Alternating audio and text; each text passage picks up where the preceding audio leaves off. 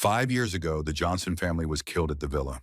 And all because the head of the family, out of his own kindness, decided to save a little girl, thereby offending influential people in the capital. And only one child wanted to fight back. But the boy accidentally survived after falling into a deep lake, to the detriment of his enemy. Now, 5 years later, Michael Johnson has acquired immense power, capable of instilling terror by summoning ghosts and spirits into the real world. He returned to shed blood and avenge his fallen relatives. God returned to the world to take revenge, to kill. A girl walks through the heavily urbanized city of New York, full of cars and people. Then for some reason, she is stopped by a guy unknown to her until that moment. The girl turns around and sees a guy who tells her that he sees her soul turn black and predicts a bloodbath today. He justifies this by saying that it would be better to shed a little blood and hurry to prevent the consequences.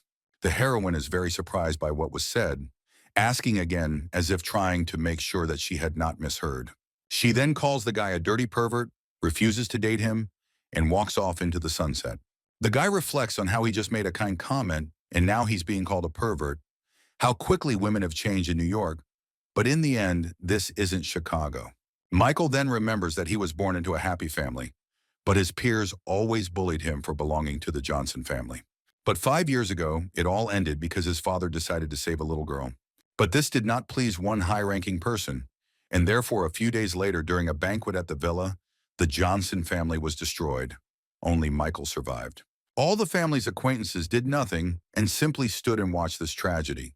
Michael was very angry at the killer of his family. He swore to kill him no matter what. However, the boy's attack was unsuccessful, and the rich man only laughed at his stupid attempt. In the end, the mother miraculously managed to push the child into Lake Newark, where the master saved him and took him with him to Chicago, giving him the ability to summon ghosts and spirits. Now the master has given Michael the task of returning to New York, and he has vowed to take full revenge. After his memories, the boy feels that his body's not moving, and the oppressive atmosphere makes it harder to breathe. He then notices the spirit he suspects is responsible for these feelings and catches it. Passers-by on the street feel something strange, but cannot understand what exactly happened. Michael understands that before he can carry out his revenge, he must first complete the task assigned to him. Apple is one of the 500 largest companies doing business in New York City. 3 days ago, the old man learned that within 100 days, something bad would happen to Sarah Walsh, after which she would most likely die. The old man told her that he had something with her grandmother. Maybe Sarah was his granddaughter. Michael Johnson is stopped by security guards at the entrance to Apple. He asks if they know a person named Sarah Walsh. The guards angrily ask if he has an appointment with the aforementioned lady, to which he states that he has very important business and they need to meet in person. The security doesn't want to let him in and doesn't believe him, saying that Michael needs to leave immediately while he's still alive. The guy uses his strength and makes the guard fall to his knees in a fit of panic. The main character turns everything into a joke for those around him and goes about his business. He sits down in a comfortable pale yellow chair in the organization's lobby and orders the chief to be called to him. People start to panic. Something strange is happening. Michael is confused. An armed detachment bursts in and surrounds young Johnson. The head of security approaches the guy and threatens him with consequences for breaking into this office. Michael angrily repeats everything he told the security earlier. The head of security senses that something is wrong with the guy, and he is very strong, so he caves in and says that Sarah is not at her place today, but Michael can leave his contact information. The hero pretends to believe that his purpose is not in the workplace and therefore resigns himself to his fate. But he immediately reports that he has nothing to do anyway, so he can sit here all day, indifferently sending the squad to rest. The chief security officer is confused. He knows he will lose his job if he doesn't fire Michael, but he can't do anything about it. Then he changes his mind and orders his men to seize the young man who broke into Apple. A beautiful woman with good curves in heels appears and orders the security service to retreat. She attracts the attention of those around her and turns out to be a director named Jessica Nightingale, whose beauty can only be compared to President Sarah Walsh. The security officer tries to warn the headmistress of the danger, but she brushes his words aside like an annoying fly. Jessica introduces herself to the intruder and asks how she can help him. Michael looks at the director, and some images from the past begin to pop into his head.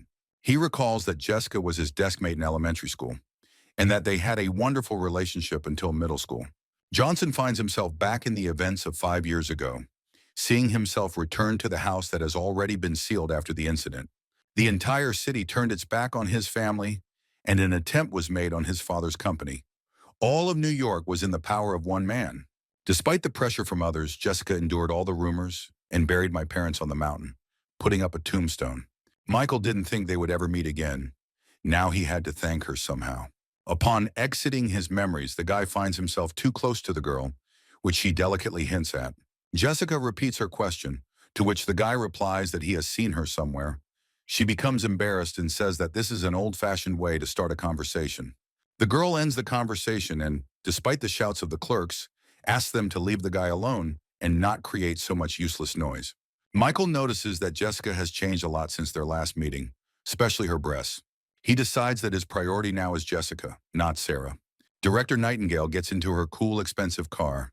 Then she notices Michael in her back seat, who shouldn't be there. The guy casually starts the conversation, as if this is how everything was supposed to happen, completely ignoring the girl's reaction. She doesn't understand what the guy wants to achieve, or how he ended up here at all. Michael sweetly expresses his desire to go for a ride with Jessica, again ignoring her confusion. The girl shyly asks if he was waiting for someone, but he says that it's not that important. Slightly irritated, the heroine says that she cannot allow a stranger to sit in her car, and therefore he needs to introduce himself. Michael says that he is ready to tell his name, while simultaneously feeling the darkness and bloody trace of her soul, which foreshadow a big event, and then he shyly says his name.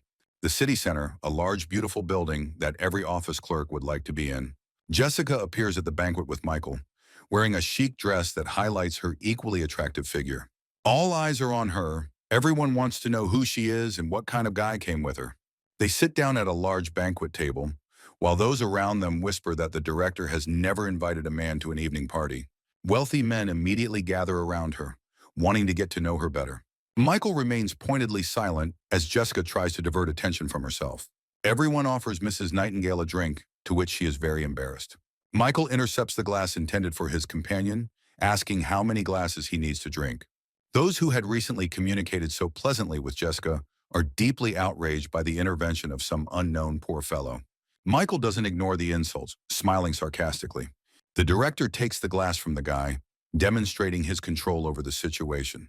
Jessica sweetly informs him that she doesn't know how to drink wine, so she asks to be allowed to have just one sip. This does not go unnoticed by her newly acquired fans. A man with a charismatic personality appears from the crowd with a bottle of wine and asks if one sip would be too little.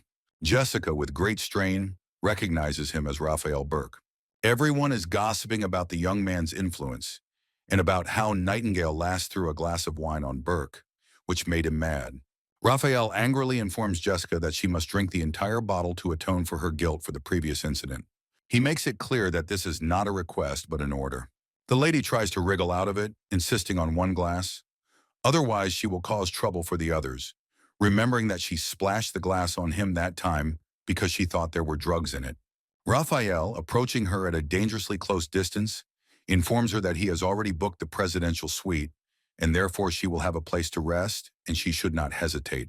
Jessica is afraid that this time there might be drugs there too, so she doesn't dare drink.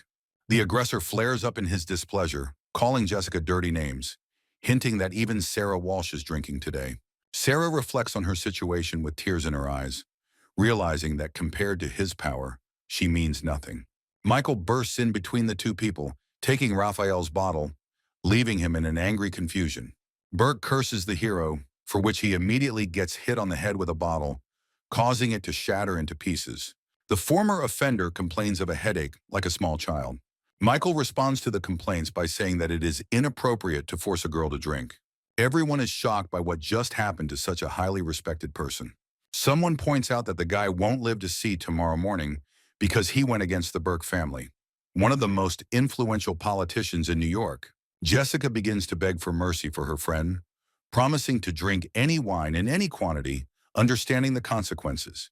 In great rage, Raphael curses at the heroine and hits her in the face, informing her that the two of them will have big problems today. Burke continues to come forward, but young Johnson interrupts him with a sharp kick to the balls. Raphael, writhing on the floor in pain, swears that he will kill Michael, calling him a bastard. The protagonist flares up with hatred and slams his opponent's face into the floor, saying that he will still see which of them will die first.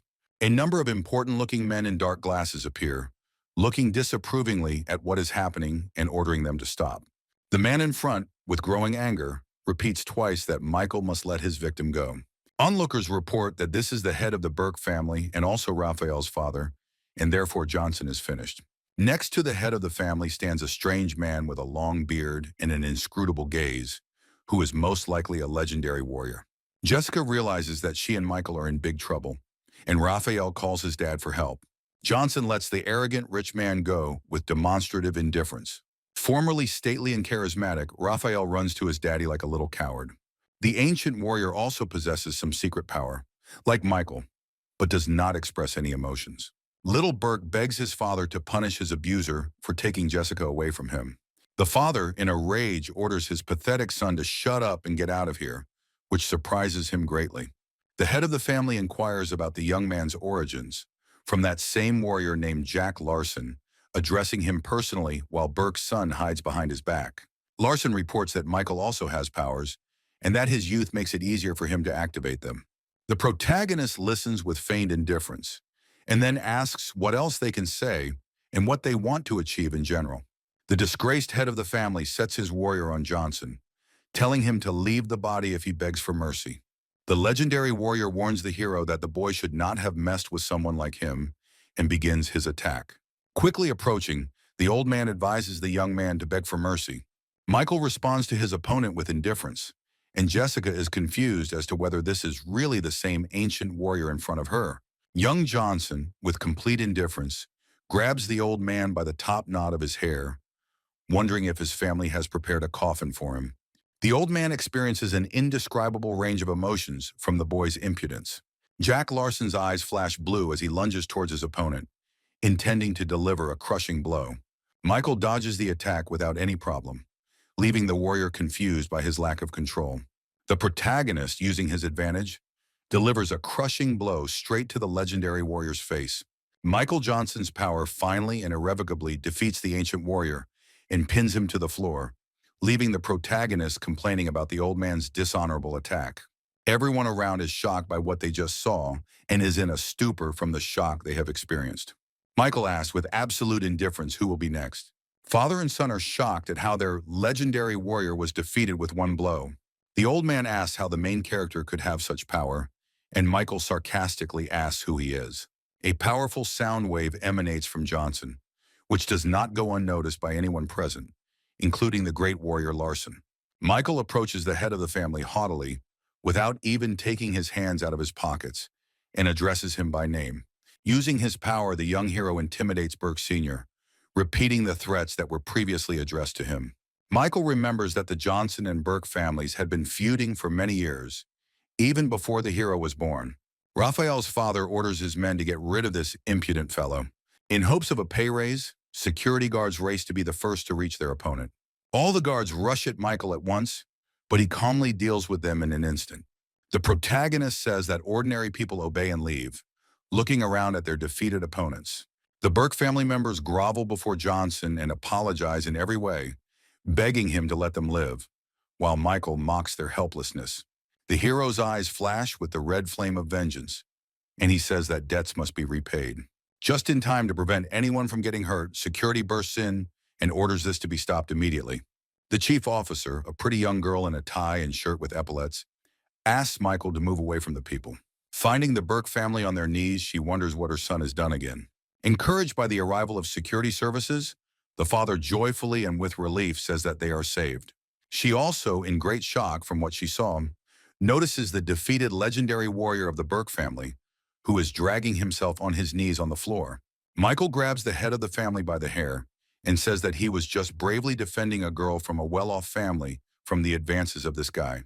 The officer aims a gun at the protagonist, ordering him to let go of Burke's hair or she will shoot. Meanwhile, Michael reflects indifferently on the fact that the captain turned out to be a woman. Young Johnson fails to comply, resulting in a second warning, and all the other armed men aim their guns at him. Michael is going to deal with them too, once again connecting with his inner strength. At this moment, Jessica grabs his hand, apologizes, and says that the guy is not okay. He has cramps in his arms and legs. The lady invites the guy to stay here, to which he rightly asks why he needs this. The main characters argue. Jessica says that she will leave Johnson if he does not stop, to which he is indignant. At the same time, the head of the Burke family is worried about the state of his hair. Ms. Nightingale sits the guy down on the floor and tries to show the security captain that he's surrendering so they don't have to shoot. Michael is very upset that he was not allowed to deal with the security service. So he asks what to do next, and Jessica asks him to leave it to her. The director tells Johnson that he will have to go with the captain, fill out a statement that he defended himself, then everything will be fine. He replies that he will be able to leave without any problems anyway. It's late at night, the city is quiet and peaceful, the sky is clear, the stars are clearly visible, the police station. Another police officer enters the office of Captain Jenkins, who was at the crime scene, and reports that they have reviewed the video surveillance footage more than 10 times. The subordinate reports that all cameras show Michael Johnson acting in self-defense, except one. The girl asks what he means by doubts in one camera, to which he shows her the recording. The cameras show the old man approaching the boy at first, but in the next frame, he is already lying on the floor, and what happened at that moment is unknown. The captain speculates that despite their quick response, someone might have managed to erase the data from the CCTV camera. Despite the fact that he may have great strength hidden within him, there is no evidence against Johnson, and therefore it is recognized as self-defense, and he is released. A contented Jessica and an indifferent Michael walk out of the police station into a clear night, the girl glad that they got off easy. The young hero understands that if he leaves New York, the Burkes will get their dirty paws on her again. Michael decides that he needs to find time to deal with them. They walk through the city at night, chatting sweetly. The guy offers to walk her home. Jessica starts to get nervous. Johnson reports that he has just arrived in the city and has not yet managed to find a place to spend the night, and therefore he will probably have to spend the night on a bench in the park, to which the girl replies that she has a spare room in her apartment that she can allocate for Michael. Johnson begins to make vulgar jokes towards Mrs. Nightingale, which makes her very embarrassed. They continue their casual conversation, not noticing the car parked nearby. In this car is the already familiar Captain Jenkins, who is watching the couple, discussing Michael's strength, since all the Burke family bodyguards are former special forces. After some deliberation, she calls her brother and sends him the CCTV footage, in the hope that he will help her figure things out. Mountains at cloud level, here a lonely house with a couple of windows and a triangular orange roof has been built. Captain Jenkins' brother, who has solid muscles, a scar on his face, and a bunch of weapons on his back, complains about his sister because she always asks him for help. He is outraged by the current situation because he is the captain of the Dragon Spirit Squad and not a movie policeman, but he still takes it upon himself to help his sister and attracts the laptop with his power. Brother Jenkins turns on the device and begins watching the video sent by his sister. Smiling sarcastically, he expresses outrage at the bodyguard's inability to resist such a child. They should be fired. It's a disgrace. The Dragon Spirit captain notices a shot of Michael dispatching opponents without even touching them, realizing he has power. He says that this is mastery, this is the peak of possibilities, and Johnson is a true master of martial arts. Brother Jenkins calls her and says he would really like to know more about this guy in the video as soon as possible. There is a waxing crescent moon in the sky, light clouds, a panel house with a light on, and Jessica lives there. Mrs. Nightingale comes out of the bathroom and says that it is now free and Michael can go there. Standing under the hot water in the shower, bathed in steam, he begins to remember his past again. After being saved from death, he thought it was a blessing, but an even more terrible nightmare began. On the very first day, without any explanation, the master threw him into a cage with a tiger that had been starving for 3 days. But in the end, Michael survived and defeated the tiger. But this was only the beginning of his trials. The master sent him to dangerous places, hardening his body and soul. Each time he faced hopeless situations, and each time he survived, so he feels alive only when he is constantly in anger and hatred. The last Johnson swears that he will find all those who were at that ill-fated banquet, and they will pay for everything in full. Meanwhile, Jessica is slicing up a watermelon, thinking about how Michael has nothing to change into, and remembering that she forgot to hide her underwear. She runs in a panic to pick up what she left behind, hoping that the guy hadn't seen anything yet. The girl runs into the shower, asks Michael not to come out, but notices that he has already come out and is standing in front of her, covering himself with a towel. In front of him, she can't say what she wanted and starts stuttering, and he can't understand what she wants, asks her to wait while he gets dressed and pulls off the towel. She runs away, slamming the door behind her, leaving the guy in great confusion. A very embarrassed Jessica is in her room trying to prove that she didn't see anything unnecessary. Michael understands that she won't go out again, but that's a good thing, because he still has some things to sort out. It's late at night. The Burke family's luxurious villa with a swimming pool and the lights on in the room. The father grinds his teeth from public humiliation. The son tells the father to stop shaking with hatred because it makes his head spin. Dad is very indignant.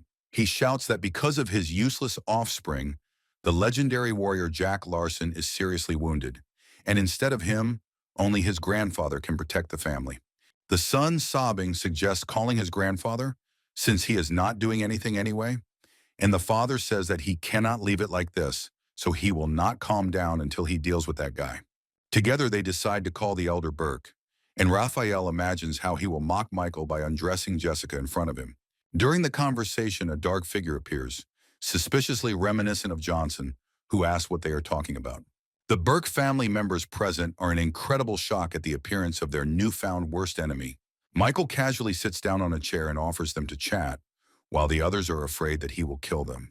The Burkles don't believe he's capable of killing, but the protagonist begins to use his power against them, turning his supernatural strength against his son.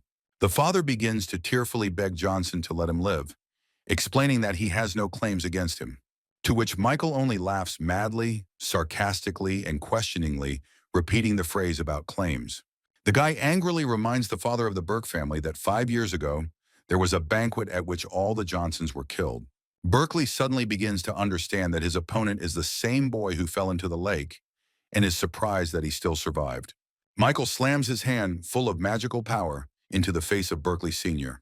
The last Johnson, before killing Burke Sr., says that he is not an ancient warrior at all, but the god of medicine, and then laughs at his idea that a warrior is the peak of possibilities. Michael uses his magic on the man and shouts that he can deal with anyone with one single blow.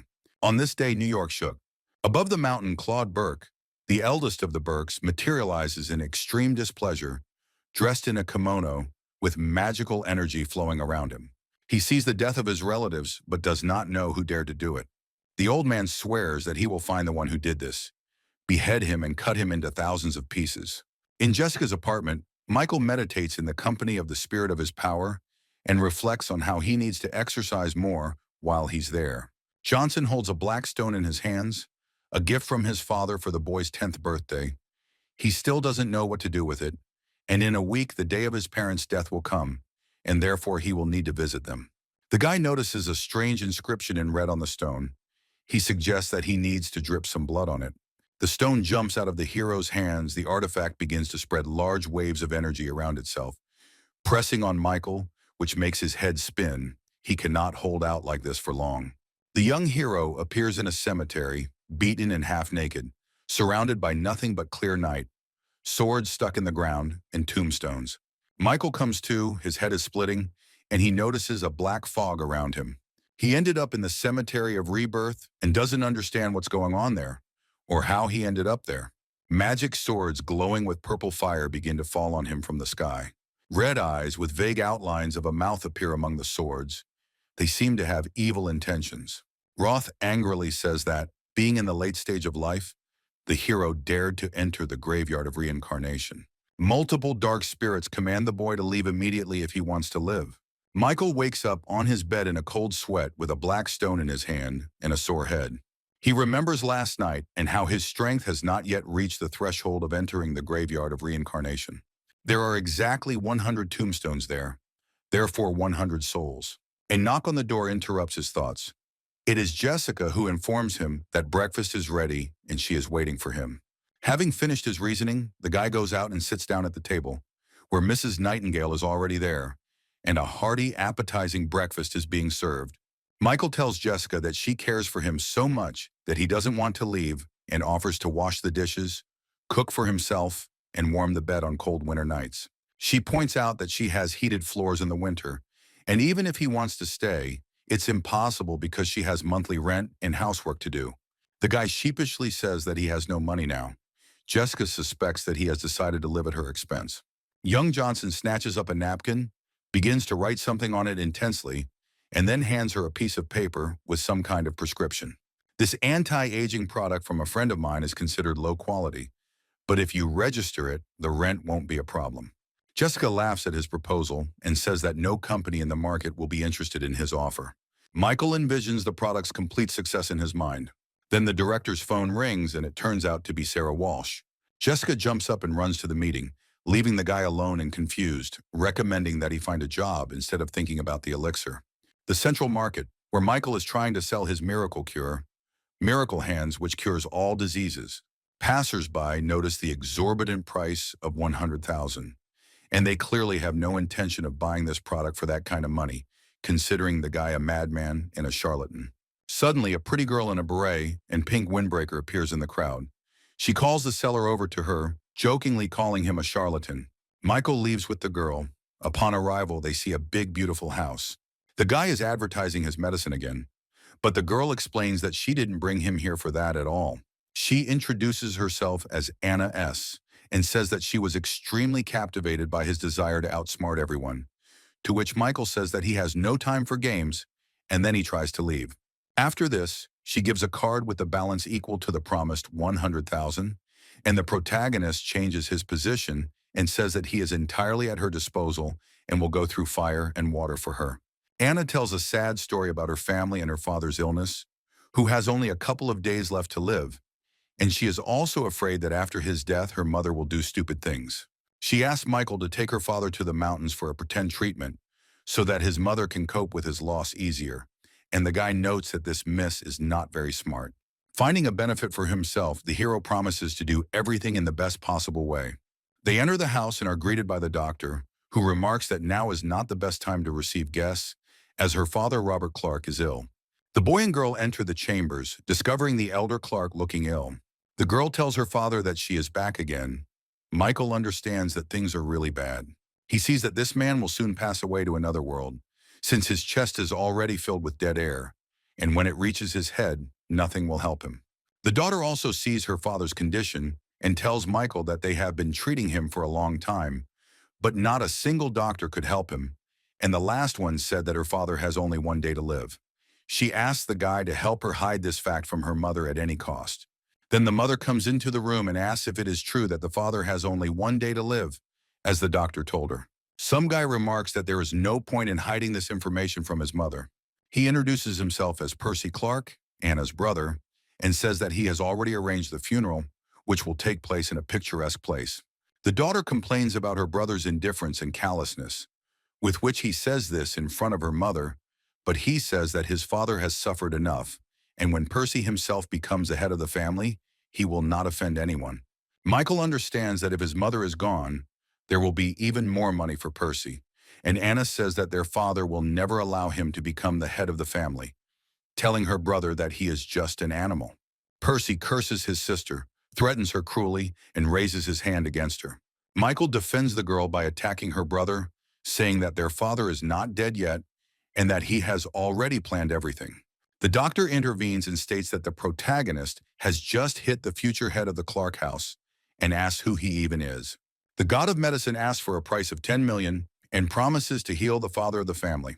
The mother asks her daughter if the guy can really help her father, to which the girl lies that she has known him for a very long time and has complete confidence in him.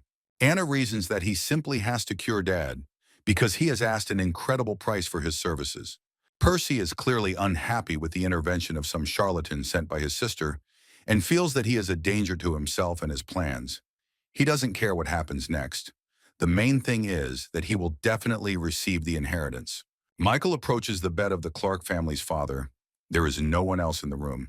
The guy decides that he will not let him die. Since they have already met, particles of his power begin to appear around him. He says that the knowledge of medicine he has acquired should be enough to pull the old man out of the ghostly gate. Michael's eyes glow with a pinkish-purple flame as he casts a spell. Robert rises into the air to the loud cry of the guy who shouts, "Get up!" Black energy begins to emerge from his eyes and mouth, along with dark smoke. Michael realizes that this battle will be much more difficult than he expected, as the man is enveloped in the energy of death. But the old man still has a pulse, and therefore not all is lost. Michael continues to fight the dark force of death for the body of the father of the family. A dead spirit bursts out of the man's body and Michael catches it in his fist. The remnants of the dark essence are forcefully ejected from the old man's body, heading towards Michael's fist. Exhausted but alive, the old man falls onto his bed, and Michael reflects on how saving him was harder than killing any of his previous opponents. The god of medicine comes out the door to his waiting relatives and announces that their head of the family's fine and will wake up soon. Percy can't believe his ears and that his plans will go to waste. Anna doesn't understand whether her new acquaintance is deceiving them, and her mother cries from her newfound happiness. Michael asks to pay him. The delighted wife of the reborn thanks him and gives him the card, naming the password for it. But Percy, clearly unhappy with this turn of events, intervenes and brings his mother down to earth, reminding her that his father has advanced lung cancer and it is not possible to cure him. Percy points his finger at the supposed charlatan's face, insisting that he must see results first, to which the god of medicine replies that it wasn't that easy for him to earn that money and grabs his finger. The next moment, Percy is already writhing on the floor in pain, and Michael says that he took the money as for a consultation, and the gentleman will wake up for 3 days, and after that they can turn to him again, and if they do not come, then death for their relative is already guaranteed. Percy is furious and vows to kill Michael, but the doctor tries to calm him down and says he will help him figure everything out. Then unexpectedly for everyone, Robert comes out to the family. The son is in incredible shock from what he saw, and the mother and daughter are sincerely happy to see him. The father's first words are to ask where the doctor who saved his life has gone. The head of the Clarks thanks his wife and daughter for calling such a wonderful doctor for him, and sarcastically remarks to his son that he has done a lot of good things lately. The father angrily attacks his son, knowing full well what he was really planning, and that Percy would never see his father's money again unless he found the doctor who saved his life again. At the same time, a director's meeting is taking place at Apple's office, where it is announced that the stock is falling, the company is in a difficult situation, and that the forecast will not change in the near future. Everyone is talking about how they need to launch a new line of cosmetics to avoid bankruptcy. Jessica sits there completely confused, remembering Michael's recent dubious proposal. She's all on edge, her chest is itching. She's trying to do something about it and finds Johnson's note. The paper contains the recipe for the very elixir that the young man was talking about. While Jessica is discussing how something like this could be worth $10 million, a girl in glasses comes up behind her and snatches the paper from her hands. Carmen wonders what the headmistress is hiding in her underwear, and then asks what the recipe is. The girls start arguing over the piece of paper, as Carmen doesn't want to give it to her and mocks Jessica, hinting that she got the recipe through bed, to which the heroine hints that not everyone is like her. The rival ignores Mrs. Nightingale's requests and tears up the paper in front of her. Jessica is incredibly angry and can't say a word from anger, and then pushes Carmen, shouting that it was her piece of paper. The others, noticing the squabble, completely ignore what is happening, since this is not the first time this has happened. The girls are arguing and angrily grabbing each other by the hair, arguing over the piece of paper they just destroyed, and Carmen even insults Jessica, who threatens to tear up her painted face, like that note. A seemingly powerful woman appears and tells the girls to stop arguing immediately. Apple president Sarah Walsh walks into the room, her eyes glowing, and behind her the flame of her employees' fear of her person blazes. Everyone calms down and the meeting begins. Everyone present listens attentively to the president's speech. She is very unhappy with the R&D department because their products remain at the same level for many years. The workers try to justify themselves by complaining about high competition and the fact that they have already searched through all known recipes, but this does not help improve the effects of cosmetics. Sarah reasons in her head that she has been working towards building her biggest cosmetics company for a very long time, and therefore she cannot just give up. Carmen snidely remarks that Jessica had some kind of recipe from a famous person. Everyone gets excited when they hear this person's name, wondering if she really has something like that. She says that this is not entirely true because this recipe was written by her friend. Jessica desperately shows the torn piece of paper, trying to say that her friend just wanted to joke. Everyone around is disappointed by the priceless formula written on a napkin, and Carmen is glad that she was able to humiliate her rival, making her look like a fool. Here, one of the employees of the Research and Development Department notices that the recipe is true, despite all the buts. All the hatred of those gathered was directed at Carmen, since everyone saw that she had torn this napkin to anger Jessica. Sarah promises to fire the culprit, and if the recipe is not restored, then to prosecute her. Carmen begs for mercy, noting that she did not do it on purpose. The employee reports that with this formula, they will be able to make a real breakthrough in the industry, overcoming their competitors. The president is extremely encouraged by the information received and orders an immediate search for the pieces and restoration of the elixir recipe. Carmen is shocked that Jessica had the recipe and even helped present it, so she freezes on the spot, and Sarah tells her to go to the shopping department.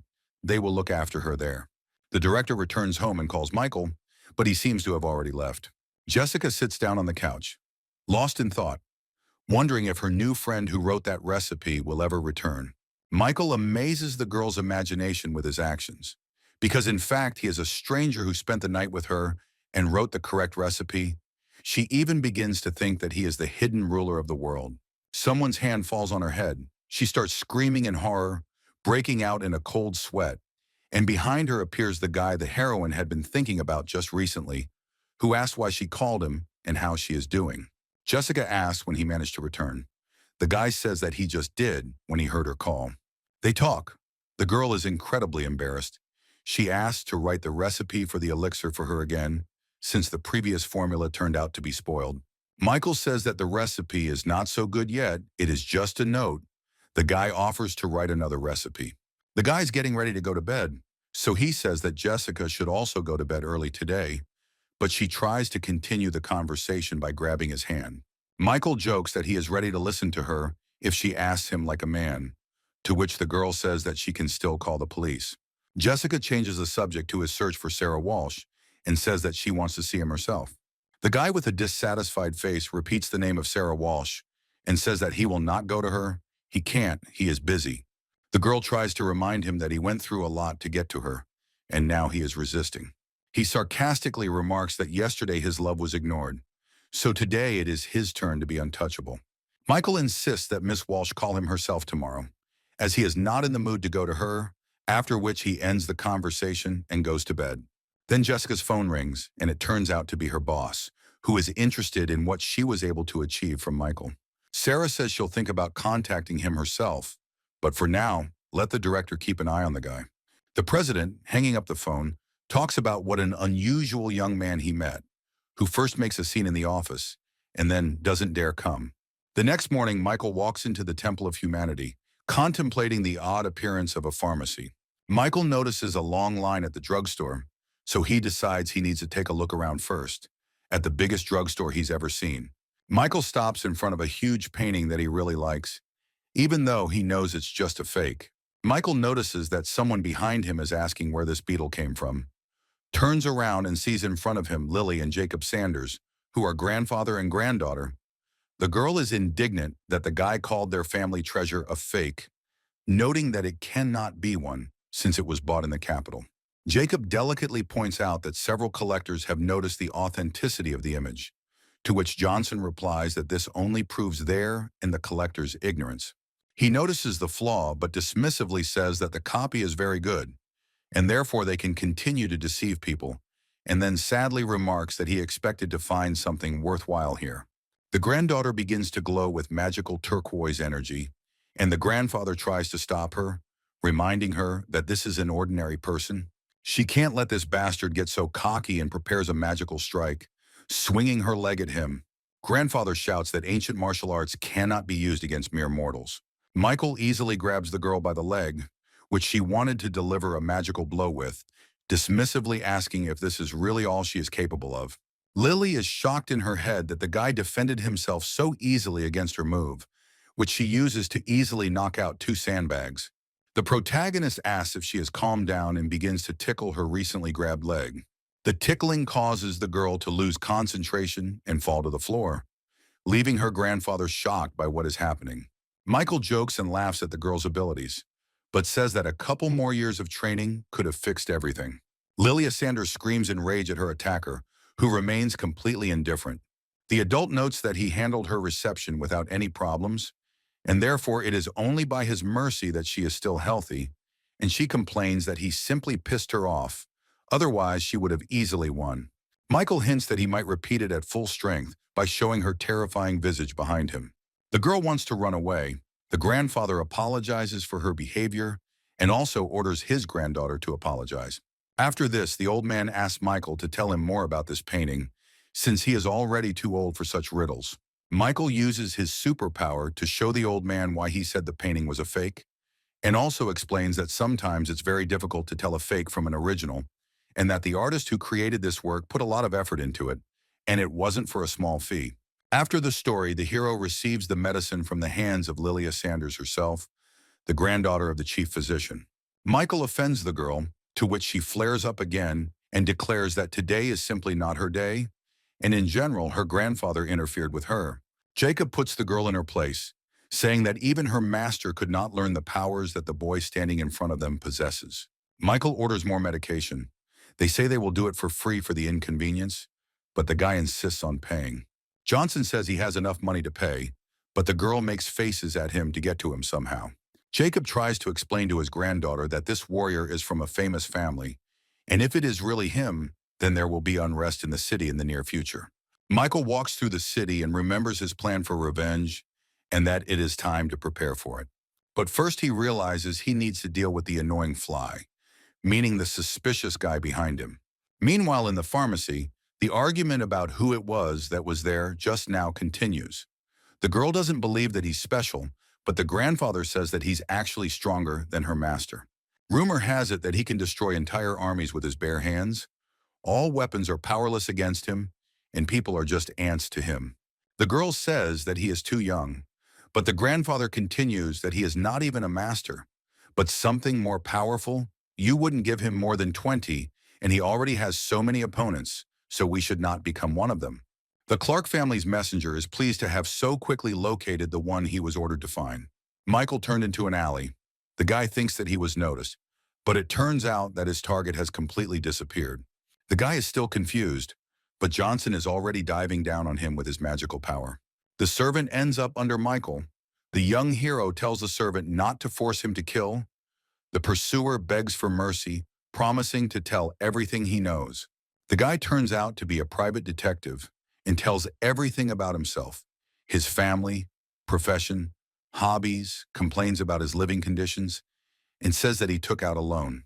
Michael explodes and screams that he needs the customer's name, not all that nonsense he just heard.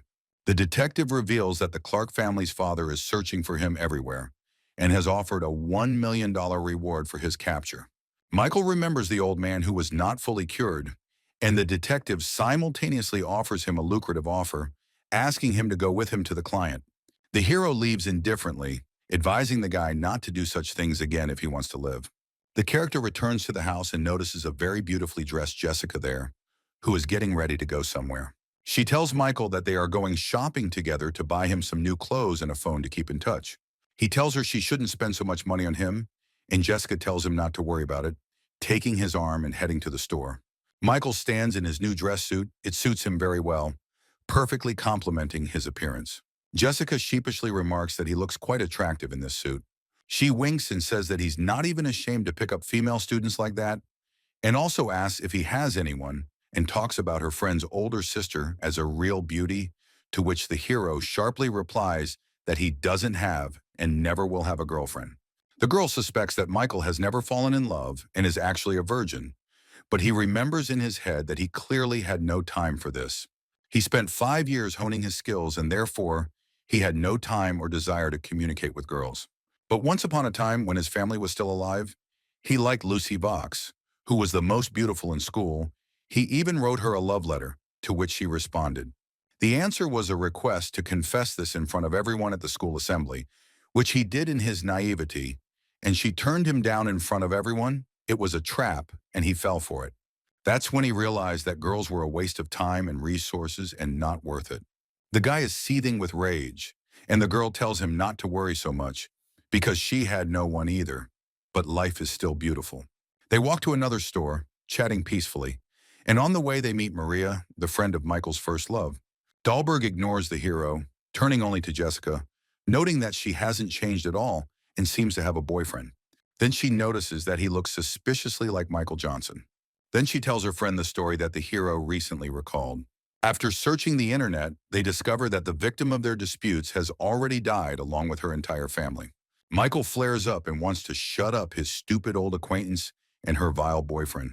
Jessica notices the guy's condition, grabs his hand and tells him not to pay attention to them, and leads him further into the shops. Insults are thrown at them from behind. Michael says that he could easily get rid of them, to which Jessica gently hints that the guy was at the police station a couple of days ago anyway. They spot a really cool suit that would look great on Michael, and the consultant notices them and tells them they made a great choice, and it's only $360,000. Jessica realizes she doesn't have enough money on her card, so she tries to pretend that the suit doesn't suit him that well. Maria Dahlberg appears again and speaks, insulting Mrs. Walsh, to which she tries to justify herself. Jessica is very angry and wants to hit her friend, but she threatens with her connections and says that there will be consequences. Michael doesn't hold back his emotions and gives this pathetic woman a juicy slap in the face, telling her that she better shut her mouth forever. Everyone is shocked by such an act. Jessica is surprised. Her old friend is surprised that she was hit after all. Her boyfriend is very confused. The bitch's suitor threatens her with his status, while simultaneously doing something on his phone, saying that such poor people as they can only dream of having the kind of money he has. In the midst of the argument, Percy and his father appear, confused by what they saw in the store. He wonders how anyone could dare threaten the god of medicine using his own company's name. The suitor cannot believe his eyes. He sees in front of him the president of the company, who must now be seriously ill. The girl and the rich guy bow to the authority of the Clark family's father. The president ignores the clingers, heading straight to his savior, thanking him for saving his life in sincere gratitude. Everyone around is shocked by the relationship between the rich man and Michael, especially Jessica, who thought that her friend had no power. Michael expresses disappointment that, unfortunately, most of his family is not happy to learn that he survived. But the master says that his son is ready to improve and orders him to kneel before Johnson. The guy sitting on his knees apologizes for the inconvenience caused to the god of medicine. Those who knew Percy were shocked by his behavior because he had always been very proud and incapable of such things. Michael pointedly ignores everyone around him and turns to Jessica, saying that it's time for them to go to some women's clothing store to buy something for her too. The father punishes his son, believing that Michael's ignoring is due to his behavior, and also informs him that if he does not earn forgiveness, he will spend the rest of his life on his knees. The bitch's suitor notices that the company president has made a mistake, to which he slaps the backbiter and announces that he and his father no longer work there. Maria Dahlberg notices that they crossed the wrong person, and her boyfriend is crying because he has nothing left, and he is the pauper here now. Jessica and Michael leave the store with a bag of clothes. The girl happily reports that the guy was unable to pay the rent, but allows himself to buy clothes for her. Mrs. Nightingale is very touched by Johnson's behavior, and he knows that she felt sorry for him by buying only discounted goods. Although everyone understands that he has millions in his hands, she really is a good girl. Clark's father, Robert, catches up with them on the street and asks the young people to wait for him. With a helpful face, he invites them to take a walk. Behind him are two of his employees with their hands full of boxes of expensive brands. Michael asks what he needs, and the head of the Clarks says that he does not need Johnson. But the girl next to him, he says that he has gifts for her and hands over everything that his servants had behind their backs. Jessica realizes that these are the things she wanted to buy, but didn't have enough money for. Johnson understands that Robert is no slouch, and so he decided to approach the girl from the side, who is easier to please. Michael notices his interest in saving his life, and therefore says that he will come to them tomorrow at 9 o'clock in the morning, giving him one last chance. Robert is very happy that Johnson has taken notice of him and says that he and his company are always ready to help him in any way. An unknown mansion, where Dahlberg tries to prove to Lucy Vox that she saw Michael Johnson, who has not changed at all in appearance, but his character has undergone strong changes. The girl is very interested in the words spoken by her friend, so she listens very attentively to the detailed story of the guy's adventures. Lucy remarks that the young man must have a very high status and power for Robert Clark to crucify himself before him, and if Michael had survived, he would have been homeless. So this whole situation is simply unthinkable. The girl reflects on the fact that 5 years ago, the Johnson family was weaker than the Vox family, so even if he survived, the situation cannot be compared to hers. The couple gets to Jessica's house, and she is very interested in how Johnson knows Robert Clark, since she could only dream of buying such expensive things. Interrupting her enthusiastic thoughts, The girl remembers work and wonders if Michael will meet with the president of her company. Jessica teases the protagonist, but he calmly parries her attack and sits down to watch TV. Television reports that 2 male bodies were found in one mansion. The report identified the victims as Raphael Burke and his stern father, and police confirmed it was a brutal and premeditated murder. Jessica, horrified, says that, of course, she would like to take revenge on them, but clearly not in such a harsh way. Michael states that bad people tend to make enemies, so this is a common occurrence, and also indifferently says that this is his doing. Mrs. Nightingale does not believe that her friend could have done this, because being able to fight well is not the same as being able to kill. She denies the guy's words, changes the subject, and goes off in a cheerful mood to try on the new things that she had just bought. Michael goes out for a walk through the quiet night city and talks about the drugs he bought, realizing that now he has everything he needs to practice his skills.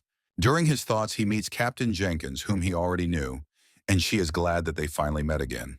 The hero remembers who it is and says that he is currently busy and is trying to leave. The officer, as if to the point, asks if the guy heard about what happened to the Burke family, even though she doesn't believe that it could have been him, but the Johnson family has gone into oblivion. Michael interrupts her by grabbing her by the neck, sparking with his power, and asking what she is hinting at.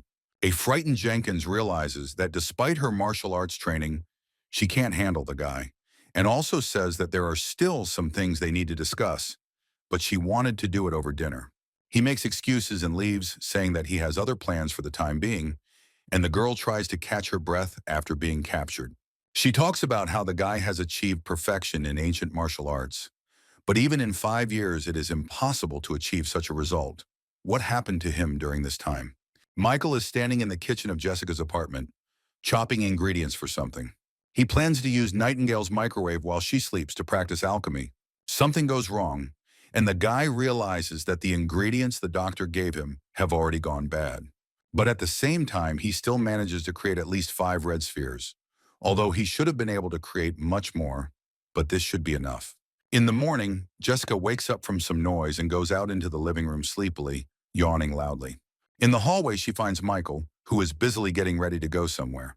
He says that he is going for an examination, and if necessary, he will be happy to take her call. She says that she wouldn't call him a doctor because he talks nonsense all day long, and she talks about how he knew the recipe and therefore could treat. Then she remembers the incident that happened to the Johnson family. She doesn't understand why such a good family could be hit by such a disaster, each member of which was extremely kind. Anna is standing somewhere in the middle of the city and seems to be actively waiting for someone. Some guys are thinking about who such a beauty could be waiting for, a girlfriend or a boyfriend. One of them says that a rich girl can't wait for a guy. People like her only drive around in an expensive car with a security guard. The second agrees that this makes sense. A third one appears and says that she is clearly not waiting for one of them, and they are intrigued by his words. Michael says that he doesn't understand women, but this girl is clearly waiting for him and no one else. The guys start to make fun of Johnson, since a beauty with such a luxurious car cannot wait for an ugly man like him, but at that moment Anna notices him and calls the main character. Anna runs up to Michael and is genuinely happy to see him, leaving the other 2 guys confused. She takes the hero to her home, to a luxurious living room, where Robert Clark and his wife are already waiting for them. Michael hands over 5 already blackened balls, and the patient asks if it is really edible, and asks no, and if there is some alternative, like acupuncture or a decoction. The hero says that he needs to eat all 5 at once. Robert obeys and throws them into his mouth. The father of the family immediately bursts into magical energy, shocking those around him. Robert feels full of strength and energy, under the control of a large number of medicinal herbs. The head of the family, now completely revived, almost flies into the sky with joy. His relatives think that he fed him stimulants. Robert says he will be grateful to Dr. Johnson for the rest of his life, giving him $100 million for his help. Michael says it's just a deal, and there's no need to praise him too highly. The restless father of the family announces that he has a vacant property and hands over a key card to Michael for use, and also hopes that the doctor will find time to have dinner together. Michael thinks that he can store his medications in the empty apartment, and Clark himself could be useful to him because he understands business, and therefore he can help with the company taken from the Johnsons. The hero happily accepts the key card and makes an appointment to meet for dinner the following evening. And Robert agrees. The young god of medicine says goodbye and silently leaves the Clark's house to go about his business. Michael stands next to a huge pile of medicines that the eldest of the family of doctors has prepared for him. The recipient is satisfied with the quality of resources for his work and thinks that these doctors successfully maintain the standard. The seller sets the price at $5 million, remembering that Johnson will not accept the goods for free, but Michael understands that the price of the goods is at least twice as much. The protagonist wonders where his granddaughter has gone, and upon receiving the answer that she has gone to the mountains with the master, Michael gives the old man an incomprehensible piece of paper for his granddaughter and tells her to pass it on to the master if she doesn't understand what it means. Michael asks where he can buy alchemical supplies in New York, and the old man wonders how this young gentleman even knows about alchemy. The apothecary notes that alchemists disappeared thousands of years ago. Only a few pills remain on the market, but they are priceless. It was once believed that a family with an alchemist could become one of the leading families in just 3 years. The old man is shocked by Johnson's capabilities, but he jokes that he doesn't understand anything about alchemy. He just likes the look of the alchemical furnaces. Having received the answer that the stove will be available at auction in 5 days, Michael asks to contact him and leaves. Then Lilia Sanders suddenly returns with her master and shouts to her grandfather that they are back. First, the grandfather asks if his granddaughter behaved well, and then tells him that Michael Johnson was there again, and last time she offended him, and this time she ran away. The girl insists that his master is cooler, and the teacher himself tells the girl not to say stupid things, because her grandfather does not say meaningless things. Jacob tells her that Johnson left something for her and hands her a piece of paper. His granddaughter, of course, cannot understand what is written there. She throws the paper away, saying that everything is written in terrible handwriting. The note ends up with the master, and he asks if her grandfather mixed something up and if it is really for Lilia. The master determines that this note is from a real professional and very nervously asks Jacob to meet this young man. The teacher says that in his youth he trained and his strength was of astronomical proportions. After a long time, he noticed that something had even touched his internal organs. The girl says this explains the discomfort she feels after training. The master reassures the girl that there is nothing to worry about because he is watching her to make sure nothing happens. He says that if he continues training himself, he will die, but Johnson wrote on this piece of paper a salvation that will help him become even stronger. The girl thinks that even if the master calls this guy a nobleman, she does not understand who he must really be. Michael stands next to a huge villa and realizes that this is exactly what Robert Clark has prepared for him, and not some luxury room that he was counting on. The guy didn't think that it would be so big. He is simply delighted with the apartment provided to him and praises the furniture and remarks that he likes Robert more and more. The guy thinks that it's a bit lonely here for just one person, so he's going to invite Jessica here too. At the same time, Jessica calls Johnson to say that she needs to go back home to her parents for a while, so they will not meet in the evening, and Michael is a little worried about her. The hero reflects on how his house used to be smaller, but it always had a harmonious and lively atmosphere. Michael remembers that tomorrow is the anniversary of his parents' death. He promises to avenge them. He has already managed to escape from the whirlpool, which means revenge is just around the corner. Michael hears the doorbell ring and goes out to take the large quantity of medications he has been given, noting that he will have no problem fitting all his purchases into this building. The elder Sanders, along with his granddaughter and the master, personally calls him over, informing him that they are ready to help him at any moment if anything else is needed. Here Michael turns his attention to the ancient warrior who came with them, and he greets him and bows slightly. Michael politely invites them to his new mansion, asking who this great warrior is. He falls to his knees and introduces himself as Jason Reynolds and thanks him for saving his life. Lilia is shocked that her master fell on his knees in front of the guy. The master calls him a benefactor and a great master, to which Johnson asks why they call him that and scratches the back of his head. Reynolds is very surprised, thinking that he is even stronger than the great master, since this is basic knowledge that everyone has. Michael pretends that he is a newbie and does not understand the martial arts rank classification that is used here. The master is glad that he can teach such a warrior something and enthusiastically explains that there are 4 levels: external strength, internal strength, the master of semi-transformation, and the master of transformation. Jason tells Michael that he is at the highest level and belongs to the class of transformation masters, and is looked up to by countless martial artists. The idea occurs to the protagonist that his strength is an order of magnitude higher than the classifications accepted in New York, which goes without saying. Recalling the correct classification, Michael understands that he is approximately on the same level as the strongest current masters in America.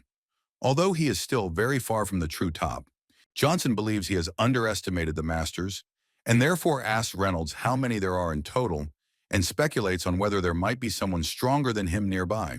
Jason states that he doesn't know the exact number, but he knows that most of them are somehow connected to the Hodges family, and also says that despite the current era of technology and progress, those who truly control their rights know about martial arts.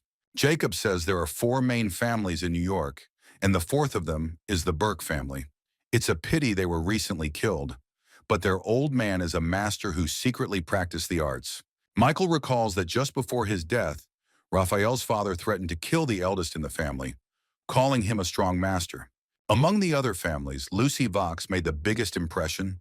If it weren't for her humiliation, he wouldn't have been branded a worthless person. He tells himself that he will soon deal with her, showing who is really the worthless one here. Reynolds senses a strong aura of hatred surrounding Johnson from the outside and wonders how much blood Michael has on his hands at his age. The protagonist is walking through the evening city, surrounded by cheerful crowds of people busy with their evening rest. And he talks about how Jessica is not answering his calls and is afraid that something has happened to her. Michael's stomach insists that they need to find somewhere to eat. He goes into his old friend's diner, remembering the past that united them and how there was always delicious food there.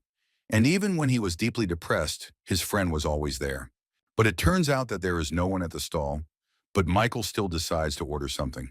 Michael asks to bring him some of the signature shashlik and a bottle of something, but is refused as the owner is already closing the stall and recommends that he eat somewhere else. A woman Michael knows tells him that they are moving to a new place tomorrow and he can visit them there. The hero is genuinely surprised that they are changing places after so much time and becomes wary at the sight of a bruise on his friend's face. A man appears out of nowhere and brings the young man's order, saying that there is no need to drive away the guests. The guy also recognizes his face and becomes even more worried since he was also beaten and they had always been friendly. There can be no violence in their family. The hero salivates at the sight of a delicious shashlik, which he associates with his childhood. Michael is enjoying his meal when a chair flies past him, which he successfully smashes with his magical powers, already in a fighting mood. 3 big guys burst into the cafe and notice that the guy is no slouch, but today they need the store so he can finish his food and get lost. The owners of the establishment had clearly already met these guys, fearfully calling the leader Tiger. Tiger attacks his old friend Michael, forcing him to pay for security, starting a squabble. The big guy threatens that he knows where the cafe is moving to, and therefore threatens to destroy it too if he doesn't have $50,000 tomorrow. Tiger condescendingly recommends that Michael leave, and the hero sharply replies that it would be better for them to leave. The big guy is irritated by such insolence and is about to show Johnson that he can't be trifled with like that, but Michael knocks the wind out of him with one punch. The owners of the establishment are shocked that this guy knocked out the creator of their problem so quickly that they didn't even have time to see him, and Michael asks if everything is okay with them. The tiger comes to his senses and with a wild cry, pounces on the young defender of small business in a sharp counterattack. Michael counters the attack with a sharp uppercut that sends his opponent's head crashing into the ceiling, ending up on the next floor. Tiger's henchmen are shocked by what they saw and don't know what to do now, looking at their boss, who is stuck in the ceiling. The protagonist, spreading his aura everywhere, clearly explains to the extortionists that he promises to give them a good reception if they show up here again. The gang kneels before Michael, begging for mercy, promising that they will never do such a thing again and will not dare to disturb the owners of this establishment, and then run away, released by the young man. Johnson surveys the mess in the cafe left after their fight and thinks that it would be a good idea to make the villains clean up before letting them go. The owners ask the guy if he is Michael by any chance, to which he happily remarks that they forgot about him. Everyone is happy to have met an old friend. The owners of the establishment note that Johnson was always different from the other customers, so they could not forget him. Michael returns to Jessica's apartment late in the evening and asks if she is home. The hero finds the girl and asks why she didn't answer his calls. Then she turns to face Johnson, and it turns out that it is not Jessica at all, but Sarah Walsh herself. Michael doesn't quite understand what this girl forgot at his friend's house, but she comes up with an excuse, to which she asks why he lives there, and he says that Jessica gave him shelter for a while. Michael notices that Sarah looks great and doesn't need anyone's help at all, even though the master sent him specifically to her.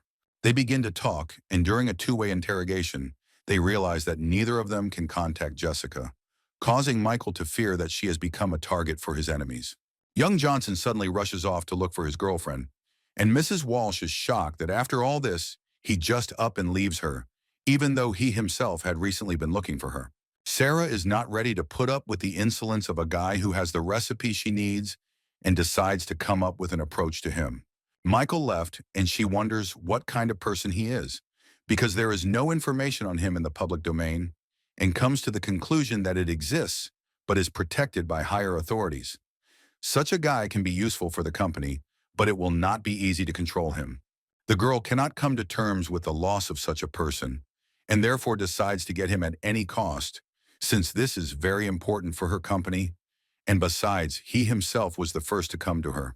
Michael wanders alone through New York at night, realizing that the city is too big and he has no information, and therefore it is impossible to find Jessica alone. He is afraid of being late. The hero decides to seek the alliance of the man with whom he promised to have nothing more to do, but he understands that this is his only way out now. John Locke stands in his luxurious office in the middle of a luxurious building that is entirely his own, looking out over the city skyline. His phone rings and he thinks out loud that no more than 6 people on the entire planet know this number, and therefore this call definitely means something. Michael threatens John not to try to trace the call or find the caller, otherwise he will take away everything he has given him, including his life, and then asks for help finding an Apple executive named Jessica Nightingale, who has not been in touch for 10 hours. He then explains that he should have the information about this person in the next 5 minutes and hangs up, leaving the listener in a state of nervous confusion. A man with an interesting tattoo on his arm says he kept this phone for 3 years and waited impatiently for this call. John tells Michael that Jessica is now in the hospital because she received a call about a patient's critical condition. She is still there. An urgent operation was needed. The director has already managed to sell the car for $50,000 while she was there. Mrs. Nightingale is very upset. She has already used all her finances and even sold her car, but there is still not enough money for the operation. Jessica's parents say they have also already collected all their money and even contacted distant relatives with whom they have strained relations and have not communicated for a long time. Jessica's uncle, who obviously has a lot of money, arrived at the hospital and asked what had to happen for them to start looking for him. Relatives beg for money for the operation, but the uncle says that his business is going through hard times and therefore he has no money. The uncle's wife notes that a match needs to be found for the son of an influential man, and Jessica is beautiful, and there is no doubt about it. If she marries, her husband will be promoted.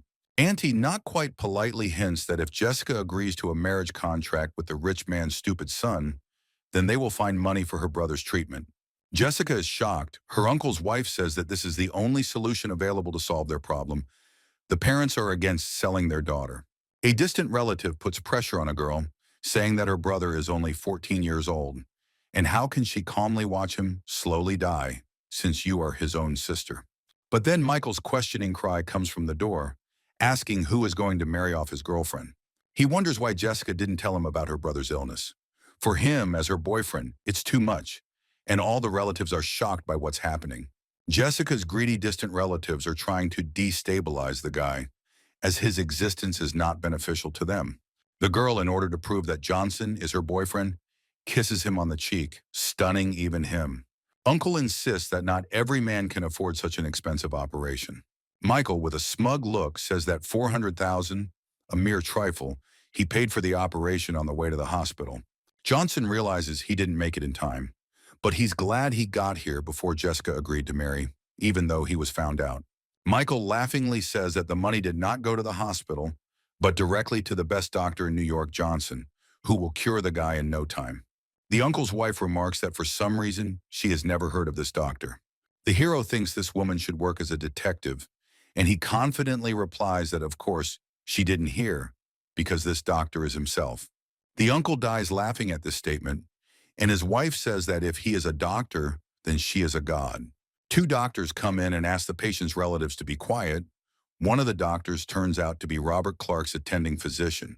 This doctor immediately rushes to Michael as soon as he notices him, to warmly greet him as a true god of medicine.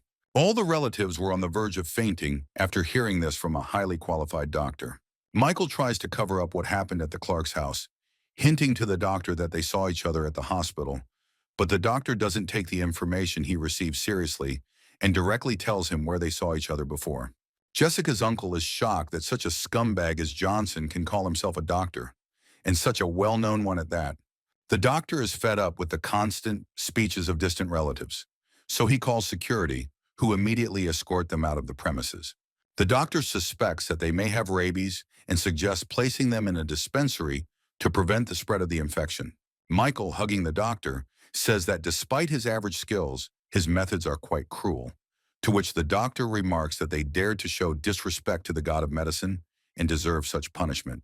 Jessica lightly tugs the guy's sleeve and asks him to help her brother. She and her family will definitely cover the cost of the operation. The doctor convinces the relatives that he will undertake the operation and that he will do it completely free of charge as a sign of Michael's services. The guy doesn't stand aside and quickly writes something down on a piece of paper for a doctor he knows. The doctor reads the note and sees that it describes an ancient needle insertion technique that will significantly improve his work. Michael also takes out his card and wants to pay despite the doctor's previous words, but he strenuously refuses, saying that he will figure everything out himself. The relatives themselves are on the verge of ending up on the operating table due to the overwhelming surprise they feel from everything that has happened before their eyes in the last 5 minutes. The parents are very surprised that their daughter has a boyfriend, and one who is capable of such actions. As she leaves the hospital, Jessica's parents send her home to rest, telling her that they will be able to look after their son themselves from now on. Here the father calls his daughter to him and says that he and Michael, while they are not yet married, should not forget about contraception, leaving Jessica in great confusion. Michael, hearing this, further confuses the already offended girl, saying that he had not thought that her father was so concerned about safety. Jessica is seething with anger and embarrassment, yelling at Michael for eavesdropping on someone else's conversation, to which he merely remarks that he simply has acute hearing. As she ends the conversation, Jessica is about to leave her home by car, but remembers that she pawned it and will therefore try to get it back tomorrow.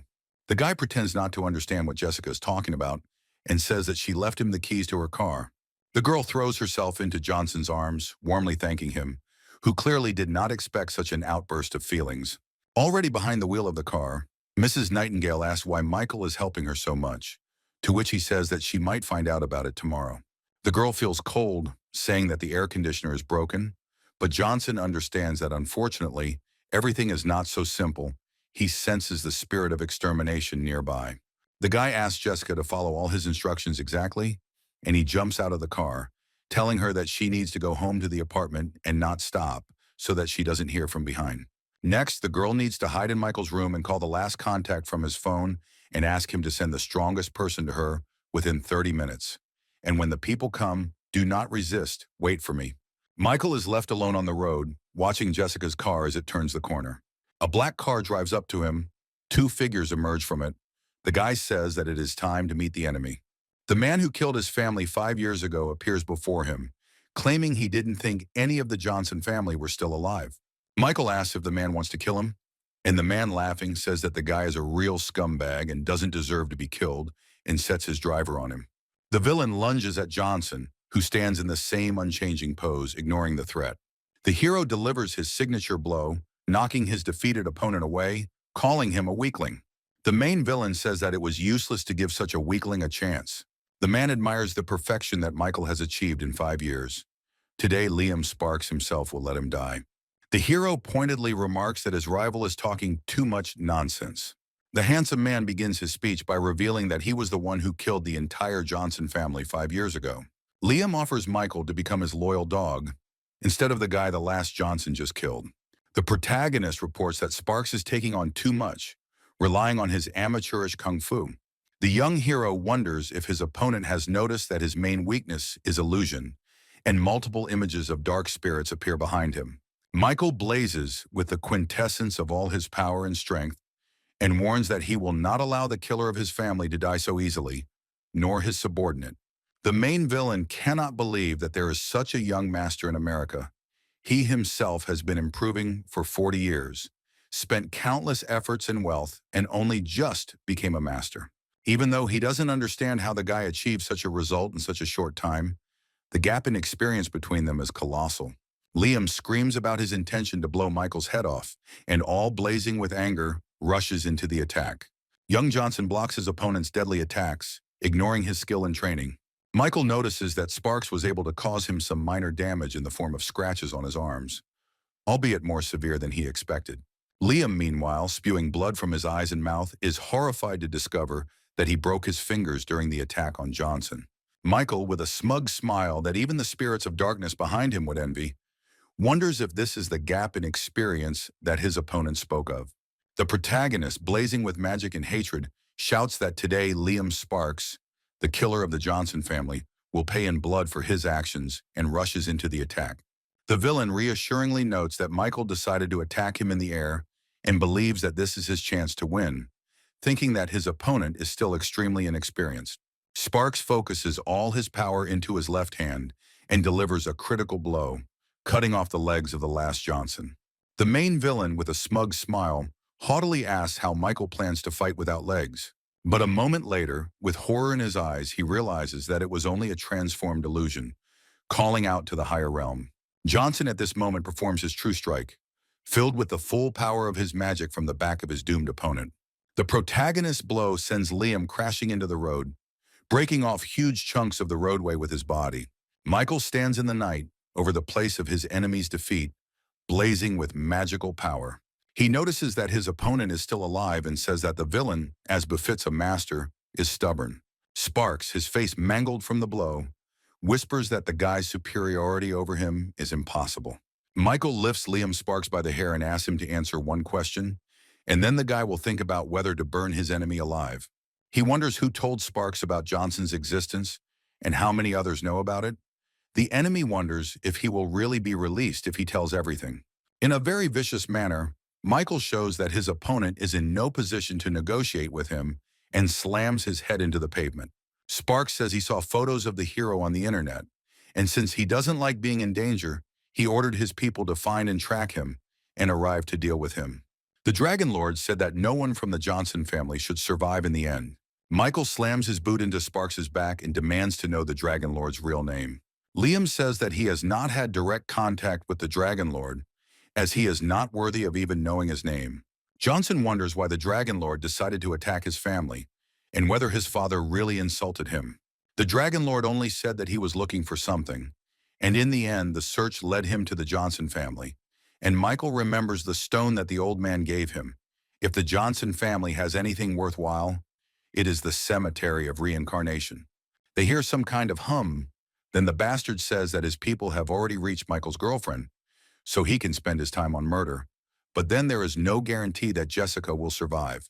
The hero once again presses the enemy's head into the asphalt, reminding him that it is not Sparks who sets the conditions here. Meanwhile, Jessica reaches her house but feels that someone is following her. She realizes that she needs to get home quickly. Running inside, she remembers that she needs to hide in Johnson's room and call the last number she dialed earlier. Locke listens to Jessica's instructions on the phone about calling the strongest person to her as soon as possible. The girl, screaming, asks him to be faster, since someone has already broken down the door. A crowd of unknown aggressive people stand near Jessica's door, listening to the instructions of the leader of them. While Jessica is calling Locke, the enemies are making their way up the stairs towards her. The man quickly ends the conversation. The girl does not understand why he hung up and thinks that she called the police. John loses his temper, not understanding what kind of bastard wants to harm his master. He orders 2 of his best men to go to Jessica immediately to protect her, and if something happens to her, they will be personally responsible to him, and also asks to prepare a helicopter. He flies to New York today.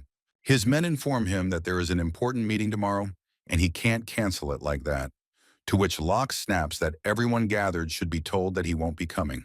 Meanwhile, Liam's men break into Jessica's apartment and actively search for her. Jessica is panicked that they are so close and notices that something is wrong with the door to Johnson's room. It seems to be glowing. One of the thugs says that he will kill the girl quickly if she comes to them herself, but the second says not to listen to the first and shouts that he will slowly torture her. The chief informs them that they must avoid murder today, as there has been no contact with Mr. Sparks for some time, and the plan may have changed. However, he also means that he does not forbid her to play with it for a while, leaving his colleagues delighted. One of them hits the door with all his might, but it doesn't give in to this inhuman pressure, and the one who hits it is shocked that the door remains intact after his attack. The one who hit the door bursts into flames of blue, and fiery spirits gather around his head, filling him with flames from within. The burned thug falls to the floor with hellish screams and stops moving. His accomplices don't believe that he's dead. The smartest one notices that this door cannot be dealt with by brute force. This time, Mr. Sparks has come across someone who is not so easy to kill. One of them offers to open the lock of this door, taking out of his pocket the tools necessary for breaking in. Jessica sits on Michael's bed in horror and realizes from the sounds that someone has died behind her door. She sees the door begin to slowly open, and from behind it appears a hand and a mask. The person wearing it frighteningly says that he has come. Jessica is horrified to hear compliments about her beauty from these thugs. She has no idea what they are going to do to her. Three strange figures in suits and masks stand in front of her. One of them says that she lost her brother trying to catch her, and therefore the girl will have to compensate for this. The same figure extends his hand to Jessica, who, turning blue with horror, begs Michael to save her. Out of nowhere, a throwing knife flies by and pierces the attacker's head, leaving him no chance of survival. The figure of Locke's assistant, who was supposed to come to Jessica's aid, appears in the window. The thugs are very angry about the loss of another brother, and what's more, the blow was dealt from behind. A second bodyguard appears from behind and plunges a knife into the skull of another masked man. The main thug, left alone and hearing that the bodyguards have arrived on Locke's orders, understands that he has no chance of survival. He tries to surrender, but is too late, because the fatal blow has already been prepared for him by one of the guards. The bodyguards bow to Jessica, saying that they are Mr. Johnson's men, but Jessica does not believe that she is saved. Michael drags his enemy to the cemetery, casually dragging him along the ground by the scruff of his neck. He throws the body near the grave of his parents and addresses them, saying that he came to see them on the anniversary of their death. Michael kicks Liam's mangled body and demands that he kneel before his parents. Sparks mumbles that he is the master of an entire generation. It would never happen that he would kneel before ordinary people and ask them to kill him. Johnson grabs him by the hair again and slams him against the tile 6 times in a row to convey to the cripple the seriousness of the guy's intentions. And then he decides to make a sacrifice for his parents by killing Sparks. He swears that everyone who was connected with the tragedy in their villa will be personally sent to hell by him to atone for their sins. Jessica shows up at the cemetery in the morning with flowers. The sun is shining all around. She talks about what a busy day yesterday was and what a mysterious person Michael is. At first, she mistook him for a charlatan, similar to a former deceased classmate. She would never have thought that it could be him. The flow of thoughts is interrupted by the fact that she finds Michael at the grave, drunk at the very grave where that classmate is buried with his family. Jessica realizes that he was an old acquaintance of hers all this time. She realizes that she should have guessed earlier. Now the girl understands the origins of the reasons why the guy protected her and tried to solve her problems. She considers herself stupid that she did not notice this earlier. She cannot imagine what he had to go through and hugs him tightly. Jessica sympathizes with Johnson, understands how much pain he was in, and says that now he won't have to go through all this alone. She turns to the grave of his parents and talks about how she didn't believe that Michael would return, but now she will look after him and will not allow him to do stupid things, even though he has already grown into a good, worthy man. The guy asks where Jessica came from, since he is still drinking, to which she exclaims that it's time for him to stop. He needs to go home already. Jessica takes a drunk Michael home to shower and go to bed. The confused guy points out that Jessica is not his wife to take care of him like that, and she replies that until he finds a wife, she will do her responsibilities for him. Michael thinks that perhaps this is exactly what his parents would like to see, instead of revenge for them. 3 hours after the couple left, Lucy Vox appears at the cemetery and discovers the sacrificed Liam Sparks at the Johnson family's grave, and is confused about who could have done such a thing. She puts together in her head the death of the Burke family and this murder, and understands that they are somehow connected. She wants to immediately check all the cameras near the cemetery to find out who did this. Jessica and Michael are sleeping peacefully in bed in their apartment, but they are awakened by a knock on the door. A sleepy Jessica wonders who's knocking at the door. Michael comments on how he doesn't often overindulge in alcohol like that, and then notices that the girl somehow ended up in his bed. He ironically asks if she really desired him, to which Jessica sharply and angrily replies that she doesn't need him. They have a nice argument, and the girl says that he is a bad guy who got drunk and slept with her in his arms, so she only thinks about how to get rid of him. Their argument continues. Michael points out that Jessica is his temporary wife and therefore should hug him, and the girl says that it is not normal when he is so drunk and reeks of alcohol. Jessica asks Johnson to open the door since she can't do it like this. Michael heads to the door. Anna Clark appears on the threshold, and the hero is very surprised by her arrival. She reports that Michael promised to come to her father's for dinner, but he didn't answer his calls, so she decided to come to him. The girl notices the guy's athletic physique, which she had not noticed before, and Michael makes an appointment for 7 o'clock in the evening at a certain place. The Clark family realizes that they don't know where the place Mr. Johnson mentioned is, but their driver sarcastically remarks that he knows where it is. Robert is discussing the high cost of the restaurant they are about to go to, and the driver says that it is just a street with snack bars and shops where the price of a dish does not exceed a couple of dollars. The father and daughter are confused by this news. The owners of the diner don't understand what kind of car has pulled up to them, but they know very well that it is terribly expensive. They don't understand how a person with such a car could come to their restaurant. Michael appears behind them with a girl and happily announces that it was he who invited them and that it was time for the host to set the table. Mr. Clark, getting out of the car, immediately understands why Johnson chose this place, but his driver and daughter do not share his enthusiasm. Everyone sits down at a simple but spacious table with a pile of delicious and juicy shashlik from Michael's childhood. Robert talks about how the food here is really good, but there are no customers at all, and he decided that this must be corrected at all costs. Hearing the rich man's orders to his subordinate, the cafe owners are puzzled by how powerful this man is, and the reason he is here is because of Michael. Johnson thanks Clark for helping the establishment and takes a direct interest in the Tizen Group, which was previously owned by his family. The businessman explains that after the incident 5 years ago, the company's future became very unclear and asks why Michael needed information about this company. Suddenly it dawns on him, and he realizes that Michael Johnson is the very heir to the company who supposedly died that day along with his parents, but he learned medicine and returned. Michael understands that his interlocutor has already guessed everything, but he still says that he wants to revive the company and asks Robert what he knows. Then Clark reveals that Dick Lawrence now owns the majority share. Michael knows he will never forget that name because it was his parents' friend, an uncle he always trusted. But it was he who gave his father the invitations to that damn party when his parents were dead. He smiled to please the man from Washington. Jessica, seeing Michael flush, tries to calm him down by placing her hand on his shoulder, to which he replies that she doesn't need to worry and that he's fine. Clark asks if he understands Johnson correctly, that he wants to unite and return the Tizen Group to its former glory. Anna notices that her father is shaking. She thinks it is from nerves, but soon realizes that it is from the determination to unite with Michael Johnson.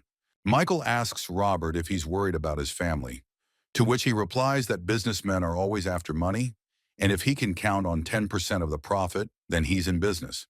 Jessica notices that Clark has changed his usual strategy in order to continue collaborating with Johnson. Michael decides to accept the businessman's offer because he seems sincere, and in return says that he will always help his family. The couple walks through the city, happy, and discusses how Michael's father would be happy if he could get the company back. The hero understands the surveillance, but understands that these are John Locke's people, who sent them for protection. On the way home, Jessica suggests dinner, to which Michael replies that he is not hungry. Michael is going to thank Locke for saving his girlfriend. Johnson makes an appointment with his agent, preparing to meet him at 8 o'clock in the evening at the Imperial Club, where they will not be disturbed. Michael wonders who this John Locke is because he invited him to the coolest club in New York. You can't even get in for money, and it belongs to John himself. Lucy Vox, accompanied by an unknown man, heads to the Imperial Club, discussing the death of Liam Sparks. She proves to her father that it was not an accident, since at the last moment someone erased all the evidence. The club is full of various martial arts masters. Today there are significantly more of them. Even strong ones have appeared. They talk about an old man who is the local administrator, and it is because of his strength that the club has nothing to do with politics. Lucy wonders why a club with such power hasn't taken over every family in New York. Her father explains that the reason lies in the man who stands behind that powerful master. His name is John Locke, and he is the governor of an entire region. Lucy understands how much power this man has, and her father asks her not to think about the governor, since the difference between them is too great. The daughter and father separate to unwind before an important meeting. She can't get Spark's sacrifice for the Johnson family out of her head. Although they should all be dead, she wonders if any of them could have survived and notices Michael. The girl thinks that Johnson could not have been here, since he would have been a beggar if he had remained alive. But no one will mind if she personally confirms her theory. Lucy greets Michael warmly, but then says she was mistaken and mistook him for an old friend. She notes that since the guy ended up in this club, he can't help but know her, and so she hands him her business card and tells him to contact her if he needs help. Michael angrily knocks the card out of the girl's hands and asks again if he heard correctly about the Vox family. The girl is confused by the guy's impudence, and he tries even more persistently to drive her away. The girl does not tolerate such an attitude towards her family and is going to slap the impudent man. Then the administrator appears and demands that this be stopped immediately. Lucy tries to start a conversation with the Grand Master, flaunting her origins, but he brushes her off and yells at her to get lost because he doesn't care about her or her family, and if she doesn't get out now, she will never set foot in the Imperial Club again. The girl is terribly offended and leaves quietly because she doesn't want any big trouble. The Master begins a conversation with Michael, noting that Locke has not yet arrived for the meeting, although it is already time, and suggests that something might have happened on the way. But the governor will be here soon. The administrator wonders why this guy can treat the governor himself so disrespectfully. Who is he supposed to be? Here John Locke himself appears along with his bodyguard. The master bows before the governor and his authority, greeting him in every possible way, noting that he is still as strong as he was a year ago.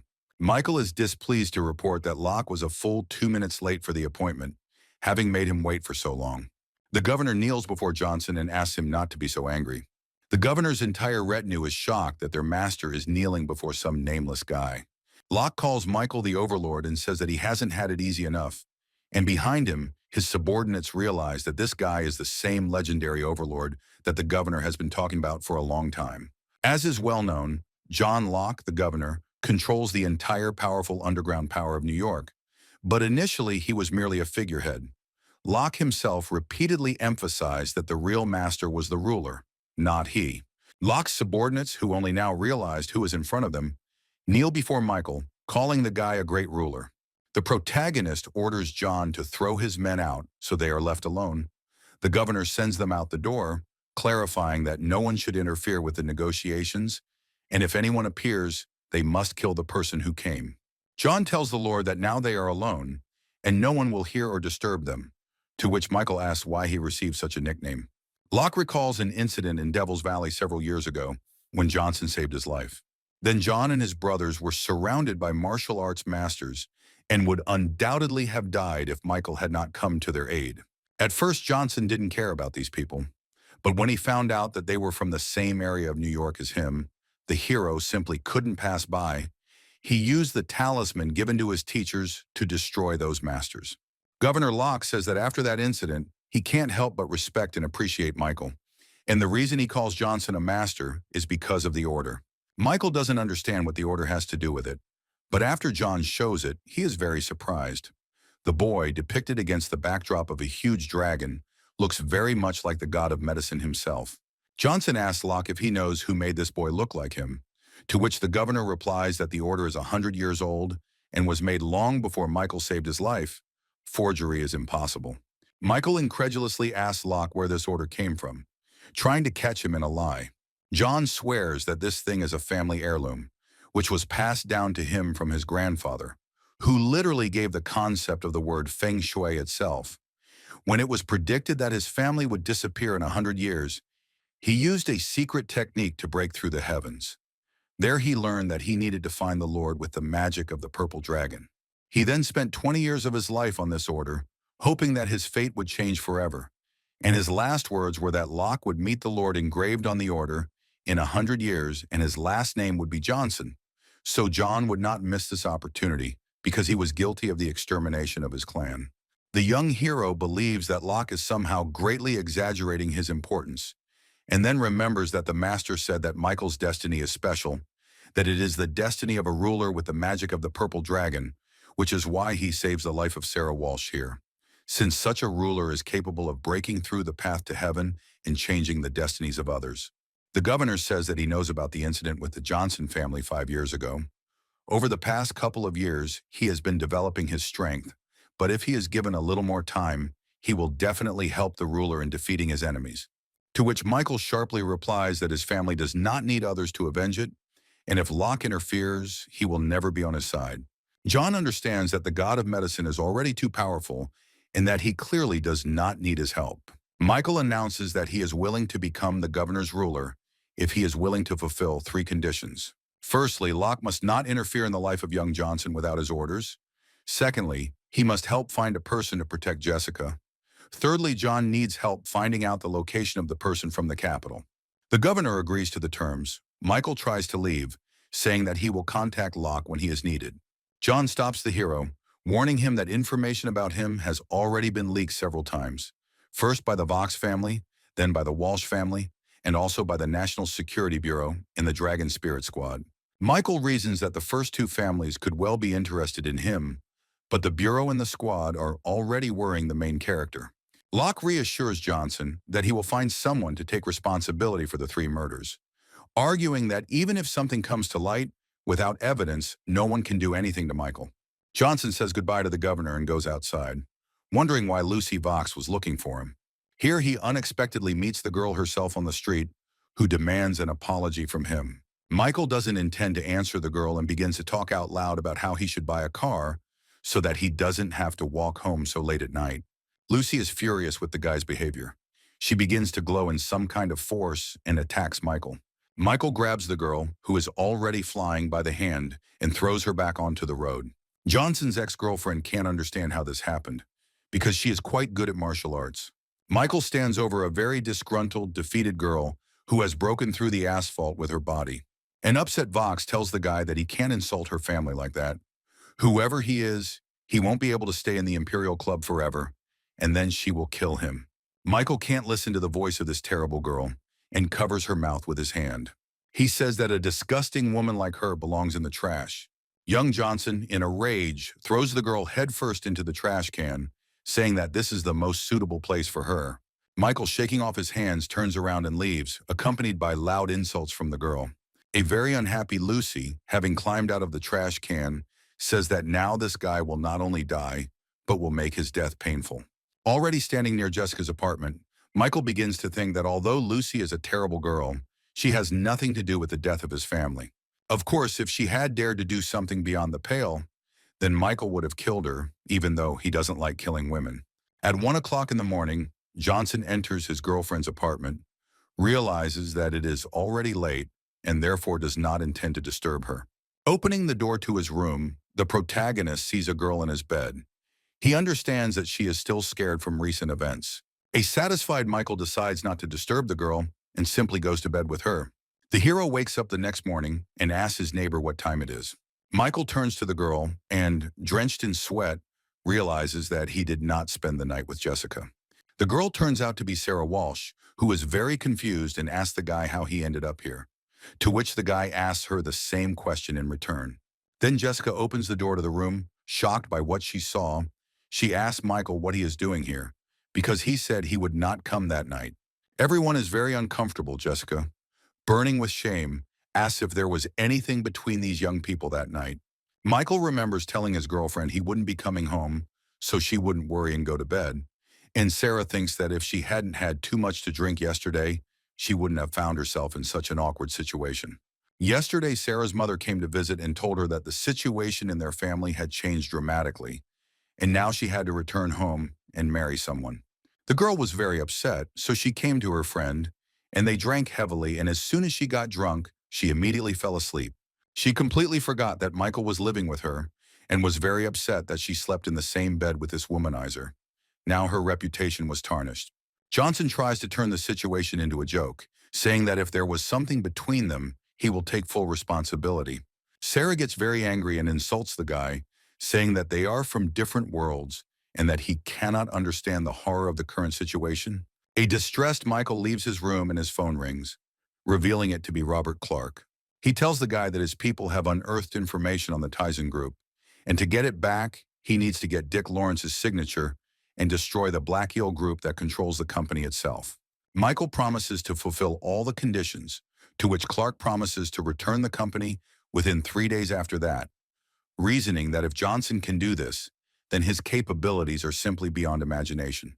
The protagonist approaches the main office of his father's company, knowing that an interview with Lawrence is currently taking place there.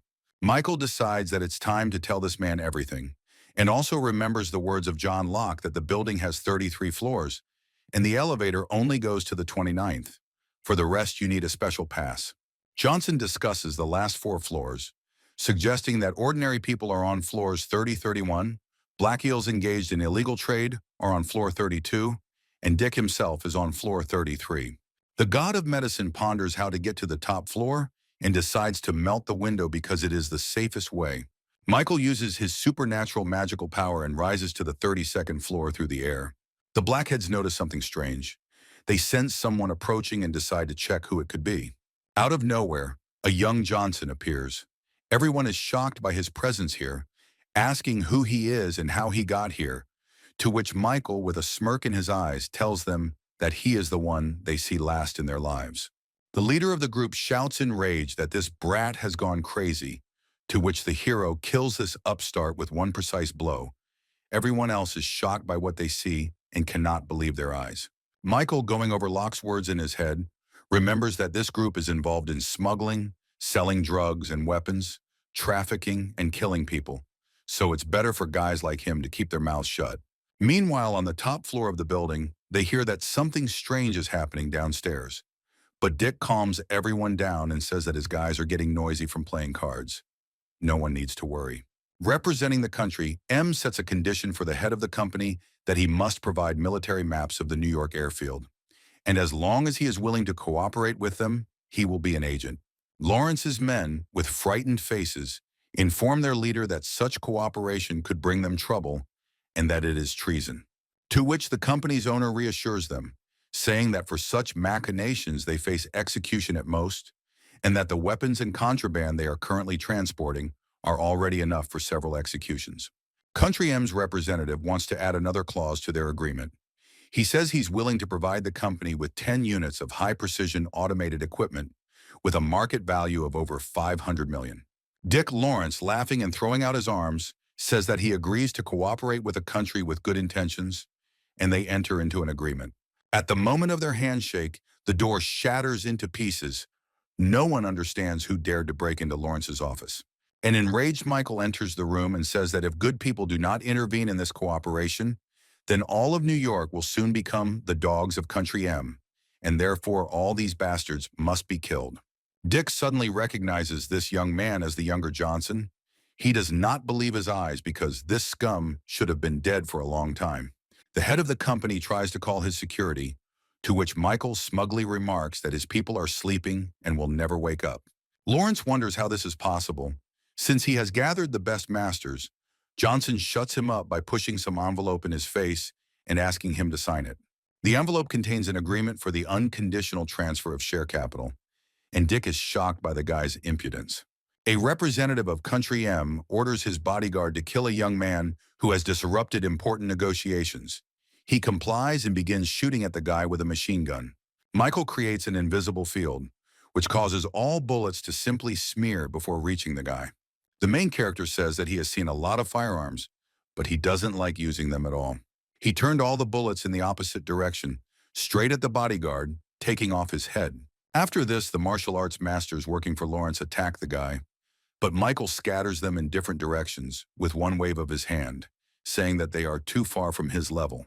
Dick panics, sweats profusely, and says that it's impossible to become a martial artist at that age, and asks who this guy even is. The representative of Country M is very nervous and tries to leave, saying that he does not want to interfere with someone else's conversation. Michael rushes at him, screaming, "Die!" and very quickly kills the man in the white business suit, leaving him and Dick alone in the office. Young Johnson orders the head of the company to sign a document transferring part of the company. Lawrence has no choice but to comply with the demands of the brutal killer, and he signs the contract begging for his life. Now Michael is going to kill Dick, but he asks him not to act so radically, saying that behind his company there is a more powerful group of prismen who will very cruelly avenge Lawrence. Johnson tells him that he will kill this man too. He doesn't care. Dick, in a rage, tells Michael that he is not so invincible as to defeat Theo Prisman himself.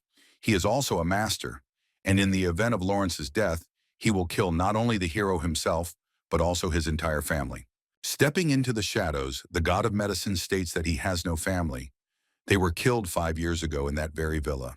Lawrence kneels before the guy, realizing the situation he is in, and tries to prove to him that there was a misunderstanding, that his uncle is his father's best friend, and he could not harm his family. Michael loses his temper and, in a rage, knees Dick right in the nose, saying that he has no right to mention his father or be called his uncle. The head of the company begs him to let him go, explaining that so many years have passed, it's time to forget everything. To which Johnson, already out of his mind, begins to hit Dick, asking why he should let him go if 5 years ago he did not let his family go and betrayed them. Michael, hating this man, continues to brutally beat him, saying that because of him, the guy does not have a normal life, that he wants to be an ordinary person, and because of Lawrence's betrayal, Johnson now lives only with hatred, and he will kill until he takes revenge on everyone involved. The protagonist leaves the Tizen Group building, surprised by Locke's thoughtfulness, who not only sent a cleaner to clean up the crime scene, but also gave him a new, clean suit. Here, Michael unexpectedly meets police officer Jenkins, who asks what Johnson is doing here, and the guy asks her a question in return. No one is going to answer such a question, and they find themselves in an awkward position when suddenly an explosion occurs in the company building behind them. One of the fragments flies straight at the head of a young girl, and she understands that she cannot dodge it. Is this where she will die? Michael grabs Jenkins in his arms and jumps away with her, the debris landing where the girl was standing a second ago. The guy asks if she's okay, to which the police captain sincerely thanks the hero for saving her and says that she's okay. Johnson looks at the burning building and wonders what kind of cleaning style Locke's subordinates have, since they only needed to erase the traces of the murders, not blow up entire floors. Michael notices people wearing the same clothes and with the same tattoo. They look too suspicious. Jenkins tells the guy that these tattoos indicate that these people belong to Prisman's group. She had just been investigating their case in the last few days, but the evidence was insufficient. The girl quickly says goodbye to Johnson and runs off on business, starting to follow the group, promising to contact the guy later. Michael is very tired of these obstacles in his path. He decides to quickly deal with them. His hand bursts into pink flame. Jenkins follows the Prismans to a building where they suddenly disappear. She finds a window and looks inside, realizing that there is no communication here, and it will be difficult to call for help. The girl doesn't understand where she ended up and decides to at least take a photo of what's happening inside. Then the head of the group, Theo Prisman himself, appears. He accuses his subordinates of the explosion that occurred in the company building. His assistants try to justify themselves. Theo doesn't believe their words, noting that they didn't even notice the surveillance, and draws everyone's attention to the window where Officer Jenkins is standing. She realizes that she is in a difficult situation and decides to just run, but Theo quickly catches up with the girl in 2 short jumps. Prisman looks like a huge rock in front of Jenkins. He holds the girl's head with just his fingers, drawing attention to her beauty. She tells him that she is a police captain. Her people already know where she is, and Theo would be better off letting her go quickly. The leader of the group, in a rage, forcefully throws the girl away, saying that he has been involved in the criminal world for a long time, that countless bullets have been fired at him, and that she, a woman, does not dare threaten him. A smug Theo threatens the girl and tells her that his brothers will have a good time with her today. The girl, with anger flaring in her eyes, tells the leader that her father is from the Southwestern Military District, and if something happens to her, her father will get them all out from under the ground. Prisman, hearing the name of Jenkins' father, becomes very worried, because this man is really a big shot. He wonders why his daughter came here and became a police officer. The girl realizes that she made a mistake when she decided to follow the group alone, and in general, with such success, it would have been better if she had committed suicide. Theo decides it's time to get down to business, and there's no time for ceremony, when out of nowhere, the silhouette of a guy appears on the roof of the building and says that if the person doesn't want to, there's no point in insisting. Prisman asks the guy to introduce himself and explain what he's doing here, because this is his territory, and since he showed up here, he probably wants to die. Michael apologizes with a smug smile and says that he didn't come here just like that. He came to kill them all. All the gang members start laughing loudly at the guy's insolence, and the leader suggests that his men grind him into dust, showing him what they are capable of. The Prismanians start shooting at Johnson, but he, not noticing the bullets, flies past them, throwing them in different directions with his superpower. Theo's right-hand man thinks that Michael did a weak trick, and that's all he can do. Laughing, he rushes at the guy, but immediately gets a counterblow from which he dies in a second. Jenkins, looking at all this, is surprised by the guy's movements, which are so lightning fast that she doesn't even notice them, and considers the guy a killing machine. Theo Prisman sees that the guy is strong enough to be considered a worthy opponent for him, and, pleased with his perfect body, prepares to attack. He tells the guy that it's not too late to give up, but at that moment he receives a crushing uppercut, from which his huge body rises into the air. An enraged Prisman quickly gets to his feet and advances on Michael again, raising his large fist to kill the guy with it. Before the blow can fall on Johnson, he already lands his own right on Theo's steel press, causing his eyes to pop out of their sockets. The leader of a powerful group realizes that the guy is much stronger than him and offers to negotiate, promising weapons and women. Michael doesn't want to listen to these empty words and deals the final killing blow to Theo, sending him to the next world. Jenkins, in indescribable shock, looks at this powerful guy who destroyed a great group in a few minutes. Johnson approaches the girl. She panics and asks what he wants from her. The guy reaches out to her. Jenkins is afraid that he wants to silence her. The guy spreads her injured legs. The girl, calling him a pervert, tries to break free. She is upset that she thought he was good, and he decided to take advantage of the situation. Michael, without even being outraged by the girl's behavior, explains to her that the bones in her legs have shifted and many cracks have appeared, and if she doesn't want to become disabled, she will have to trust. The girl relaxed and allowed the guy to help her. The god of medicine directs his power into the girl's body. She feels good. Energy spreads throughout her body. The very pleased girl thanks the guy and says that if he decides to become a doctor, great success awaits him. But he replies that he doesn't want to and suggests that Jenkins collect the phones of all the group members. They will definitely contain evidence. Michael himself intends to leave, and when the girl asks where he is going, he replies that he has not finished all his business yet. The police arrive and discover the entire gang, including Theo Prisman, whose face shows that he saw something terrible before his death. Already changed, Jenkins calls her brother and tells him in detail what she witnessed. The older brother immediately goes to New York to help his sister and asks her not to approach this guy under any circumstances. Michael walks through the sunny city, remembering the previous night, arguing that killing a person is easy until it comes to the blood feud he seeks. Then he notices Sarah Walsh in the cafe window, drinking tea and musing that the life of the rich is quite good. Johnson decides to ignore the girl and walks past, but Sarah accidentally sees the guy and runs out into the street after him, asking him to stop and wondering where he is going in such a hurry.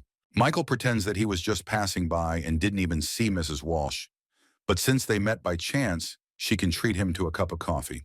The young people again begin to discuss the situation that happened the night they ended up in the same bed.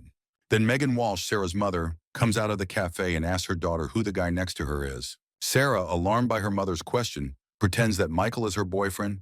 He is very shy and therefore embarrassed to speak. The mother is outraged by her daughter's behavior.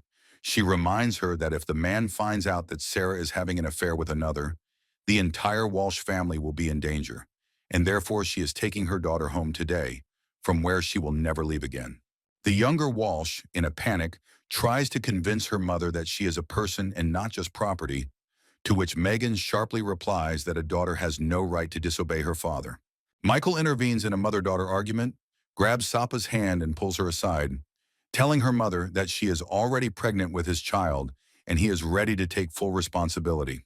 The girl, not understanding what is happening, quietly asks the guy what he dared to do to her. That night, Michael asks her to play along for her mother. Sarah, with an embarrassed face, demonstratively strokes her stomach and says that she just felt a push. Michael thought that the girl had overplayed her hand, but he needed to hold his ground and get her out of here, even though she hadn't asked for help. Moreover, when Sarah was almost ready to return home, a bloody mark appeared on her forehead, considering that Johnson, at the request of the old man, was supposed to protect her. Then this mark definitely means something. The distrustful woman asks her daughter if this guy is telling the truth. Sarah understands that this is her chance for salvation and tells her mother that if that man found out that she lost her virginity with another, he would definitely give up. Megan, in a rage, attacks her daughter, insulted by her behavior, and orders her to immediately return home, where she will have an abortion and she will never leave the house again. Michael stands up for the girl, grabs the woman's hand and asks her not to treat Sarah like that, to which Megan yells at the guy not to dare interfere in their family's affairs. The insulted Johnson promises to return to this miss in 6 months and show who really deserves respect here. And now he is trying to take Sarah away from her rude mother. A disgruntled mother calls someone on the phone and asks for more information and investigation about a man named Michael Johnson from New York. Left alone with the guy, Sarah tries to apologize for her mother's behavior, explaining that she is not such a bad person, although she has different values in life. Mrs. Walsh, looking at her savior, notices that he is even a little handsome, and Michael at that moment thinks about the words of the old man who asked him to protect this girl. Here Johnson stops a taxi, quickly says goodbye and drives away, leaving Sarah completely perplexed by the guy's behavior. Michael is riding in a taxi and arguing that he needs his own power and might. He already has Locke's support, but he is more suited to dark deeds, not legal ones. Johnson asks the driver to take him to Robert Clark's address. Half an hour later, the guy is sitting in Clark's living room, and Clark is wondering why such a great man has visited him. Michael hands Robert an envelope signed by Dick Lawrence and informs him that he has fulfilled all the conditions. Silent questions arise between the interlocutors, so Johnson decides to also mention that he has dealt with Prisman's group, and now further actions depend on Robert. An inspired Clark announces that he will now resolve all the problems in 3 days, and the Tizen group will be revived. Michael also asks for information about the Walsh family, to which Robert replies that this family is very powerful, the assets of their company are terrifying, and far from comparable to the current situation of the Tizen group. He suspects that this young man is going to bring this family under his control. Johnson turns it all into a joke, saying he was just asking what was going on, but Clark understands the guy's true intentions. Michael asked Robert an important question. Would he dare to go against all of America if the guy gave him a sword? Clark wonders if the sword is the Tizen group, mentioning that his company is much more influential. Johnson begins to explain that he can give Robert a force similar to Prisman's group, only even more powerful, as well as a multitude of highly profitable products, and asks if Clark will then be able to elevate the Tizen group above the Walsh family in 6 months. Robert intends to help Michael, but what the boy can give will not be enough. He also needs strong public support. The old man is afraid that he will not have enough time because he is no longer so young. Johnson reassures the old man that he can solve the problem with society and his age himself. He hands the old man a magic pill, saying that it can extend his life by 50 years. Accepting the magic pill from his friend's hands, Clark happily agrees to the medicine god's cause. Michael bids Robert a casual farewell, saying he has a ready-made company waiting for him in 3 days, leaving Clark to reflect on how radically his life has changed and what he can achieve by following this guy. It's late in the evening when young Johnson returns to Jessica's apartment. As he enters the room, he sees Mrs. Nightingale and Mrs. Walsh, who are very surprised by his arrival. Michael, turning to Sarah, asks what she is doing here, whether she has really decided to push Jessica and him out of their apartment, to which the apartment owner is shocked that he already considers this apartment to be theirs. The unfortunate Mrs. Walsh explains that her company, Apple, has now been taken over by the family. Her bank card has been frozen, and now she has nothing. She has nowhere else to go. Michael asks where she is going to sleep, warning that he will not share a bed with her. Jessica interrupts the guy, saying that Sarah can sleep with her. Johnson sarcastically asks Sarah if she really intends to live off Jessica. Walsh complains that she doesn't intend to live like that. She just doesn't have a job yet. And Nightingale thinks to herself that it is Michael who is living off her. Mrs. Walsh casually asks the guy if he might want to give her a job, to which the guy says that he might, and she is shocked. Michael offers Sarah a position in his company, remembering her extensive experience. She promises to do everything possible to make his company flourish. However, the girl, realizing the full responsibility, warns the guy that if he hires her, her family will definitely want to suppress the company. Michael is not afraid of her words, and he says that he will take her. The very happy girl immediately pounces on the guy, demanding to know everything about his company, what its policies are, and what type of industry it is in. Johnson replies that the company has not yet been formed, but everything will be ready soon.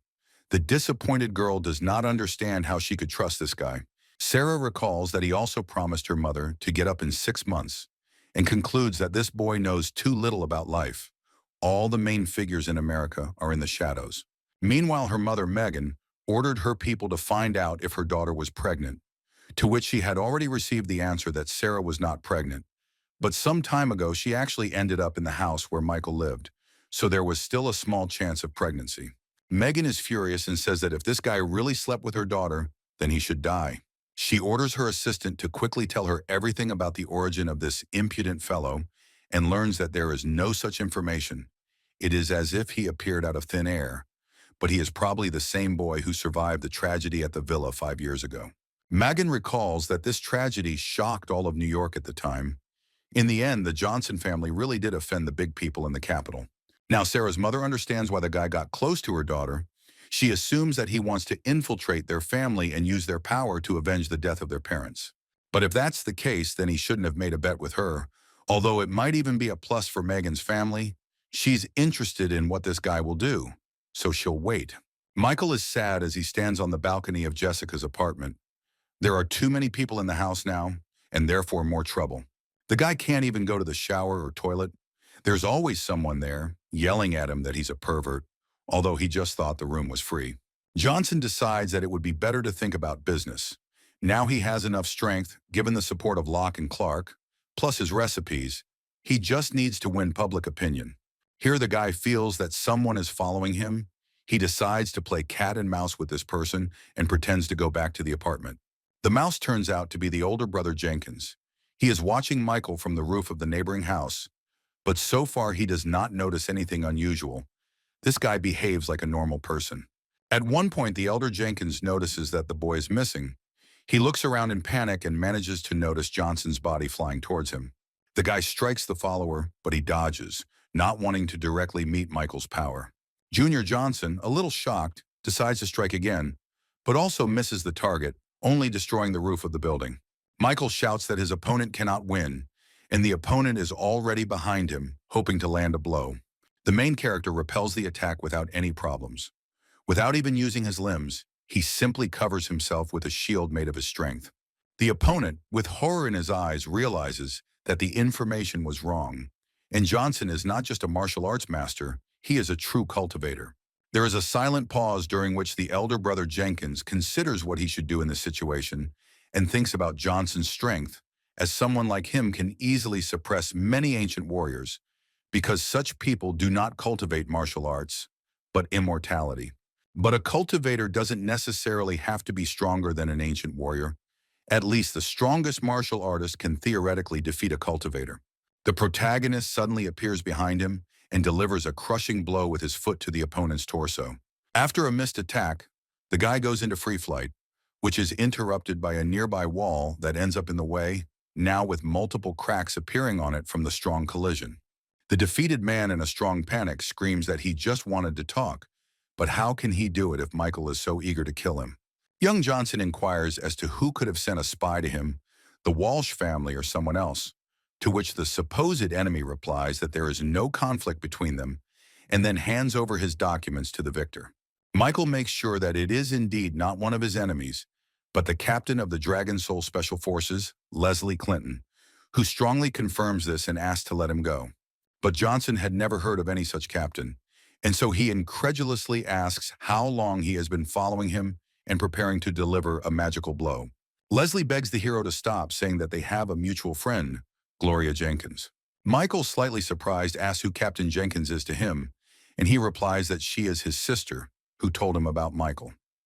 Clinton saw that he was good and decided to invite him. Nothing bad. Johnson is about to strike again and says that in order to invite him, they could have simply found him instead of spying on him. Leslie once again panically shrugs off the hero's impending attack and swears on her honor as captain of the Dragon Soul that she will be indebted to Michael and will help him if he has any problems in the future. The protagonist, thinking about Leslie's situation, begins to think about using it to increase the social influence of his Tizen group, which needs it for development. Michael grabs the captain by the collar and sternly asks what place his squad occupies in America, to which Leslie readily points out that his group is third in the fight against secret forces.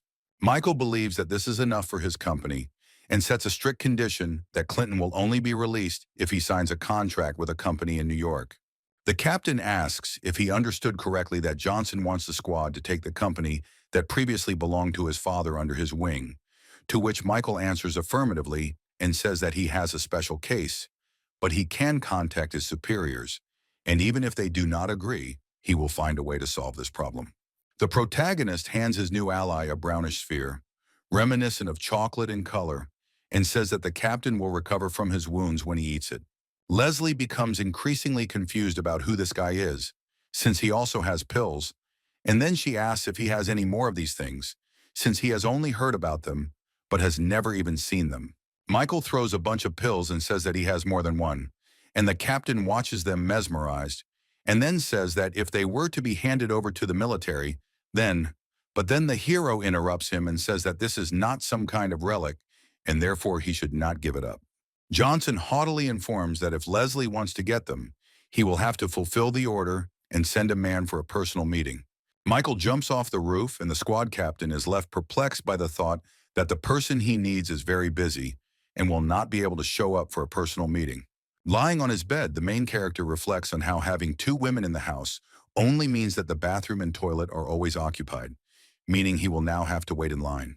He believes that his strength has increased greatly recently, and so he takes out the stone given to him by his father to try to enter the cemetery of reincarnation again.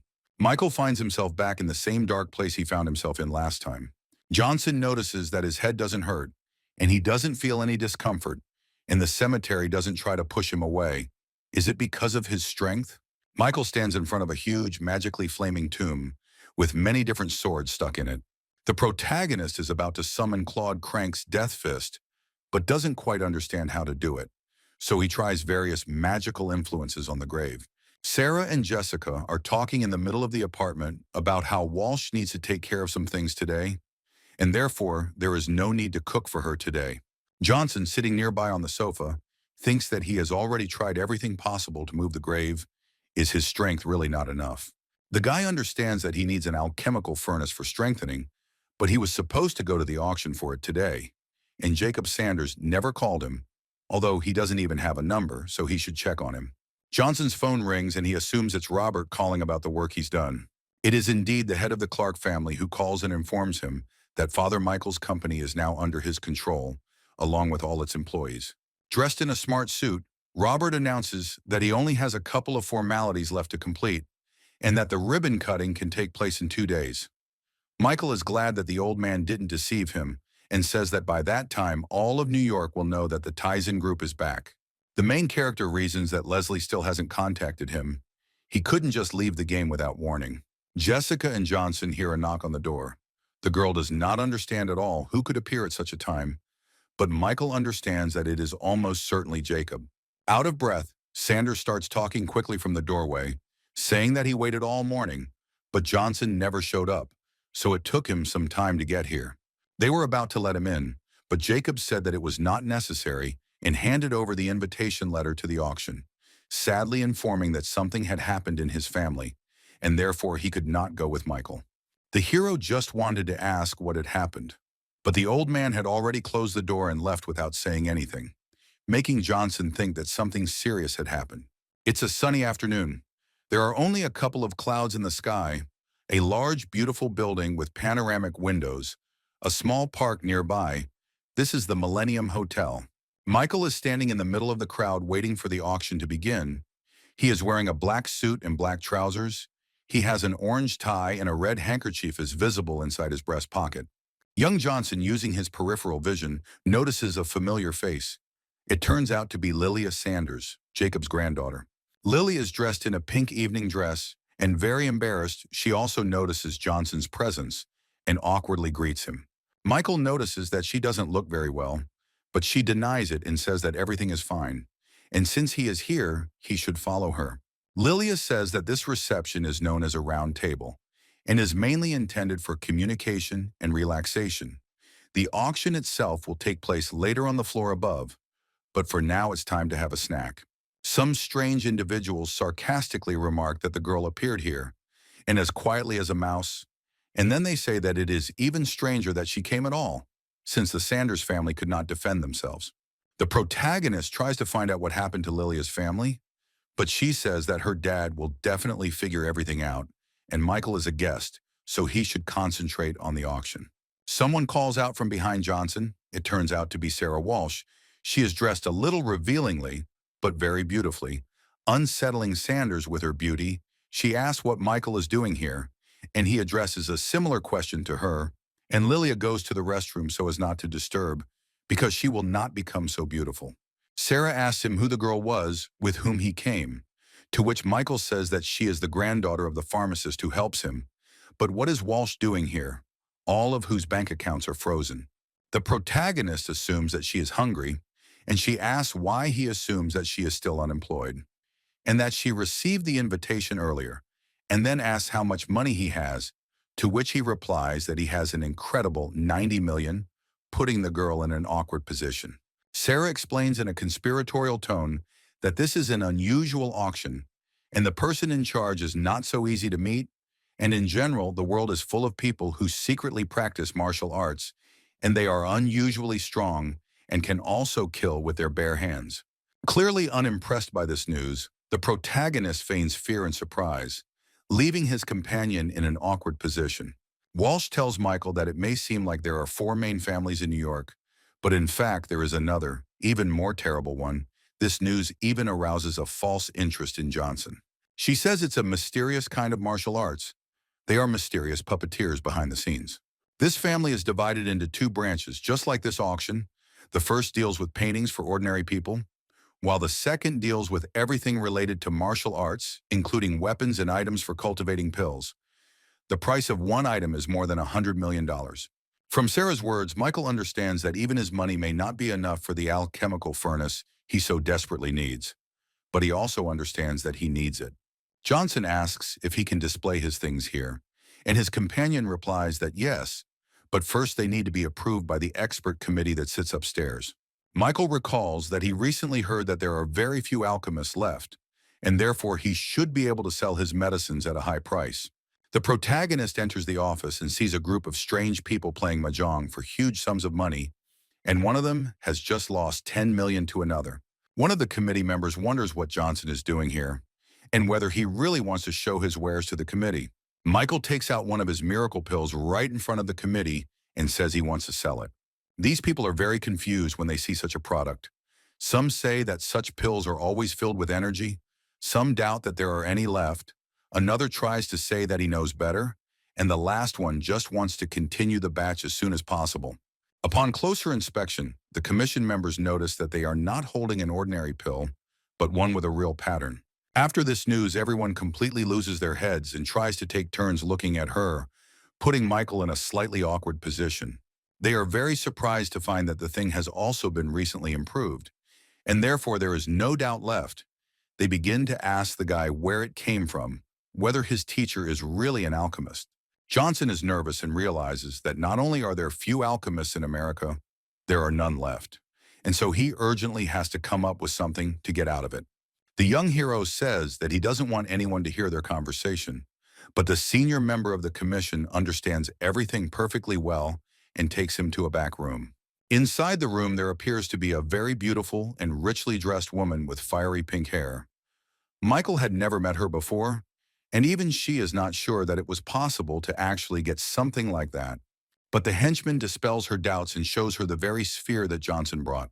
The girl notices that this is, indeed, the same pill, and judging by the color, it was created at least a month ago. The eyes of the exalted lady show great surprise, and the commission member leaves, not wanting to interfere with such an important conversation. The girl says that her name is Belle Stark and calls the guy to sit down, asking how to address him. Michael gives his name, and without a hint of embarrassment, urges them to get down to business, asking if he can put the drug up for auction. Bell muses that Johnson is too young to understand alchemy. After all, one needs to know a great many medicinal properties of herbs, not to mention how to make them, while informing his interlocutor that he can list the goods, and also asks how many lots he plans to list. Michael calmly says that he has 5 more with him, to which the girl loudly asks again and begins to sweat profusely, realizing that there must be a powerful alchemist behind the guy. Bell laughs and says that if they were sold all at once, the cost would be over $1 billion, but it would be better to sell them one by one and not rush.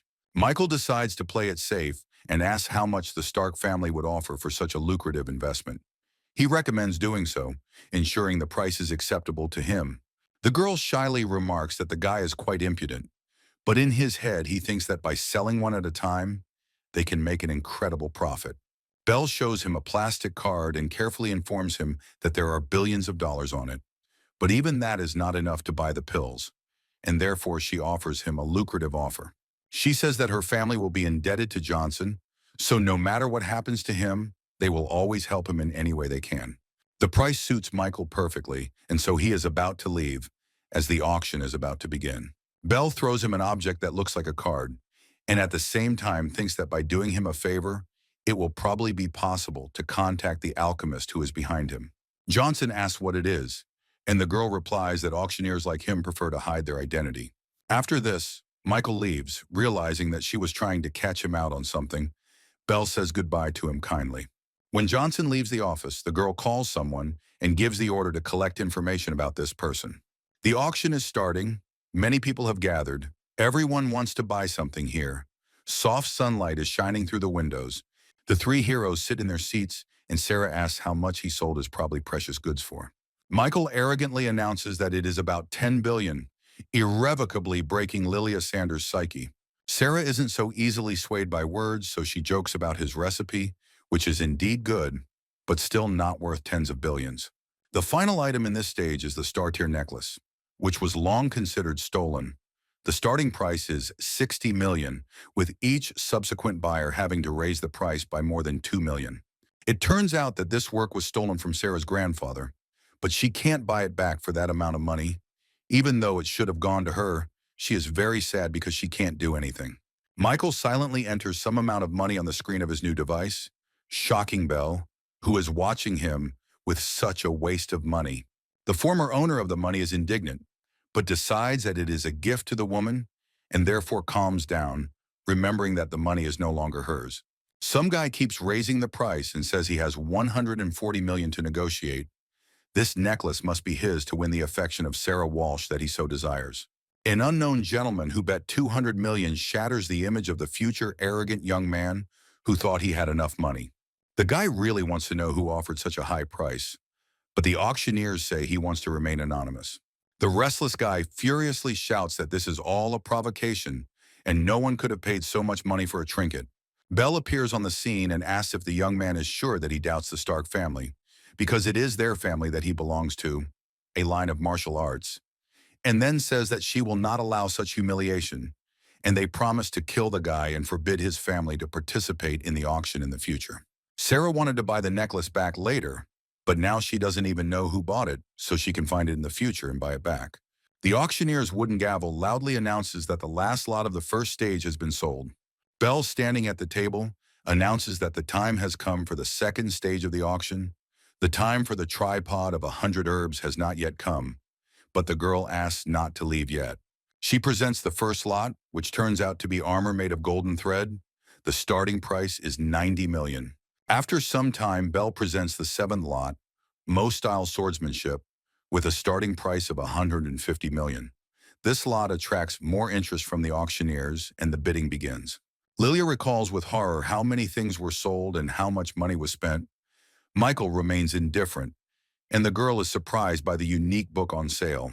Johnson frowns, realizing how insignificant this thing is, complaining that the local craftsmen imagine themselves to be gods, not realizing their own worthlessness. The auctioneers present the next lot from the heavy category, and buyers are presented with something hidden under a large blanket. It turns out to be the very same tripod of 100 herbs that everyone had been waiting for so long. It sparkles in the sun's rays, its body covered with an ornament.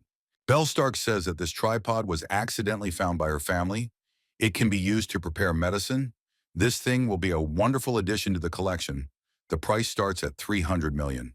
For the first time, Michael also finds himself not indifferent to the presented product.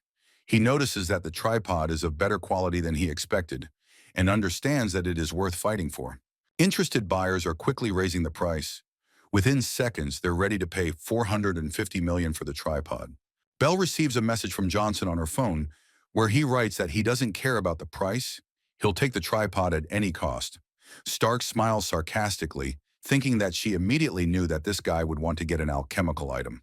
The crowd begins to argue that the last price was offered by a very dangerous person and that it is not worth raising the bar higher so as not to anger him and get into trouble. Bell writes to Johnson that Phil Spencer is indeed very dangerous, so the guy should give up the tripod and not get involved with him at all, to which Michael replies that he is ready to take the trouble for himself. The girl understands that she must help him, since she bought his medicine for $1 billion. Meanwhile, someone offers $500 million for the tripod. A dangerous man is very unhappy about this fact, and rumors spread among the crowd that someone will die today. Phil calmly offers to raise the price to $530 million, thinking that even if someone offers more, no one will beat his next bid. Stark informs the buyers that a gentleman who wishes to remain anonymous has offered a price of $700 million, infuriating the dangerous man. The rich gentleman loudly tells the crowd that he doesn't care who dared to do this, but he will get him out from under the ground and make him regret today. Bell, with a joyful face, announces, striking the gavel, that the lot has been sold to an unknown person for $700 million. Michael, beaming with happiness, realizes that with the help of this device, he will finally be able to become even stronger. Stark chants that the next lot was literally just purchased by her family, and she can safely call it priceless, and presents the highlight of the program to the buyers, a real pill. The crowd starts to buzz, as shoppers can't believe they're about to get a real pill that not only heals wounds but also improves well-being. Bell sets the starting price at $400 million, but it instantly jumps to $680 and shows no signs of stopping. Sarah doesn't believe that this thing can cost so much, doesn't understand what all the fuss is about. She's never seen anything like it before. Stark announces the end of the auction, people disperse, and Bell invites everyone to attend the banquet for a wonderful pastime. Michael is sure that the evil and terrible Phil Spencer would be torn apart with anger if he found out that the buyer of the tripod and the creator of the pill are one and the same person. Johnson receives a message from Belle, where she asks the guy to come to her. Her father found out about Michael and wants to give him some compensation. Sarah tells the guy that they are not going to dinner anyway, which means they can go home. Then she is surprised that Michael did not buy anything, but then she remembers that she needs to talk to her friend and abruptly leaves, leaving Johnson thinking about the proposed compensation. Michael came to Belle's hotel room. She was already waiting for him. The girl hands the guy a bank card with $1.5 million on it and adds that he can also still count on the favor of their family. Johnson says he didn't come for money, but for a tripod of hundreds of herbs. But Stark asks the guy, for his own safety, to leave his address and phone number. She will personally arrange for the alchemical tool to be sent to him in the evening.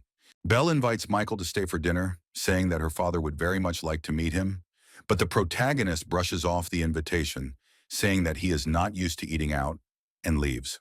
The girl is angry that the guy does not understand that, under the pretext of a dinner party, his father wanted to protect him, because Johnson insulted the Spencer family, and now he needs powerful protection.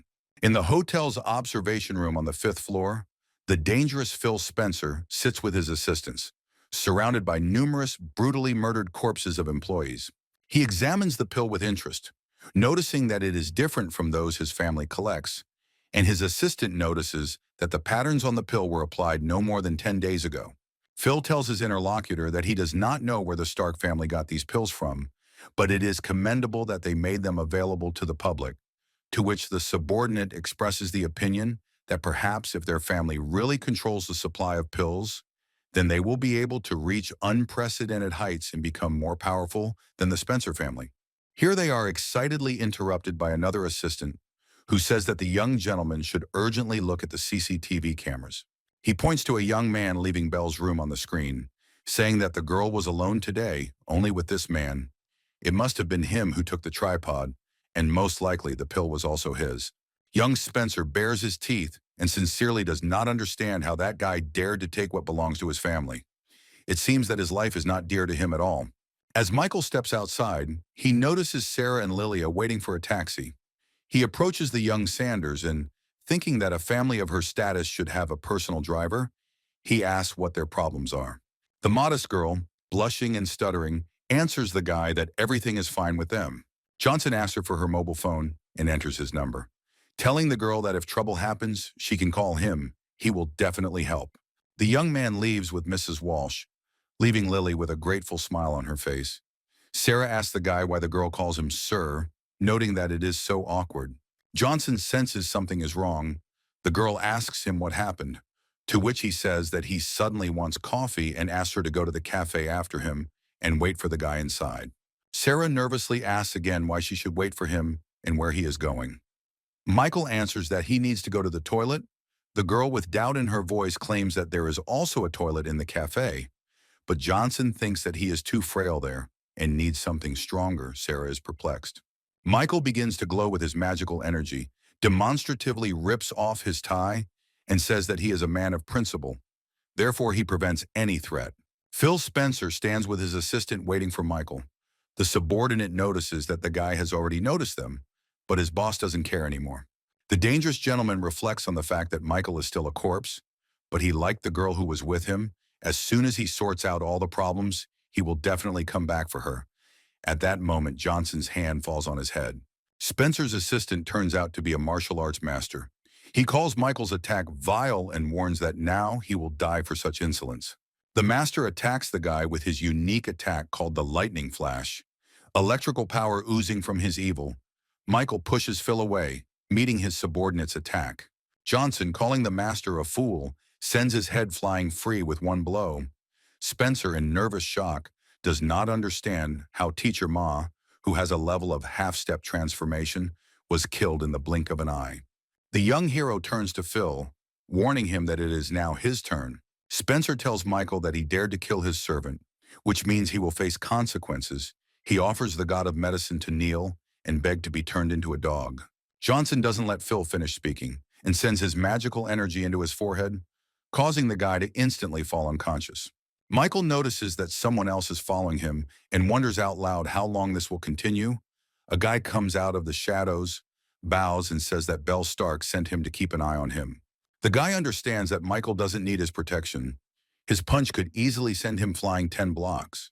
He reports that Ms. Stark discovered that the surveillance room had been hacked and sent him to protect it, and Michael comments that this is very kind of Belle. He orders the boy to go back and tell his boss to calm down and not interfere in his life without asking anymore. Before leaving, the guy warns Michael that although he is powerful and has already reached the level of a master of transformation, the Spencer family is very strong, and their head, Renee, ranks 514th in America, and therefore Johnson is better off not finishing off this man's son. Johnson is surprised that there is some kind of ranking, and that there are still 500 people ahead of Renee Spencer. He concludes that the American masters are not as hopeless as they seemed at first. He thanks Assistant Bell and leaves. As soon as Michael leaves, the assistant calls the lady and tells her that the youngest of the Spencer family is dead, as is the master who protected him. Belle fears for Johnson, realizing that he will have no peace now. She checks with her man whether the killer is definitely Michael, to which he gives a positive answer. She thinks that because of the death of the third son of the Spencer family, hard times have now come for her too. Stark orders his subordinates to dispose of the body and contact the family, as well as wait for the person who will destroy all evidence. Already at Jessica's house, having dinner at the table, Michael asks Sarah why she isn't eating, whether she really has no appetite. After this, the guy goes into his thoughts. He asked Locke about the rating and was completely confused about it. He cannot understand how the classification of masters works in America. After all, masters have strengths and weaknesses. Since there are no elite-level masters, it turns out that the rating only takes into account advantages. But then what place does Johnson occupy in this rating? Jessica reminds Michael that their beauty has a birthday next week. She asks if the guy has thought of a gift. He jokes that he will give her a red envelope with $250. Suddenly, Michael receives a text message from Lilia, who asks him to save her father. The guy immediately goes to help. At the Sanders estate, he encounters a huge crowd of people in uniform. notices that the situation is dire. 3 sniper rifles are pointed at him at the gate and on the roof. He wonders what this family has gotten themselves into and what the military has to do with it. Michael doesn't think long about who he can call and decides that Jenkins can help the fastest. He asks the girl to help him get into the Sanders estate, which is full of military personnel. Johnson is already getting upset that help is taking so long to arrive when Paul Django appears, a huge man in a military uniform who arrived on Gloria's orders. He shows his ID to the security guard and says that they need to go inside. In the house, Lily and Jacob are sitting on the sofa. The girl is calming her grandfather, saying that she found a person who can help them, and the desperate old man says that everything is useless. Michael enters the room with Paul. The old man is surprised and asks his granddaughter why she invited such a great man, to which she replies that she does not know anyone stronger, so there was no choice. Johnson asks Jacob what's going on, to which he explains that a few days ago, a gentleman came to New York. He wasn't feeling well, and he drank medicine from their pharmacy, which ended up making him feel even worse because the medicine turned out to be poisonous. Lily supplements her grandfather's story by saying that Jacob personally checks all the medicines several times, and there is no way that poison could have been in them. Michael, a little shocked by the story he just heard, understands that it is not in the Sanders family's interest to poison high-ranking people. Therefore, they were set up. He asks how that person feels now. A frustrated Jacob replies that he is still in intensive care, saying that if anything happens to him, all his relatives across America will suffer. The god of medicine inquires as to where the hospital is, stating that as long as this gentleman breathes, he can save him. Jacob Sanders can't believe his ears, thinking that Michael is an excellent martial artist. People like that are good at killing people, not saving them. IKL sees the man's doubts and confidently states that this is the only chance for their family, so they just need to tell him where that man is. In the hospital where the gentleman is lying, his son, a military man, is standing and waiting for the doctors from the intensive care unit. They come out saddened and report that unfortunately, the poison has spread, and they have done everything possible. A man in uniform and shoulder straps furiously attacks the doctor, grabs him by the neck, calls him a worthless piece of trash. Here Johnson appears and tells this man that he himself does nothing, but insults others, calling him pathetic. The gentleman's son, dismissing the doctor, turns his attention to the boy and aggressively shouts at him to stop and repeat what he said. He is stopped by Paul Django, who asks to let Johnson through to the chief. Perhaps he can save him, and if not, then he will personally appeal to the military court. The saddened son agrees because he respects Django and believes that he doesn't throw words to the wind. But if this guy doesn't do something, then even Gloria Jenkins won't be able to stop him. Michael, smelling the smell of death, notices a man on a hospital bed and says that this old man has a strong will. Anyone else in his place would have already passed away, but this one still manages to breathe. Johnson holds up some kind of pill in his hand and says that the man is lucky to be here. He gathers his power in his hands. They blaze with green fire, and in this tension, immortal needles are created. The god of medicine directs these needles into the dying lord's body, shouting a spell. They pierce his chest and expel the poison. 5 minutes later, a satisfied Michael sighs tiredly, announcing that in 5 minutes the gentleman should wake up. He wonders who this man is and hopes that he has done a good deed for the country. When young Johnson had already turned around and was about to leave, the sick man called out to him, asking him to stay. The boy was shocked by such a quick recovery. The gentleman asked to know the doctor's name, but Michael says that he saved his life because of one person, and he doesn't care about him. Johnson also says that the patient needs to remember 2 things. Firstly, the Sanders family has nothing to do with the poisoning, and he needs to resolve this misunderstanding. And secondly, the poison had been in his body for a long time and had been affecting him for more than a month. Someone else in his place would have died long ago, but there is no point in pushing your luck. Michael comes out of the intensive care unit, and the patient's son jumps on him, saying that at first he thought the guy was worth something, but he was only in the office for 8 minutes and therefore did nothing. A man who has just died comes out of intensive care after Jones and asks his son to stop. Paul Django and all the doctors are in shock. They can't believe their eyes. The gentleman who was just a hair's breadth from death is standing in front of them. The old man, who had recently been on the verge of death, smiles cheerfully and tells his son that if it weren't for this wonderful doctor, he would have had to prepare a coffin. He had never met such a doctor. The sick officer's son wants to apologize to Michael, but he disappears somewhere unnoticed by anyone. The old man turns to the unfortunate Jacob Sanders and apologizes to him, sincerely understanding that his family had nothing to do with it and that his son had misunderstood everything. An inspired Sanders asks the chief not to apologize to him. It's just a trifle. To which the gentleman asks if his family invited the doctor and who he is anyway. Jacob explains that the guy's name is Michael Johnson. They met by chance. He is a friend of the family, but really doesn't like being disturbed. The Spencer family home, the head of the family and his eldest son look at the dead bodies of his son and the master. Placing his hand on his son's coffin, he wonders to Rennie who the hell dared to kill him. The eldest son says that an investigation is already underway, but so far they only know that someone secretly purchased the tripod at auction, and shortly after that, Phil was killed. Senior Spencer orders his interlocutor to go to this auction and check each participant there. He obeys. Rennie, with veins on his head bulging with rage, exclaims that everything there needs to be turned upside down, but to find the killer, he wants him to go to hell. He wants to see how people dear to him die a painful death. Robert Clark calls Michael on the phone and tells him that things have been settled at Tizen Group, asks whether Michael himself will be the founder or someone else, and also warns that tomorrow the news about the company will spread throughout New York and asks if this will cause inconvenience for Johnson. Michael confidently states that his name can be used without any problems. He wants to tell every resident of this city that Michael Johnson is back. Johnson's villa, Bell's assistant, delivered the tripod of 100 herbs and the tear of stars that he had recently acquired. The courier also reports that Ms. Stark asked to convey the news that the head of the Spencer family has already raised everyone's ears. They are checking all the participants in the auction and will soon contact Johnson. He also says that Bell ordered a private jet. If the gentleman agrees, then they can immediately send it to Salt Lake City. Their residence is located there, so the Spencer family will not get to him there. Michael understands Stark's concerns, but is not going to run away from problems. The aide is very surprised that Mr. Johnson actually wants to confront the Spencer family. How is that even possible? Michael sends Bell's man out of the house and gets ready to try out his new acquisition. The protagonist adds the herb to the alchemical furnace, lights it with his superpower, and says that the medicine consists of 9 components, and each ingredient has another 9. The higher the grade, the more complex the pattern, and the better the effect.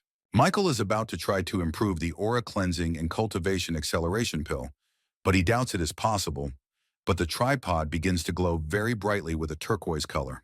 An improved version of the old pill quickly flies out of the alchemical furnace, and Michael is delighted with the result. He looks at this pill and reasons that he initially thought that there would be 3 ingredients and 3 lines, but it exceeded all his expectations because there were 7 lines of ornamentation. Michael is delighted with the tripod of hundreds of herbs. He, of course, knew that it could improve the quality of medicines, but he did not think that it would be so much. But everything turned out exactly like this. The money will flow like waterfalls. Young Johnson pops a bright pill into his mouth, beginning his cultivation. The main character bursts into orange flames, which completely engulf him. A bright beam of red fire bursts out of the guy's eyes and mouth, illuminating everything in the area. Michael feels incredible power and a transition to the 6th realm of enlightenment. Laughing, says that the effect is not bad and admires the greatness of alchemy. Michael stands over the alchemical furnace and realizes that in one evening he has jumped 2 kingdoms higher, not believing what is happening. He catches the stone that his father once gave him and notices that the stone has changed not only in size, but also feels different now. Michael decides that he needs to visit the cemetery of rebirth again. Finding himself in a cemetery, he approaches one of the tombstones and believes that this time he will be able to notice something due to the fact that his state has changed. Now it can feel everything, if only he wants. Even call upon some legendary warrior, Claude Crank, the Fist of Death. But he also feels that if he were to summon it once, the tombstone would crumble to dust, and such a trump card is clearly worth keeping up his sleeve. Jessica's apartment. The girls read the news on the internet that the Tizen Group, which disappeared 5 years ago, is returning. Sarah realizes that she has heard about this company somewhere, and Jessica explains to her that the Tizen Group was created by Michael's father, but for some reason suddenly disappeared, and now it is returning. Then the girls notice another piece of news. The director is Michael Johnson. A shocked Sarah remembers Michael's words about wanting company and wonders if he really did it just to spite her mother. The director's meeting in the Vox family, everyone also learns that the Tizen group has returned, and the younger Johnson is the director. Lucy Vox doesn't understand how this is possible, because he should be dead. What this guy's even planning. The director reports the results of the investigation. Michael Johnson, who runs the company, is the very child who fell into the lake 5 years ago. The head of the company shows his photo from the registration on the big screen. Lucy recognizes in this guy the same ancient warrior who insulted her so much. He is also the same Johnson. How could a representative of their family even become a warrior? The company's very existence doesn't frighten the Vox family. What's more frightening to them is that the entire previous management and the company's office were destroyed without a trace. This means that the Tizen group is built on a sea of corpses, which means it could already become a threat, and therefore we need to find out who is sponsoring it. The head of the family recalls that Johnson was once interested in Lucy, but she says that he is not worthy of their family since he found himself in the center of attention due to a sense of shame and thanks to someone's support. According to the latest news, Robert Clark and his company are behind Johnson. Although he was sick with cancer, he somehow survived. Apparently he was so crazy. He says he wants to know what happens next, because no one in their right mind would join him if they knew New York. Megan Walsh, sitting in her mansion, learns the popular news and then laughs at Johnson's attempts to undermine the Walsh family's position. She orders her man to send a letter stating that any person or company that dares to send flowers to the Tizen Group's opening ceremony tomorrow will become an enemy of the Walsh family. The subordinate believes that thanks to the family's authority, not only will Johnson's company be left without employees, but it will also hit the Clarks. Michael is sitting in his villa and meditating when he receives a call from Clark. He reports that things are bad, that the Vox and Walsh families are going to ban the Tizen Group from operating. 3 other large families have supported this idea. No one will dare to go to the ceremony tomorrow. Michael takes this news calmly, saying that those who want war will get it, and also says to leave it to him because he wants the Tizen Group not just to start working, he is going to burst in triumph. Michael returns to Jessica's house. The main preparations for the event are complete. Locke wanted to attend, but Johnson decided it was better for him to act from the shadows. The girls pounce on the guy with questions about where he's been for the past 2 days, why he hasn't contacted them, and whether he's really the owner of the Tizen Group. Michael awkwardly reveals that he is indeed something of a boss. Frankly, it is his father's business, but he considers it, to some extent, a family affair. Sarah, in tears, rushes at the guy, asking him to forgive her. Because she didn't think that her mother would use her family influence to harm his company, she even called her. But it was all in vain. Sarah thinks that Michael tried so hard, but because of her, all his work will go to waste. But Johnson pats her on the head and tells her not to take it personally. He says that if she really feels guilty and bad, then she should just kiss him on the cheek and comfort him. But then, to the main character's surprise, the girl actually kisses the guy. Jessica, with tears in her eyes, thinks that there was something between them before. Michael reassures the girls that everything will go well tomorrow. No one has come to the ceremony. Everyone is watching the hype while only Clark stands on the red carpet. He waits for Mr. Johnson, not believing that he will leave him alone in such an awkward position. A man in glasses approaches Robert. Clark is sincerely glad that his old friend came despite everything. The man says that despite their long-standing friendship, he is here to tell them it is time to stop. He has no business helping this worthless person from the Johnson family. Here the hero of the occasion himself appears and asks what the men are talking about. The men start throwing loud words at each other. Clark says that he is very glad if his friend is here for support, but if not, let him get out of here. And he says that he came to save Robert, because if he gets involved with this piece of shit, he will certainly die. And if he does not come to his senses now, he will lose all their joint projects. Passions between former friends are becoming increasingly heated. Clark himself refuses projects, and his friend says that he is a fool, and he no longer needs his company and wishes him luck while waiting for the moment when 4 influential families come for his soul. The former friend leaves. Robert sadly reports that none of those he called wants to join them. Michael indifferently notes that everything will work out anyway. Clark's former friend approaches Lucy Vox and tells her that it's already 9 o'clock and no one's here yet. No one with any form of identification will be able to get through. Otherwise, they'll pay with their lives, and his partner really wants to see how he'll get out of this situation. The Nix family home, The head of the family is engaged in sports training in his personal gym. The man's son and his employees stand in front of him. They say that the time will soon come and the Taizin group will soon enter the market, but no one has joined them yet. It is clear that everyone wants it closed. The head of the family complains that they have so much influence, and they all talk about closing down. What did this Taizin group do anyway? The top officials of New York stand on his carpet and mumble that, in fact, she did nothing and they will correct her situation. They frantically think that they didn't expect the boss to call them so early because of the Tizen group. The boss shouts that if they want to fix the situation, then why are they still here, and quickly sends them to do their work. They run away intensively, nodding along. The son asks his father if Michael Johnson and his company are really worth it, as it will definitely worsen their relationship with the Walsh family. The father sadly notes that his child somehow does not see prospects in people, because he met him that day to make sure that he really was a master of martial arts. He also has the art of magical medicine. He is clearly a genius. If we do not take his side today, we may greatly regret it in the future. The Walsh family has influence due to their financial resources. But what is the point of ending relations with them? Haven't merchants loved entertainment for centuries? The son understands what his father wanted and says he will do everything. A large number of press gathered at the gates of Tizen Group to witness its failure and total collapse. Lucy says there's no point in waiting because no one will come. To everyone's surprise, Jessica Nightingale and Sarah Wall appear on the red carpet in chic dresses. Fox cringes with anger and wonders what the hell Walsh is doing there. Isn't it her family that is boycotting the company? All photographers and journalists immediately notice the appearance of such iconic figures. They praise the girls in every possible way and say that others like them cannot be found anywhere.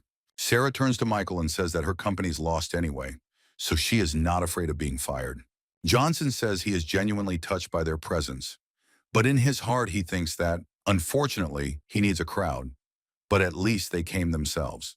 Immediately after the girls, the owner of the Imperial Club in New York arrives. All the spectators are shocked by his appearance, but no one can order him around except the first and second person in the whole city. Michael grins cheekily. Clark simply does not believe that this is possible. How miraculously Johnson achieved this. The high-ranking official wishes all the best to Johnson and the company, who only honors him with a nod. The girls are shocked by the appearance of such important gentlemen and their attitude towards them. Two more cars belonging to some important people arrive at the ceremony site. The first and second officials in New York appear on the carpet and greet Johnson, leaving the entire crowd even more perplexed. Everyone notices that a military vehicle from the Southwestern District is approaching. What are they doing here anyway? Paul Django steps out of the car, surprising the crowd immensely, because even the military came to the opening. With such a force, the four families are simply nothing. Another car arrives. Everyone is interested in who it is this time. Megan Walsh herself appears from it, immediately ordering her henchmen to find out who decided to go against her. The servant, in a panic and cold sweat, reports that the owner of the Imperial Club, the first and second officials of New York, and military general Paul Django are here. She puts her hands on her hips and realizes that she has underestimated her opponent, even though he may not have such connections. Megan orders the gift to be taken with her and heads down the red carpet straight to Johnson. Reporters are shocked by the appearance of another member of the Walsh family. Are they scared? Michael doesn't react to the woman's appearance. She says she wanted to send flowers, but they were all sold out. So her servant presents a large golden statue of the little spendthrift. Everyone understands that this is a dirty trick, because it is taboo to give a small spendthrift a gift for the opening of a company. The mother is very outraged by her daughter's behavior, because she herself decided to go against the family's will. She also makes a sarcastic comment to Jessica that she is fired, to which she replies that she does not need a job in a family that is on the verge of bankruptcy and declares that she is leaving herself. Immortal Megan orders her bully to teach the impudent brat some manners. Michael catches the fist and says that if he touches her, not only the carpet will turn red, but he will too. Stephen Nix himself, a representative of the most influential of the four families in New York, appears on the path and is interested in the fact that the Walsh family can only boast of its status until now. Sarah whispers and asks how Michael knows such an influential person, and Johnson replies that he didn't know his name, and last time he almost got into a fight with him. Stefan congratulates the company on its opening on behalf of his entire family, and Michael thanks him warmly. The military man notices the golden figurine in confusion and asks if he really sees a little spendthrift, causing Megan's servant to become very nervous. Stefan swings his hand with all his might and smashes the taboo figurine into a pile of pieces. Megan furiously asks how he dared to destroy the Walsh family's gift, whether he is acting on the family's behalf or on his own. The head of the Nix family appears and asks when his son stopped representing his own family. He asks with a smile on his face if he understood correctly that only he himself represents his family. Megan is shocked by the appearance of the head of the Nix family. The man stands next to Michael and says that this is his dear friend. If the Walsh family puts him in an awkward position, then he can count on the Nix family. But this is unlikely because Mrs. Walsh's husband does not want to be their enemy. Many conflicting thoughts run through Megan's head, but she understands that she cannot take unnecessary risks and therefore decides to leave with her servant. Michael warmly greets Peter Nix, who says that Mr. Johnson pulled him back from the brink of death, and this is just a small thanks. Vox, upon seeing the Nixes, understands that her family no longer has the right to cross Michael. She gives up and leaves with a pitiful face. Clark's former friend tries to catch up with her, not understanding what to do now. The girl kicks the businessman away and tells him to go away, he cries. Sprawled on the asphalt, he thinks that this is the end. He gets up, goes to a disgruntled Clark, and shouts for his old friend to forgive him because he said too much. His friend begs him to forgive him, saying he's fallen under the influence of the Vox family. Clark angrily kicks the worthless man away, saying that as soon as he lost face, he immediately remembered that he was his brother. How did he even have the decency to do that? Let him get lost. Michael, standing with Peter, Sarah, and Jessica, laughs heartily at the situation. The loser runs away, and Michael sincerely praises Clark for such an act. Johnson raises his hands and proclaims the beginning of their celebration. Fireworks are launched into the sky. The onlookers are still reeling from the historic event that just took place, but they understand that for them the show is over here. But then the national security forces show up and ask the paparazzi to stay behind to allow them to check their devices on orders from their superiors. New York International Airport, people say it looks like a movie is being filmed here. Their outfits are so conspicuous. The old man of the Burke family and his retinue are waiting discontentedly for someone to meet him. The mustachioed man comes out and says that he has prepared a dinner party in their honor and hopes to be honored with attention. The man is genuinely worried that some kind of terrifying energy is emanating from Burke after the Ural Mountains. He was once the head of the Burke family, which was the #1 family in New York before he left.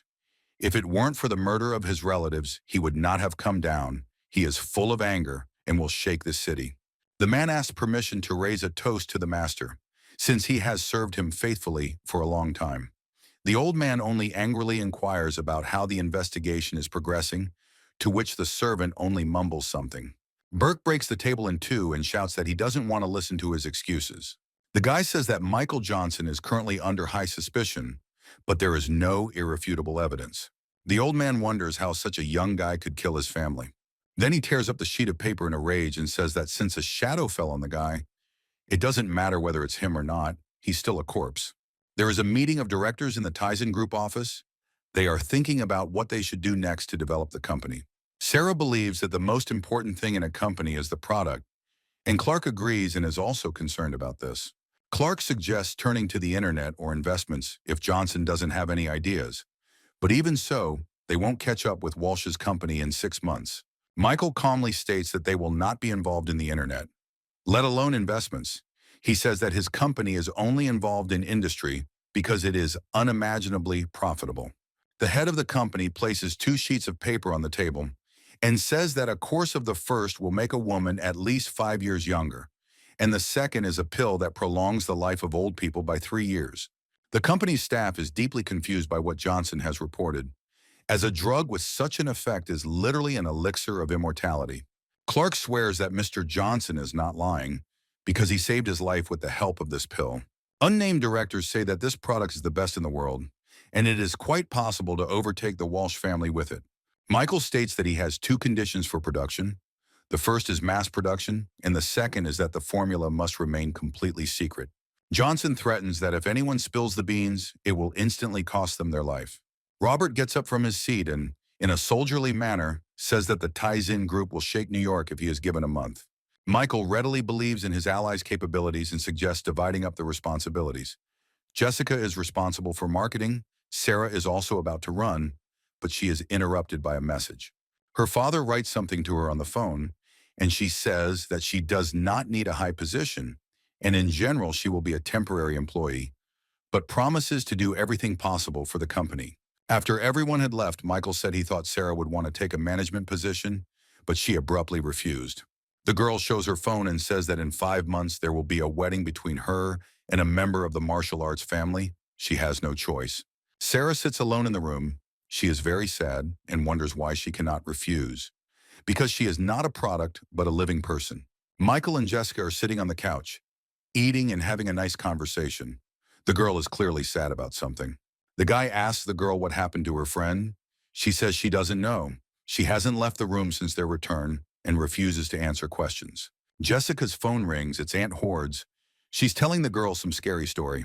The girl hangs up and turns to the guy with a very scared face, telling him that this is serious and asks him if he knows Link Moresby.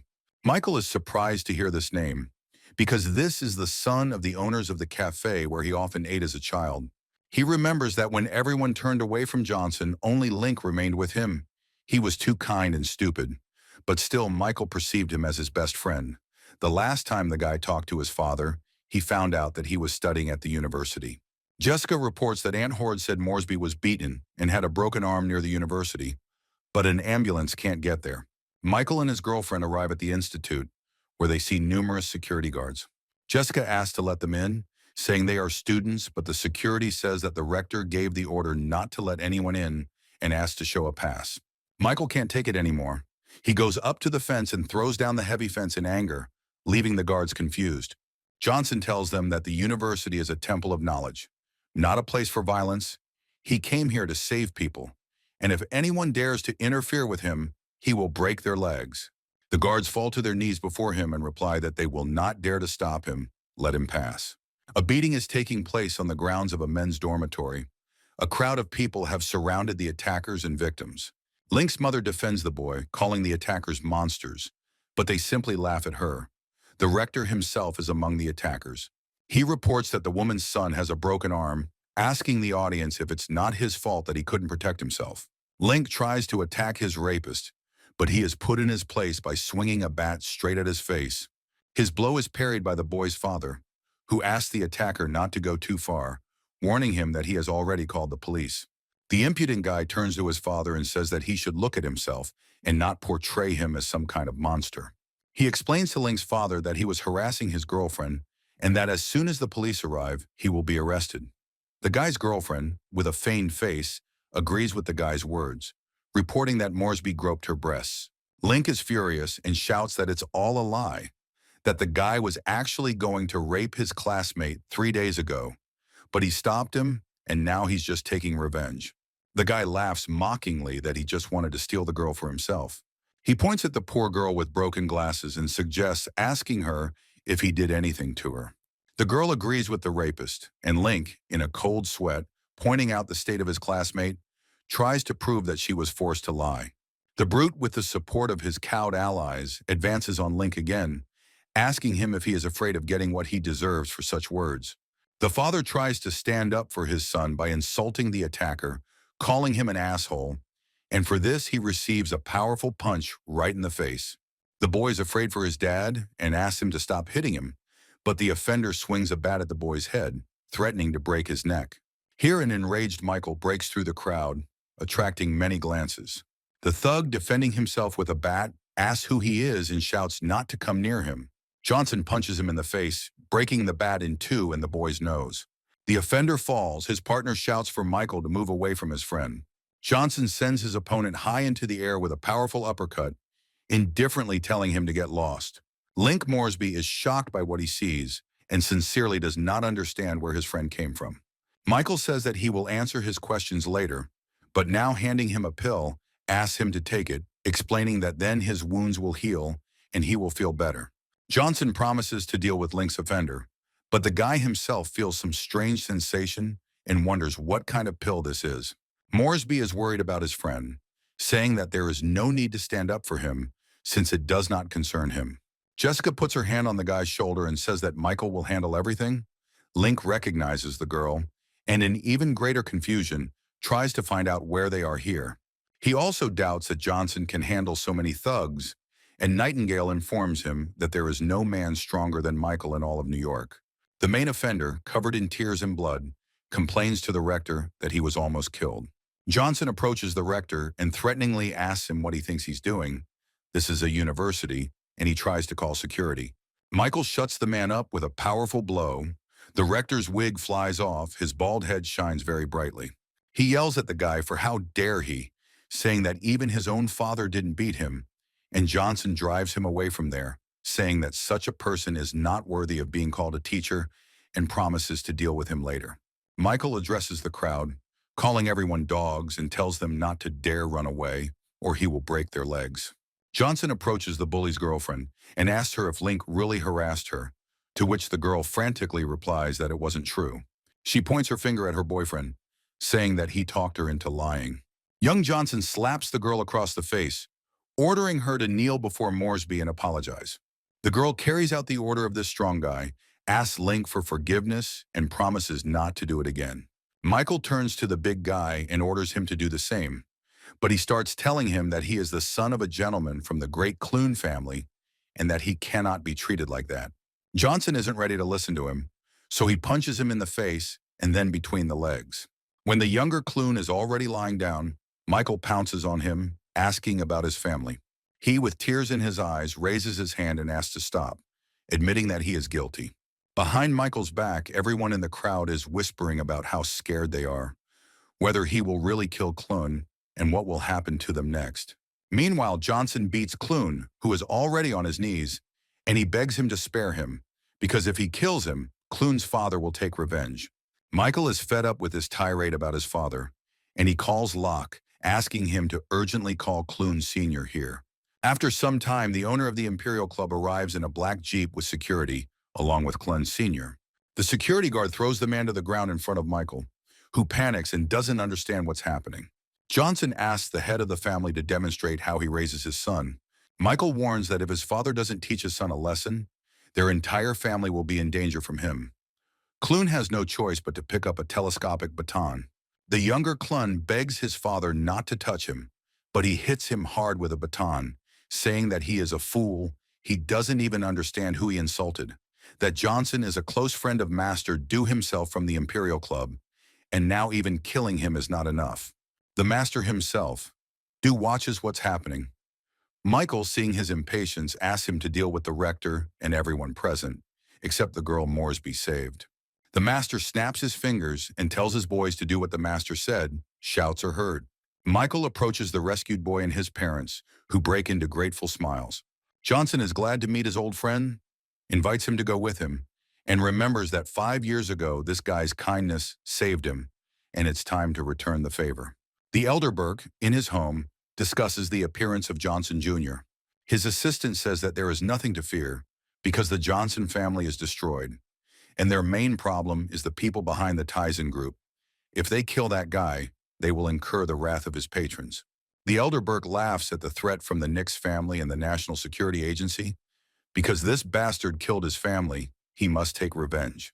The assistant, listening to his boss talk about how he will cut off the heads of Michael's loved ones right in front of his eyes, making the guy feel despair, says that they cannot take such a risk. The servant suggests a duel, the price of which will be life, then no one will dare to interfere. Burke agrees, saying that he will easily kill the guy if he accepts the challenge. The assistant asks with a smirk if Michael will be able to refuse the challenge if he is blackmailed by a woman. Then Spencer Sr. suddenly appears and offers Burke cooperation. Burke Sr. is surprised by the appearance of this old man because he did not hear him enter, which means he has incredible strength. The owner of the house asks the Master what brought him here, and he laughs.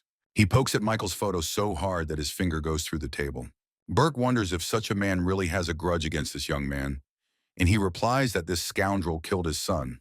The head of the family happily invites Spencer to sit in the chair, announcing that their families are now allies. Spencer immediately offers his plan for revenge on Johnson. He found out that there are 2 girls important to him, and he can contact one of them. This method is more effective and painful for the guy. The Master also adds that he is ready to send 3 of his best men. Burke agrees with the plan and is also ready to provide 4 of his students. They want to see how the guy can handle it. In the morning, Michael and Jessica are sitting at breakfast. The guy asks how Sarah is doing. The girl replies that yesterday her friend returned with swollen eyes. Apparently, she cried a lot. Sarah doesn't answer questions, went to bed early and still hasn't woken up. Jessica wants to go bring her breakfast. Johnson says that this is unnecessary. If she wants, she will tell everything herself. He gets up from the table and warns the girl that he is leaving to meet with Link.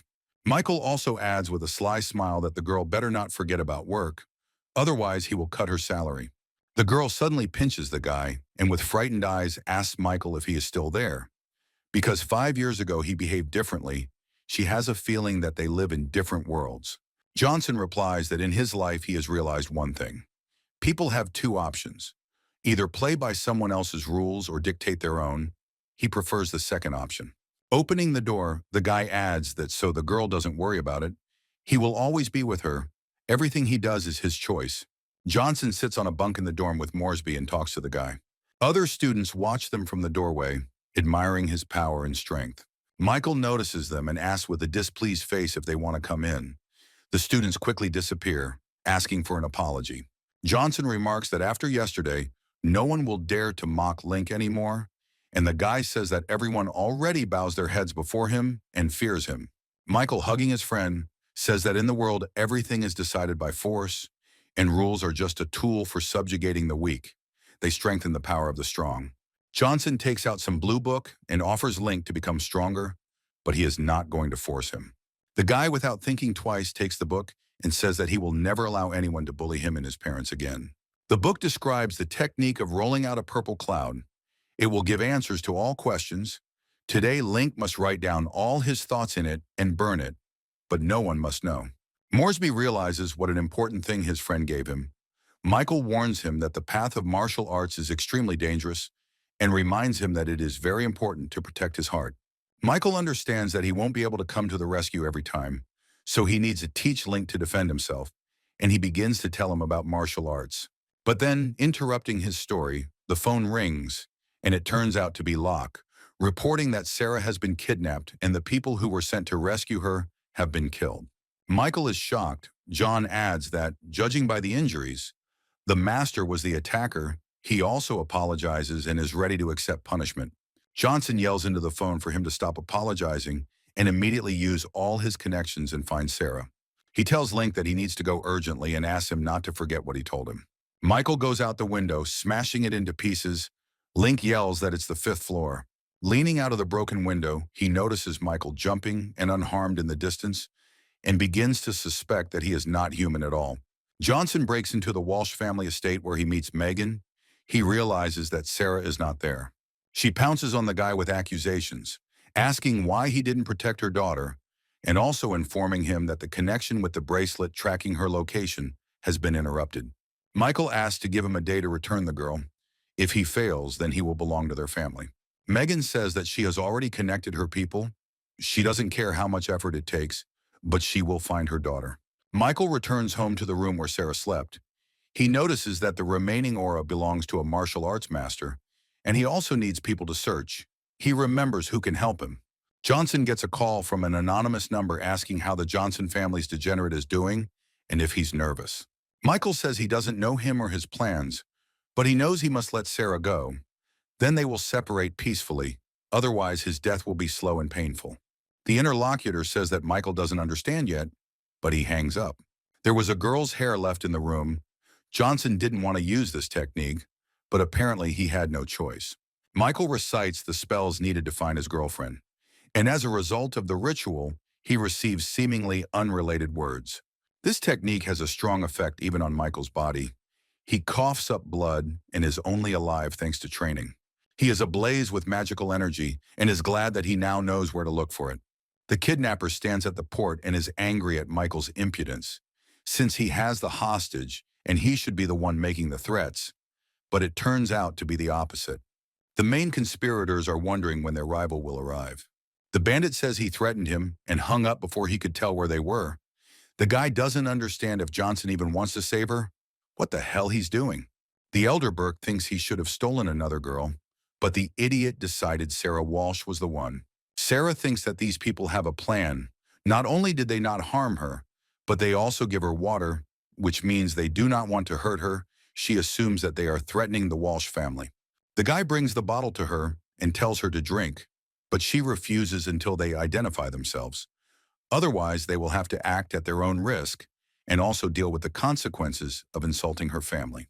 He throws down the bottle and says that he doesn't really need her to drink.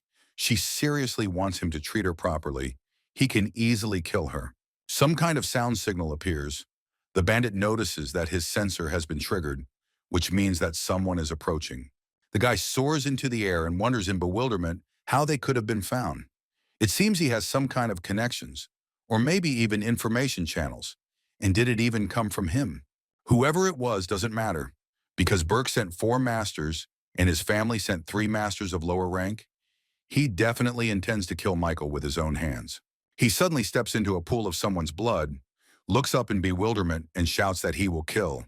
Michael stands surrounded by the conspirators, all dead or badly injured, his eye glowing red as he looks at the last one remaining. Michael exclaims importantly that he noticed another one. The last bandit thinks nervously that it is impossible and unbelievable that he took out 4 of Burke's students so easily. Not understanding what happened, he panics and decides to run away before Johnson decides to kill him too. Michael turns out to be faster. He has already come close to the bandit, and with flames in his eyes tells him that he is a corpse. The protagonist grabs the kidnapper by the head and slams his head into the floor with all his magical power. The bandit moans through the pain that he cannot die. Otherwise, the consequences will be terrible.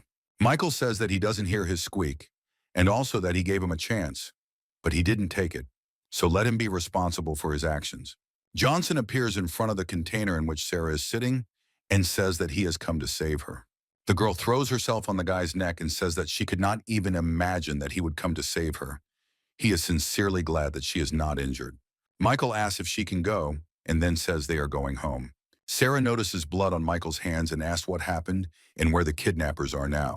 The hero sadly reports that they are all dead. He simply had no choice. The girl screams and understands that Johnson alone defeated very strong masters.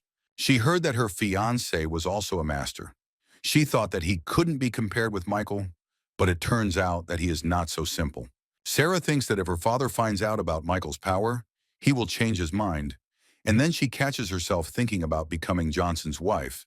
But this is not such a bad option. Michael picks her up on his shoulders.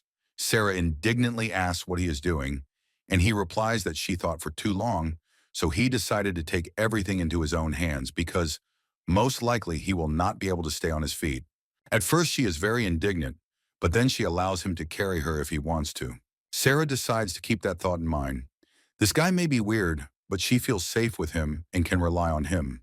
The main conspirators look through the magic picture at the death of all the warriors. They see how the guy mocks, looking straight at them. Their will is unwavering, so they will destroy him at any cost, no matter how strong a master he may be. They talk about challenging him to a fight, and they are both happy with that outcome. They believe that they should play it safe. If he agrees, they will ask Master Ray to take on the role of judge. Burke wonders if this is really the same master who is in the top 400 in China. At Jessica's house, an angry Megan asks if her daughter is really okay. She wonders who dared to kidnap her, but Sarah gently informs her that everything is fine and that it was actually a mistake. The mother is furious. She doesn't understand, since when kidnapping is considered a misunderstanding, she wants to take her home. The girl says that she is protected here. Megan says that her father brought 3 guys from the province for protection. They are much more reliable than anyone. Michael says that if Miss Walsh doesn't stop, he'll have to intervene. She understands that it's better not to cross this guy. Megan says that she is not forcing Sarah, but her grandmother came from abroad to attend her birthday. Let her come for the celebration, and then she can come back here. Sarah doesn't believe that her grandmother has returned from abroad and really wants to see her.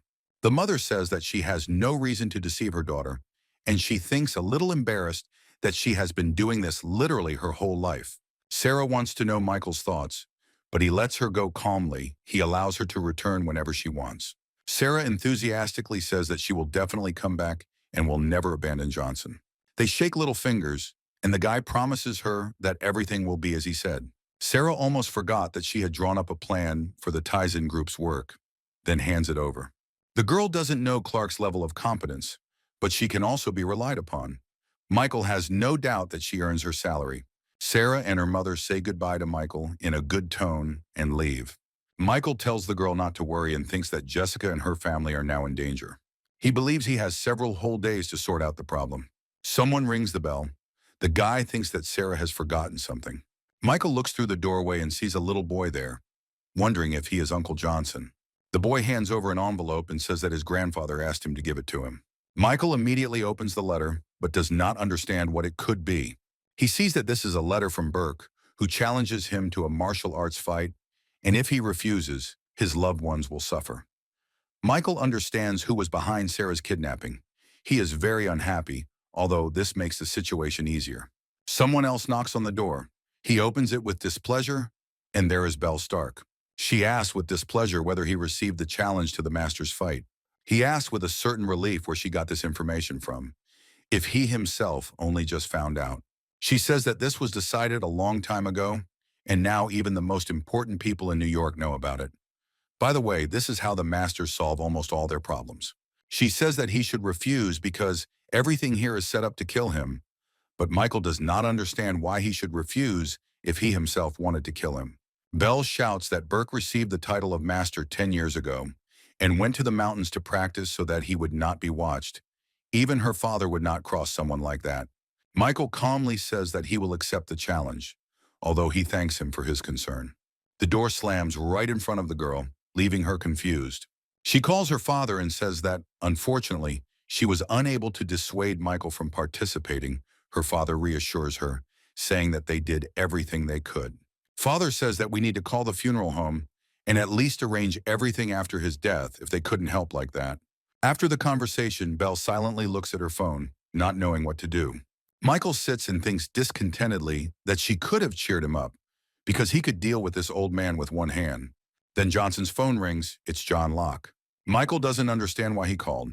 He says that Burke is one of the 600 best warriors and asks if he should be sent to kill him. Johnson says he can handle it himself. He's more concerned about what to do with the bodies in the port. Locke says everything has already been done. John starts talking about Burke having some kind of unique technique, but Michael hangs up. Michael is outraged that they are trying to help him even after he refused. His phone rings again. The guy no longer understands who else it could be. It's the head of the Nix family calling. Johnson can't stand it anymore. After a few more calls, the main character is already furious with the various kinds of support from his acquaintances. Why no one believes in him? Robert calls. The guy already thinks that he is also trying to dissuade him. Clark doesn't understand what he's talking about, and Johnson remembers that he has no idea about the world of martial arts. Robert says that the product they are producing is quite unusual, and therefore the Control Bureau does not want to accept it. He had to say this. Michael says that he will come up with something. He is thinking about contacting the Nixes. The phone rings again, and Johnson thinks that someone else is trying to dissuade him or intimidate him. Brother Jenkins invites Michael to a meeting with the boss. He readily agrees it's high time to meet his boss. Military base. Lots of soldiers, lots of equipment, anti-tank structures. Michael, accompanied by Leslie Clinton, walks through the base. Leslie gives Johnson a pass. He says that the boss is busy for now and asks him to wait a little. They stand in front of the door. Clinton reports that Michael is already here. The huge double doors open and Michael enters and goes to the long-awaited meeting. A man looking out the window reveals all about Johnson's relatives and murders of famous people, which are carefully hidden. He turns around and says that just his description frightens many. What happened to him that made him become so strong? He also wonders where he got the courage to take on Burke's challenge. The man asks if the guest wants tea and pulls the mug towards him using his powers. Michael catches the cup and says it's just empty talk. The man reflects on the fact that the cup was filled with pure energy. A person would not be able to catch it, and a less powerful master would be torn apart. His name is Mark Seed, and he heard that Johnson wants to cooperate. If he wants to join the special forces, the man is ready to help him. Michael says that this is not what he needs. His company produces one drug. He would really like help to get it on the market. Mark says it's easy to arrange, but he's interested in what he gets in return. Michael throws his magic pill sharply and forcefully straight at the soldier. He says he can provide about 200 of these and is not going to negotiate. Sid realizes that this pill has incredible healing properties and many patterns. He must take advantage of it. The soldier says that there are 500 of these magic gadgets, and he will agree. The guy's about to leave. Mark stops him and says that he agrees to 200. Michael says he's changed his mind and offers only 100, then gives him 5 seconds to think about it. The soldier understands that the young man does not take him seriously and agrees to 200. He asks that Leslie Clinton come to him tomorrow to pick up the shipment. The guy leaves, slamming the door. The man thought that Michael would go out of his way, but it turned out to be completely the opposite. It's incomprehensible. Leslie comes in and asks if they should do anything about the duel. The commander says he will talk to his superiors about it. He says that if they want to kill the boy, then the documents will at least protect him. Michael is preparing materials to create 200 improved magic pills. Johnson gets a call from Jessica, who asks why he's not home at this time and where Sarah is. Michael says he is in his new villa, and Sarah returned home voluntarily. Jessica says that the prices for the villas here are higher than the value of the companies, and Michael gives the address and says that the gates will be open, leaving the girl in shock. The phone call ends, the girl pouts and says she'll check right away. 10 minutes later, she is already standing at the gate of the villa and is about to enter the gate. She comes in, apologizes for disturbing him, and says she's Michael Johnson's girlfriend. The guy levitates in the air and directs his power into the tripod, which blazes with magical flame. Jessica is nervous and doesn't understand what is happening. She doesn't believe that she really sees it. A multitude of pills fly out of the alchemical furnace. Michael, with his tongue hanging out, catches them in a bag. Jessica, shocked by what she saw, wonders if this is really his house. He says that this is now her home too, grabs her hand and leads her to show her the surroundings. Jessica is amazed by the luxury of the furniture, saying that this can only be seen in a dream. Michael brings her into the bedroom. She happily plops down on the bed and is surprised by its properties. She doesn't want to get up from it. He says that he is giving her the bed as a gift, since she liked it so much she can move in tomorrow. Jessica, confused, asks if this is a joke and why she needs to give so much. Johnson says enthusiastically that he owes her much more than that. Jessica thinks it's because of what she did 5 years ago. Anyone would have done the same. It's not worth it. She pounces on Michael and says that she is very angry because he got a real palace. This time, even he is in shock. She would really like to live with him. There are so many rooms here. She won't have to share a bed with Sarah. Mike leaves and Jessica thinks that if he treats her this way, only out of gratitude, then nothing will come of it. The girl brings breakfast for Johnson and asks if he has prepared a gift for Sarah for tomorrow's birthday. Michael thinks about how quickly time has flown by, says that he will come now and leaves. Johnson meets with Leslie to deliver the precious pills. Michael hands over the pills, but the soldier mistakes them for breakfast, and he is surprised to say that these are the promised pills. Leslie is shocked that such valuable things are kept in a bag. He takes them and hugs them. The commando orders the car's security to be strengthened, but the soldier says it's already safe, and Leslie explains that he doesn't understand the importance of the pills. Michael calmly says that there is no need to worry so much. If something happens to them, they can still contact him. Leslie is glad to hear this. He says that his commander will protect Johnson no matter what traps are prepared for him at the Battle of the Masters. The tea house with Master Ree in it, and Burke and Spencer sitting in front of him. Burke is very nervous from the realization of Ree's superior strength. Because he is among the top 400 warriors, he will not reach such a level. He has been the head of the province for the last 10 years, and he is also the vice president of the Martial Arts Association. Many dream of becoming a part of it. The master asks why they don't have some tea since he was invited here. They deeply respect Rio and give him a gift in the form of an item, a link to the world of martial arts, which should help him. The master is pleased with such a generous gift, the millennial spirit, but considers it expensive, but the interlocutors insist. Ray says that Burke can apply to the Martial Arts Association for 2 more years, and he thanks him. Spencer asks the master what he thinks about tomorrow's fight with the Johnson boy. Ray replies that he is just a boy and asks what there is to be afraid of him. Burke replies that although the boy is not very strong, he bought a forbidden pill at an auction and can take it before the fight.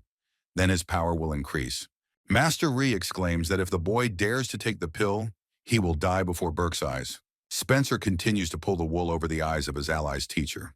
Ree says not to add fuel to the fire. He understands that these two want to take revenge on him for the death of his sons.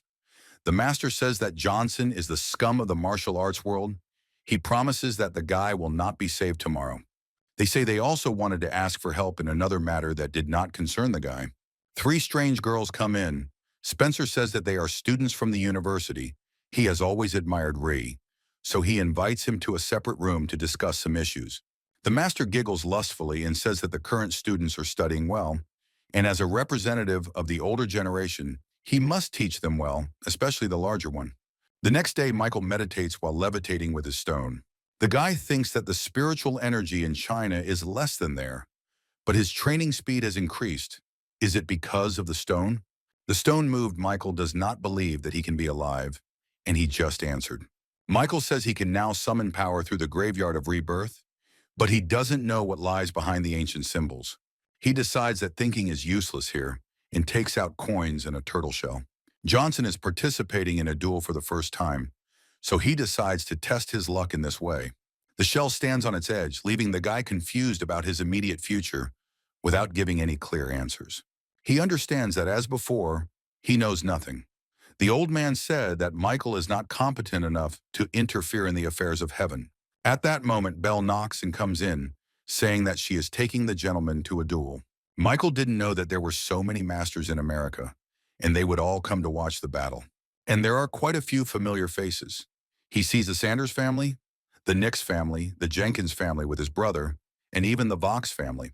Somewhere in the crowd, Master Doe and Locke, who is posing as Doo's younger brother, are lost. John thinks that he will protect his lord if his life is in danger, no matter what. Gawker notices that the three great judges are already at their place of work.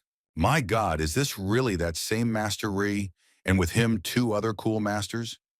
Ray, as a member of the ministry, must strive for justice and maintain order.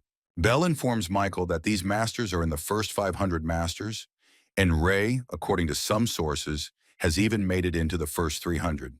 For the first time, Michael is overcome by doubts about his own strength. He fears that Master Ray has reached a realm higher than him. It seems he underestimated the ancient warrior. Stark explains that to hold the position of judge, one needs not only strength, but also charisma and power, and also suggests keeping in mind that he is the vice president of the association. Few would dare to insult him. Bell warns him that the guy now has the opportunity to please the master. Michael is outraged. They pay attention to the second judge. Master Mir, his family is very strong. If Michael has a good relationship with him, then Burke will not be able to touch him. Master Ray comes onto the stage and asks Johnson and Burke to come up to him. The old man, baring his teeth, warns Michael that he is a corpse, and the hero sighs with indifference. The public is shocked that the insignificant Johnson family is on the same battlefield with the master. How can he even compare to him? Master Me orders everyone to shut their mouths. He turns to the stands and angrily warns that anyone who will persecute heresy and disrupt the duel process will regret it. Then he turns towards his rivals and thinks with regret that he feels sorry for such a young master who will have to end up here.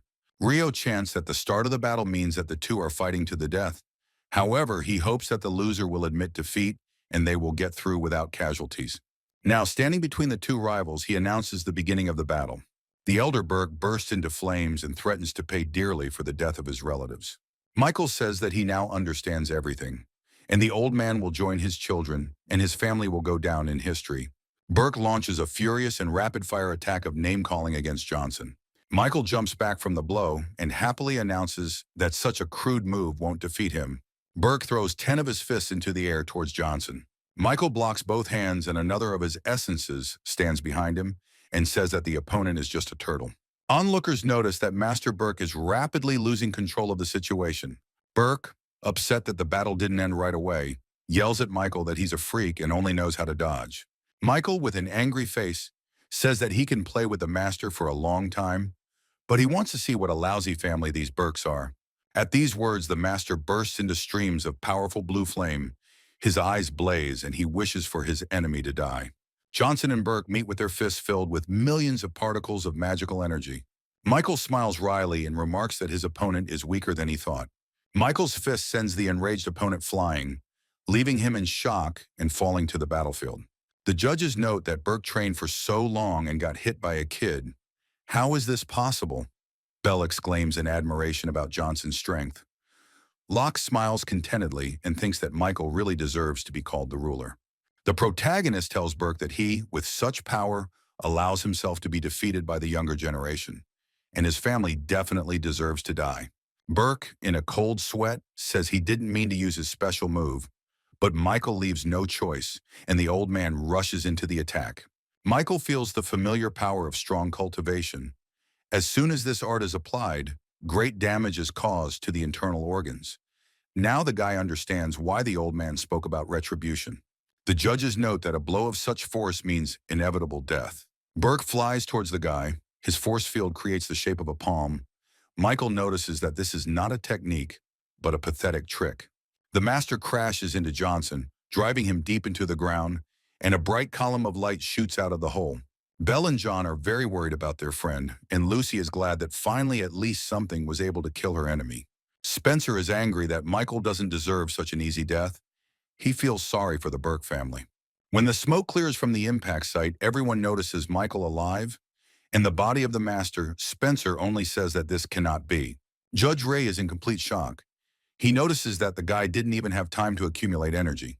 He understands that Michael simply put his fist under Burke's swift attack, but he doesn't know how he was able to break through such power and fight back. Judge Ree himself flies up to the guy in a deadly attack and tells him that the fight is over, but if the guy wants to die, he first needs to defeat him. Michael doesn't understand why the judge, who was pushing for justice, didn't stop Burke's deadly attack. The guy says that the old man is not the only one who will die today. A dog named Ree will go after him. Spencer sneaks up behind Johnson while he is distracted by Master Rowe. He makes a dishonest attack from behind on an unsuspecting guy. Locke screams for the Overlord to turn around.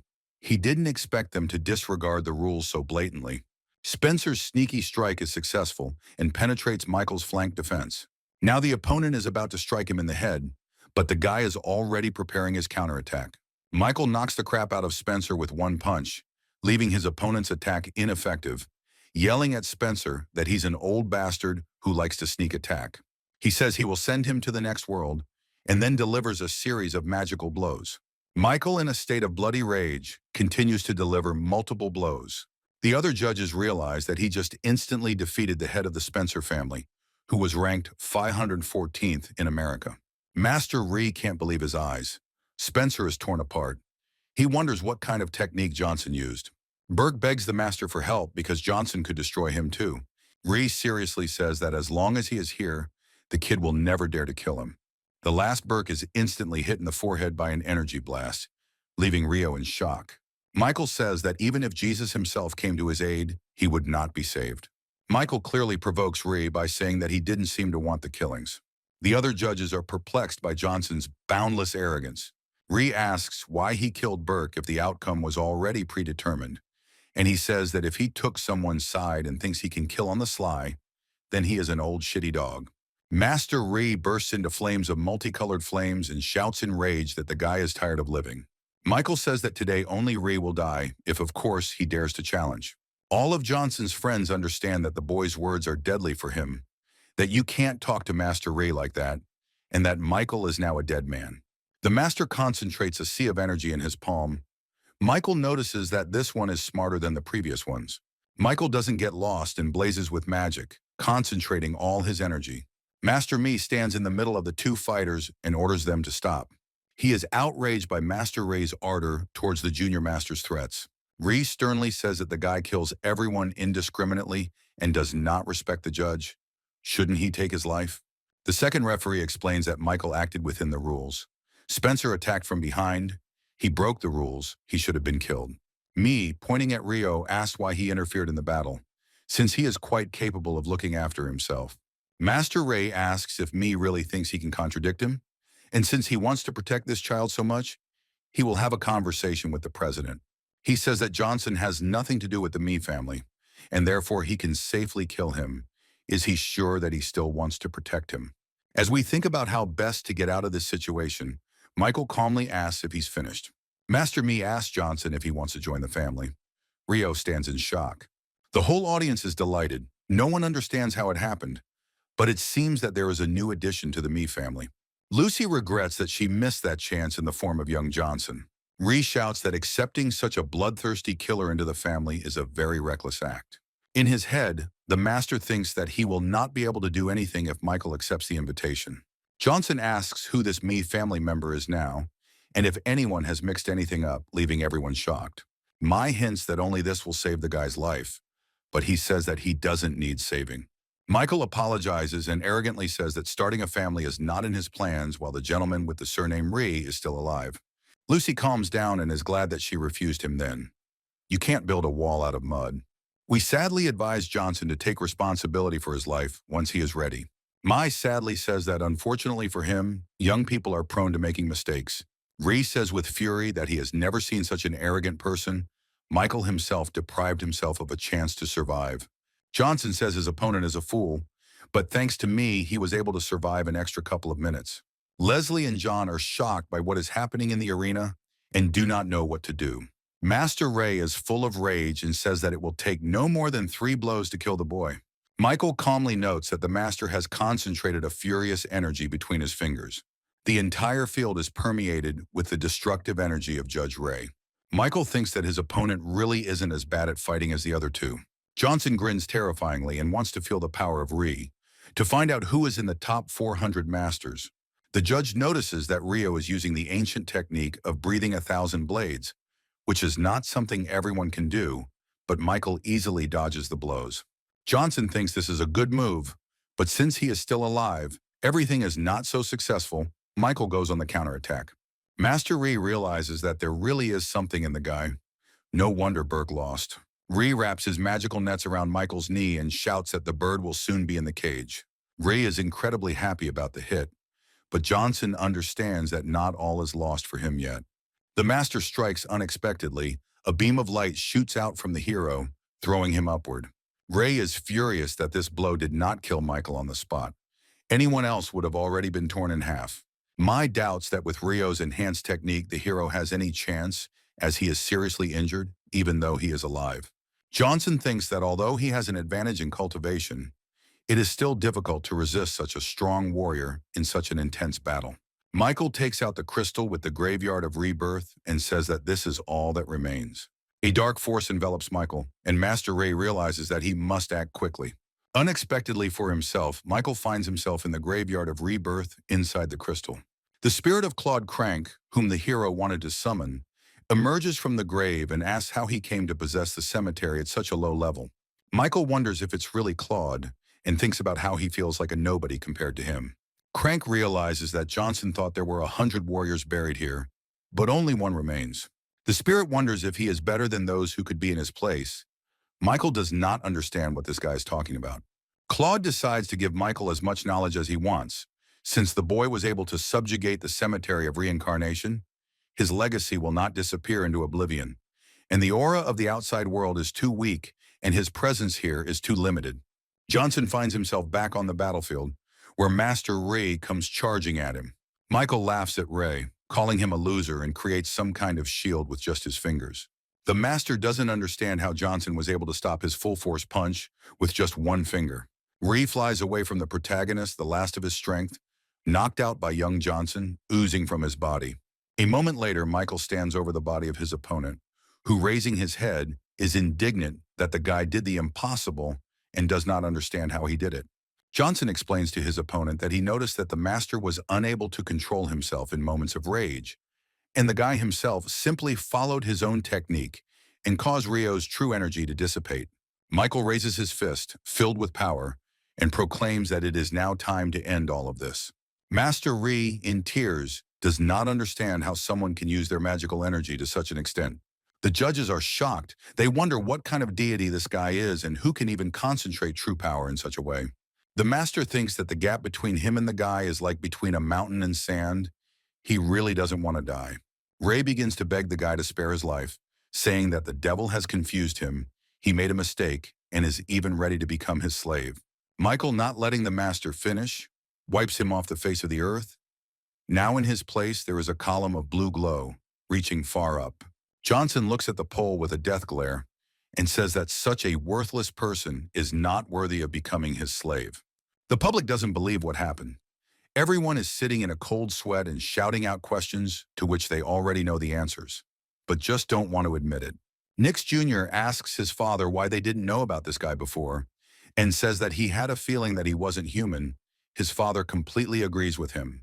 Locke doesn't know how the master managed to reach such a level. He believes that Johnson should be included in the history of American martial arts. John decides that he must keep up with the master, be his equal. The third judge asks the second one if Michael is really an ancient warrior, as he feels that something is wrong, and Me tells him that it seems that Johnson really is not so simple. Apparently, he is a cultivator. The master reports that he has heard of such things, but does not understand how this could be, and he wonders if cultivators who destroy heaven and earth even exist. My notes that Johnson has made too much noise, and if this becomes known, he will become an enemy for the entire martial arts world. He says that the big players will not tolerate force that does not obey the laws. According to this, a strong man from the association should watch the battle from the shadows. If he leaves the battlefield, the news will spread, and the whole state will turn against Johnson. This man in the crowd says that Michael will die for the murder of the vice president of the Martial Arts Association. The protagonist notices this man and asks his power, Claude, if this is Master Ri's accomplice. The guy realizes that he has been noticed and wants to run away, but Michael is already directing a powerful stream of his magical energy at him. He falls down dead, and people around him ask what happened and why the man vomited blood. Johnson stands on the battlefield with the spirit of Claude, who enthusiastically states that he was able to kill a man from thousands of miles away. There is nothing wrong with killing. Michael is worried that his friend is causing a lot of trouble, and now they have become a target for some people, to which Crank asks for permission to change the memories of these people. Johnson is shocked that this is possible. Claude informs him that he needs to use true power to delve into the brains of everyone present. The spirit says that there will still be someone who will follow them and tell everyone everything, but the memory still needs to be changed, and the guy himself now needs to improve himself in order to quickly see the power of the second tombstone. Johnson allows Crank to do whatever he wants with everyone, but not to touch Locke, and his spirit warns that there is one person who worries him, and after all, he wants to talk to him. Claude, using Michael's body, sends a beam of light into the heads of everyone present. John does not understand what is happening around him. Besides Locke, the beam also misses Master Me's head, and he, looking around, also doesn't understand what's happening. The spirit of Crank stands before the master and tells him that he has a choice, loyalty or Claude. Me can either forget everything that happened here or continue to remain a non-entity. My notices Johnson standing behind him, but understands that it is not he who is talking to him, but something higher. Weighing the pros and cons, the master decides to become a servant of the spirit and kneels before Michael.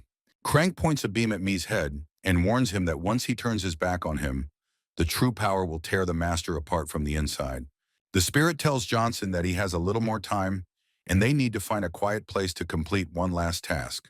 Michael leaves in spirit, calling after him Master Me, who is still kneeling. At Johnson's estate, the boy himself and Claude's spirit sit in a secret room where no one can disturb them. Crank notices that Michael has many doubts in his soul, but the spirit does not have much time to resolve them. Johnson, with a serious face, asks Claude why he is trapped in stone and why he is helping him. The spirit says that, firstly, they are not imprisoned in stone, but in the cemetery of rebirth, it just so happened that the cemetery is in stone. Secondly, the cemetery chose Michael, and now he is the master of rebirth who rules over the world. Claude says that the only thing they can do for the guy is to help him overcome all obstacles and become immortal. Michael asks another question. He wants to know how to summon the remaining 99 tombstones.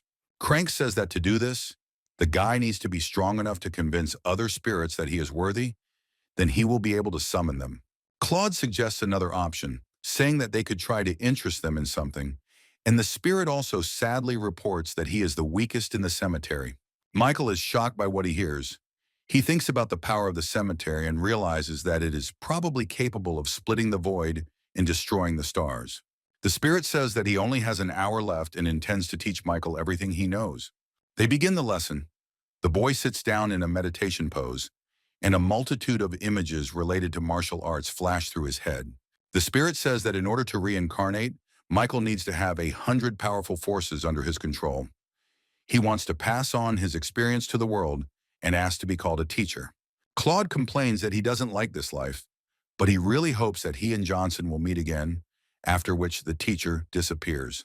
The protagonist's head is filled with various thoughts that he cannot sort out. He understands that he has reached the 9th level of the realm of enlightenment, notices that the power is not released, but only strengthens. The guy is happy that he was able to improve so much.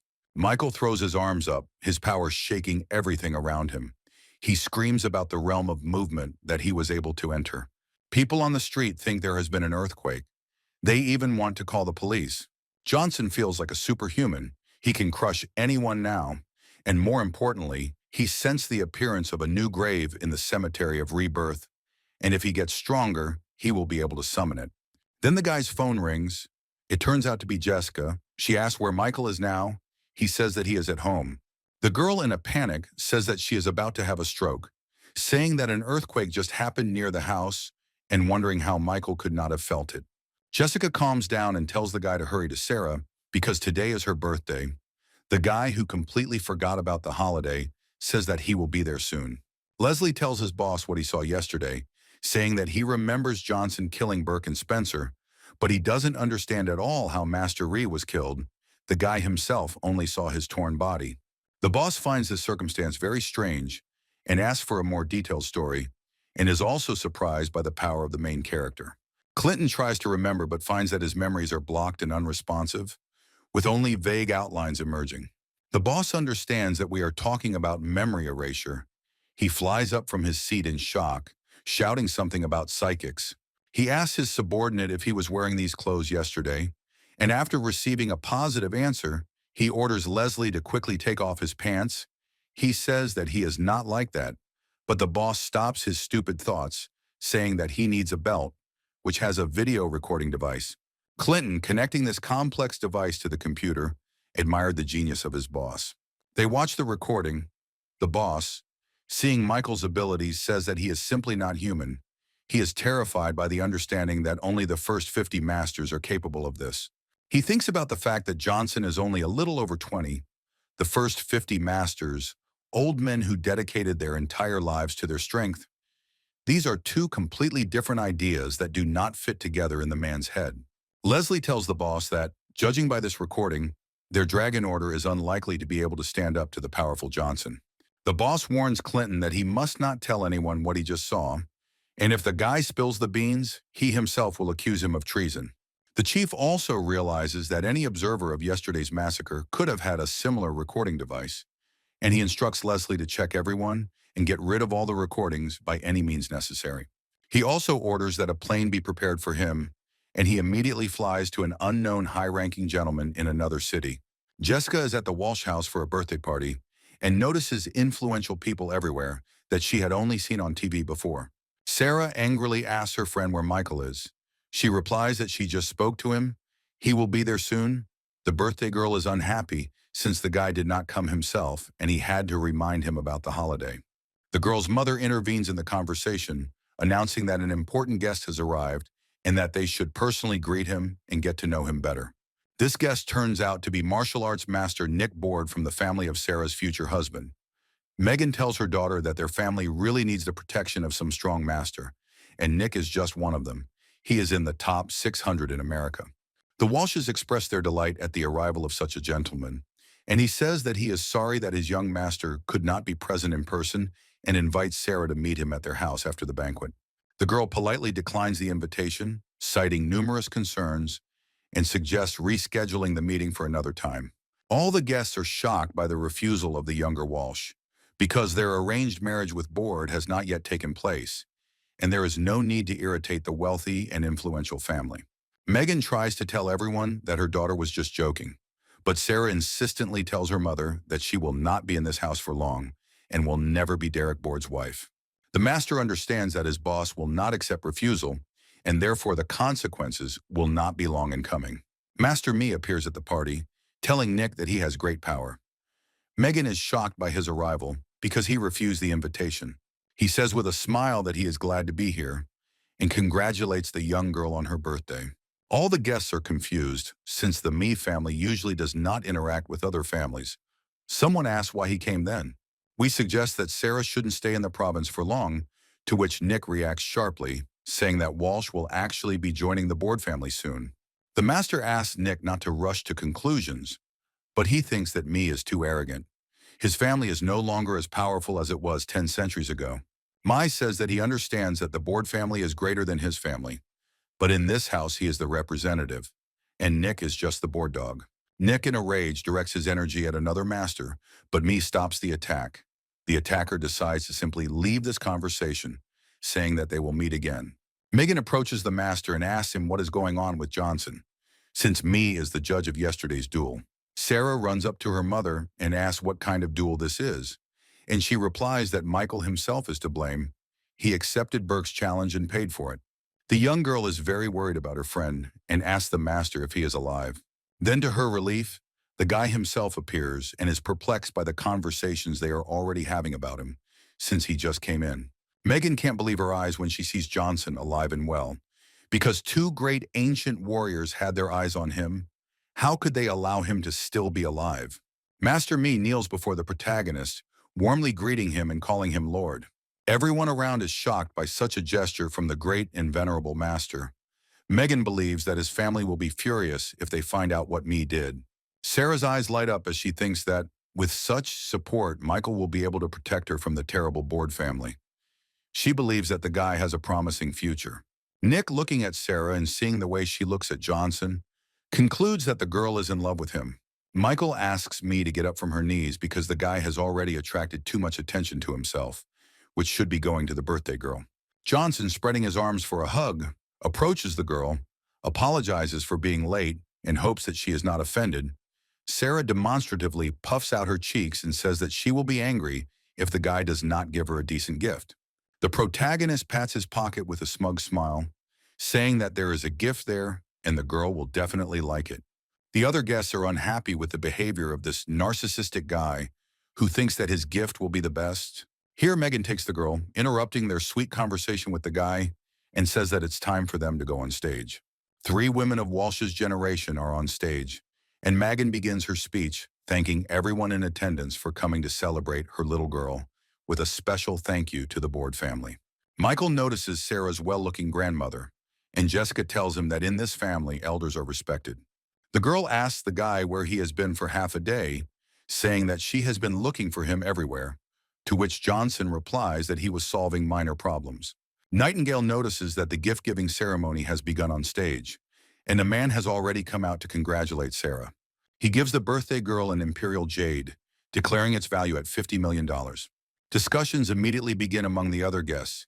Everyone criticizes such a gift, because the Walsh family is already rich, and they do not need such an ugly statuette. Jessica draws attention to her gift, which she immediately feels ashamed of. Michael supports the girl, saying that Sarah values attention, not money. The girl decides to go give the next one, because the longer she hesitates, the less she wants to give this box. She wants to get rid of it as quickly as possible. Sarah greets her, laughingly says that she will not forgive her best friend for a bad gift, and she says that it is inexpensive, but from the heart. The gift turns out to be a miniature replica of their house, where their figures can be seen in the window. Jessica says that she made it with her own hands. Sarah is delighted with the gift and looks through the small window to get a closer look.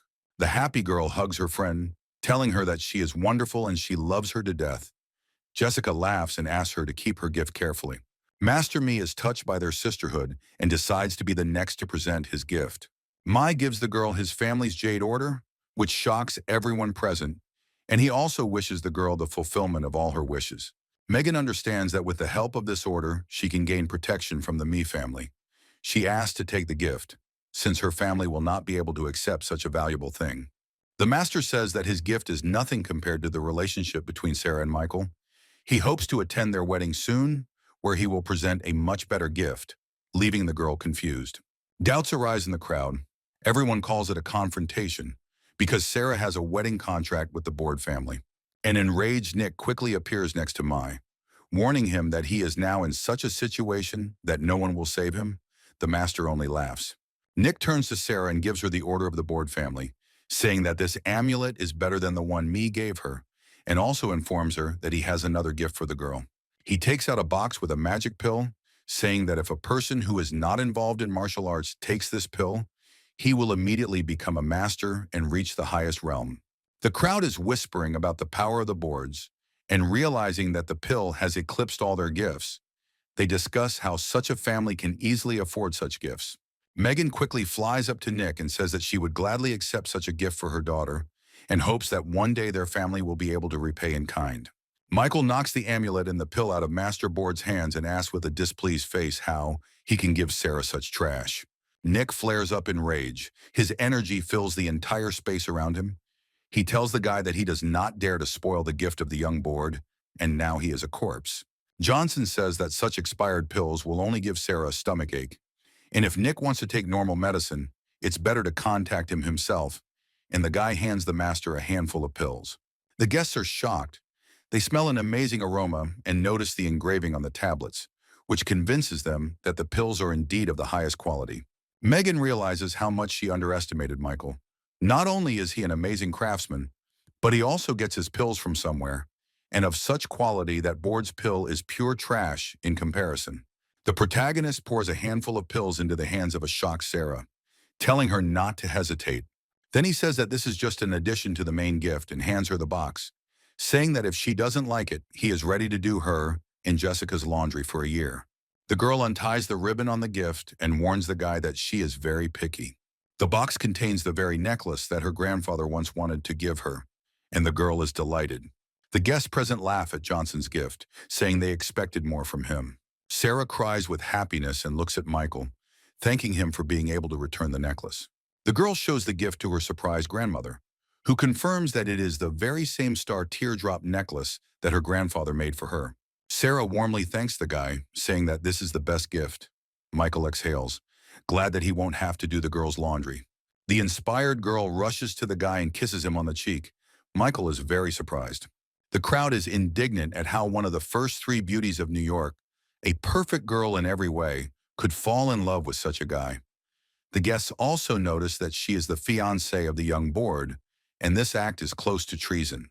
Nick is furious. He is irritated by the girl's actions. He rushes at her with insults and waves his hand. Young Johnson stands up for the girl, catches the master's hand and tells him that he has crossed the line. Nick insults the guy, and he slaps him so hard that Board spins to the other end of the room and hits the tables. Nick calls the guy a bastard, reminding him what family he comes from. Michael flares up. In a rage, he catches up with the already lying master, puts his foot on the man's chest and asks him what's so special about their family. Those present are shocked by the guy's behavior. They don't understand how he can allow himself to talk to Board like that, and they speculate about what would happen if the head of their family arrived now. Michael says that Nick is lucky today. If it weren't for Sarah's birthday, he would have killed him. But now he just doesn't want to stain the room with blood. Board can't take it anymore and tries to hit the guy, but he uses his strength to throw him out of the house. A disgruntled Nick threatens Michael with his boss, to whom he will now report everything, and then Johnson will be ground into dust. Johnson orders Mr. Me to get rid of the Board family's dogs, as he is a great professional in this matter. Mai quickly leaves to complete the task. People in the area do not understand how the gentleman agreed to do the dirty work for the guy. This will lead to a decline in the status of his family. Megan talks about how powerful and strong Michael is as a young man, and she already thinks that he is not such a bad candidate for her daughter, so she calls him over. The girl's mother offers to pour tea, which is made especially for their family. There will not be another chance. Michael says that he did not expect that she would serve him herself. She laughs that he is afraid that she will poison him. The guy laughs, saying that no poison will kill him. She tells the guy that she underestimated him before, admits that he is full of surprises and quite an impressive young man. Michael asks if that's the only reason he was called. The woman says no and tells him about her daughter's engagement. Johnson is surprised and asks why he hasn't heard about it before. Morgan explains that the engagement had been planned for a long time and was necessary because their family is only strong economically and they need the support of martial arts masters. The mother continues, saying that they have several craftsmen, but this is not enough. Sarah's father spoke with many families, but only the Bordas agreed this is their last hope. She admits that the guy has reasons to hate her, but asks him to understand that everything she did was to protect the family, then suggests that the guy give up her daughter, since the Bordas will take revenge. Megan also warns the guy that he will face revenge from the Boards in any case, and that help can only be expected from the Nicks and Mia. She sincerely repents of her past mistakes and asks the guy to go somewhere far away before the Bordas find out about him, saying that this is the only way to stay alive. Johnson asks with an indignant face if the Board family is really that powerful, if he is stronger than the Martial Arts Association. Morgan explains to the guy that these are two completely different concepts that cannot be compared, But in terms of influence, the association is much more powerful than the boards. Michael thanks Walsh for the information and leaves, and she offers to give him a private jet. Johnson says no one will force him to kneel, and since the Board family has offended him, he sees nothing wrong with getting rid of them once and for all. The main character sitting at home realizes that he has been too tired lately and decides to get some sleep today. Then Jessica comes to him and says that Sarah won't be coming to spend the night. The girl wants to discuss what happened with the guy. Nightingale asks Michael what he thought of Walsh's kiss, and the boy, breaking out in a cold sweat, says it wasn't that bad, then quickly corrects himself and says it was nothing special. Jessica kisses Johnson harshly on the lips and asks if she is better than Sarah. Michael replies that he cannot judge fairly since the girls kissed him in different places and offers Jessica a kiss on the cheek. The girl gets angry, attacks the guy, and demands an answer to her question, to which he says that, of course, she does. Michael realizes that praising another girl in Jessica's presence would be too stupid. Nightingale laughs. She tells the guy that she doesn't know whether he's cheating on her or not, but she decided to win him over today. The guy turns the girl over, saying that he will not let her tower over him. Then his phone rings, which he immediately burns through with his power. The guy is very unhappy that someone dared to interrupt them. He, very excited, invites the girl to continue what they started. At that moment, the second phone rings. Michael is furious and is about to destroy it too, but Jessica grabs his hand and screams that it is her phone. Johnson, with a very displeased look on his face, says that next time he will just buy her a new one. The girl says that Clark called, and since he called both of them, it's clearly a very serious matter. Michael, very upset, thinks that he missed such a wonderful chance. The guy answers the phone on Jessica's phone and asks Clark what happened. Robert says that things are very bad. Someone stole the recipe for their drug. A guy and a man stand sadly near a safe that has been torn to pieces. Michael demands an explanation. Robert says that around 8 o'clock in the evening, a group of men broke into the company building, killed several bodyguards, and stole the recipe and other important resources. Johnson thinks that no one could have broken the safe because he sealed it himself, which means it was broken into with a fake key. Michael concludes that these are not ordinary robbers because the bodyguards are Locke's subordinates. They are professionals who fought side by side with the governor, which is why they died so easily. Clark asked to be punished for losing the recipe since the mole in the company was his subordinate, but Johnson says that it doesn't matter anymore. Now is not the time to shift the blame to others. He suggests Robert go check on the victims. When Michael examines the bodies, he notices that they were all tortured before their death, and especially cruelly. Clark asks what to do with the stolen recipe. Johnson says he can always write a new one, but people's lives cannot be brought back. The guy asks if the camera footage has been checked. Clark says that they were disabled, but people are trying to recover the data. Michael suggests looking for clues elsewhere and also tells Robert to transfer $10 million to the families of the victims. Clark notes that Johnson truly values every person in his company. Michael notices that one of the dead men has a clenched fist and bends down to unclench it. The guy takes out the family crest and realizes that before they died, Locke's people left them a clue. Someone calls Leslie. He picks up the phone and asks where they got his number, but it turns out to be Johnson. He says that he borrowed Clark's phone to call. The guy sends a photo of the family crest and asks for help in identifying it. Clinton recognizes it as the Akita crest. Michael asks again, confused. Leslie reports that Akita is a foreign mafia organization. They even tried to infiltrate America. The head of the mafia is named Alex Bay. He claims to be immortal and has 100,000 students. In his native country, everyone revere him as if he were a god in the flesh. Clinton reports that he has already dealt with them. They were able to drive them away, but then they lost 7 people. You can't joke with members of the mafia. And recently information has appeared about a group of foreigners. It's probably Akita. Leslie knows that they are staying at the same hotel. Michael asks to send him the address of this place. Leslie immediately agrees. Clark asks if Johnson is going to Akita. He says that they could live happily in their country, but since they decided to go all this way to get here, he will send them to hell at his own expense. The Akita members discuss the results of the previous operation among themselves, each taking his place. Only the mole stands in the middle of the room. The big guy says he didn't think the operation could go so well. As if God had helped, the other one notes that God only helps the simple. Alex Bay helps them.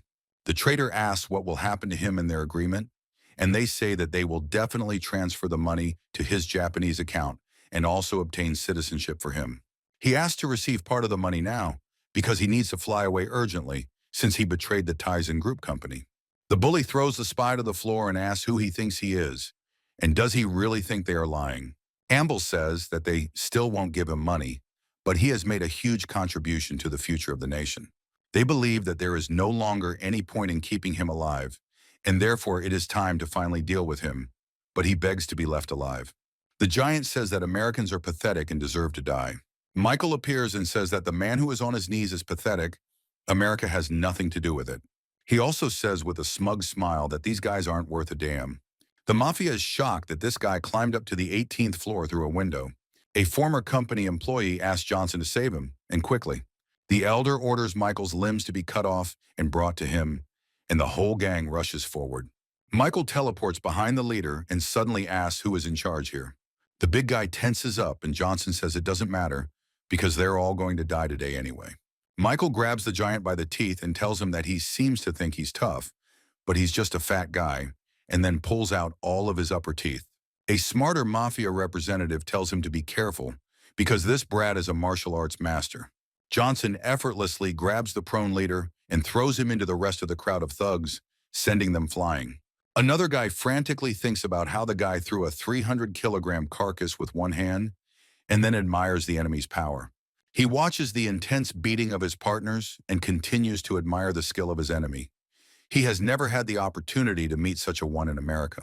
Gaining great courage, he says that he is one of the masters of the ancient art of using the Akita-style sword, and he will condescend to take his life.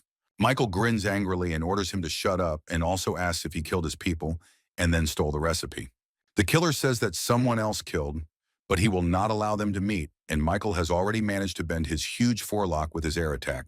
Johnson advises the thug to call the killer of his men right now, otherwise he will experience every level of pain a person can feel, but the guy just says that he was only hit because he didn't expect it. He exclaims that they cannot touch his hair. He orders them to stop and says that he is an ambassador, and people like him cannot be touched. Michael quickly rips out the bandit's massive hair, and he screams hysterically in response. Another murderer arrives. He asks why it's so noisy here. The previous bandit asks to save him, and Michael realizes that this is the same man who dealt with his people.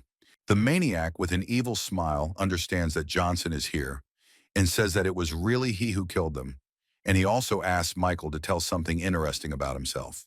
He says Johnson's men were silent, so he wanted to play origami, so he folded and broke their bones. It's a shame no one said anything. The psycho says that they were protecting Michael, and he came himself. That's hilarious. Michael is in a silent rage. He lets go of the bandit's hair and slowly walks towards the madman. The thug is glad that a leader has arrived. Now the American is finished. Because he is a giant with a height of 240 centimeters. He has the strength and speed of a monster, which contradicts his huge body. He can tear iron apart with his bare hands. He is a savage. He is a killing machine. The bandit continues to praise his leader as Michael begins his brutal execution. Michael says that it will break his bones centimeter by centimeter, says that he has swallowed radioactive waste, and then he forces this tortured body to rise. Then Johnson, with madness in his eyes, says that he also wants to try playing origami, but with him. Michael turns his opponent's bones into finely ground flour, leaving his body looking like a sack of meat. The bald bandit doesn't understand how this is possible. His leader can't even get up. He wonders who this man is as the master's body flies past. Johnson says it's his turn, and the master hints that there was some kind of misunderstanding. He is trying to negotiate that they will compensate for all the damage. And in general, Akita is looking for strong Chinese for cooperation, and he is the best fit. Michael asks again about compensation. He nods, and Johnson says that he will pay with his life and completely burns his head off. Johnson stands with a burning hand, with many corpses lying around, including mutilated ones, and a mole sitting on his knees. The traitor begs Johnson to forgive him, that he will work for the company for free for the rest of his life, that he is a Harvard graduate, that he will definitely be useful, and that he once again asks to be allowed to make amends. Michael kicks the rat in the stomach, sending him flying, and asks how he plans to bring people's lives back, and he replies that he doesn't. Johnson says he won't kill him. Let him bear the brunt of those people's deaths. He's one of the founders of the Tizen Group. How low he's fallen, he's become just a piece of shit. Michael decides it's time to call Locke to clean things up. A dark fog comes out of the dead, disfigured body. Michael does not understand how he can be alive at all, and the fog says that everyone is dead and laughs. Johnson realizes that he is still a corpse, but is being controlled. The spirit of Alex Bay appears and asks if the guy knows what happens to those who cross Akita. Michael asks who he is anyway, and suddenly sees that someone has such a secret technique in Japan. The spirit asks him to say his name. He calls himself Daddy Johnson and shoots concentrated energy from his finger, vaporizing Bay, telling him to know his place. Michael says that if they ever get into America again, he will kill every one of them. Japan, Alex's soul returns to his body, which sits in the middle of a large hall with a family crest. The man says that Michael will pay for his treachery and then spits blood from the damage he has suffered. Meeting at the Tizen group, Michael returns the lost documents. He asks what they can say about this.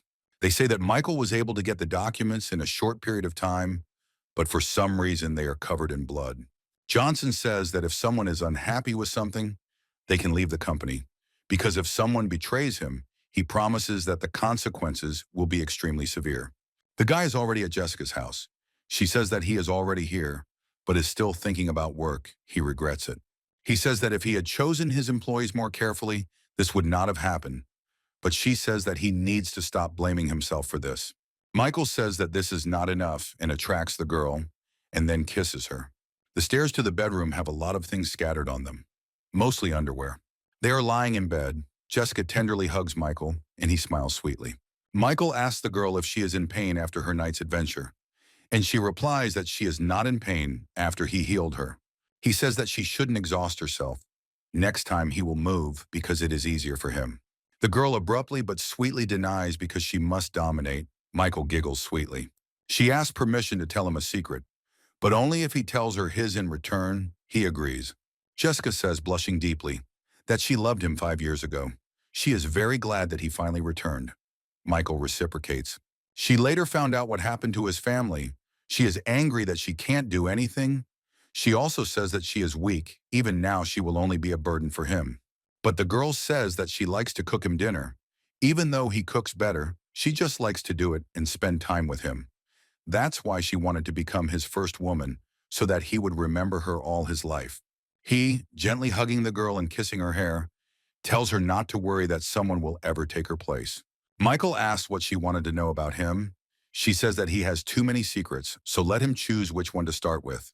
He decides that he needs to tell about where he was 5 years ago, when he fell into the lake and was saved by an old man. He took Johnson to a place called the Appalachian Hollows, which is deep in the Appalachian Mountains. There is a place where martial artists are not limited by anything and can do whatever they want. There was only one rule: the strongest survives, and he spent 5 years of difficult trials there. Fascinated by Michael, Jessica asks a very strange question. She wonders if he can ever take her there. She wants to know more about the places he has been. Johnson thinks it's too dangerous there for him to guarantee his safety, let alone Jessica's. But that's in the past now. He has over 100 magical spirits in a reincarnation cemetery. He says that when they have time, they will definitely go there on vacation. Michael offers to repeat the night's adventures in a morning format as a reward for her. The Martial Arts Association and its president, Tyler White, is trying to determine who will take responsibility for the deaths of its members. Someone stands up and says that that brat Johnson is to blame. Not them. He explains that an investigation has been conducted and they have no direct evidence. Tyler says that it is Johnson's identity that raises many doubts. Firstly, he became a master in too short a time, and secondly, he killed not only Burke and Spencer, but also the great master Ree. Other members of the association agree with the leader's words. They say that eyewitnesses said that Rio seemed to be torn apart, and the arena itself was damaged, something that would have been possible if the guy had been possessed by a demon. White doesn't understand how this is possible.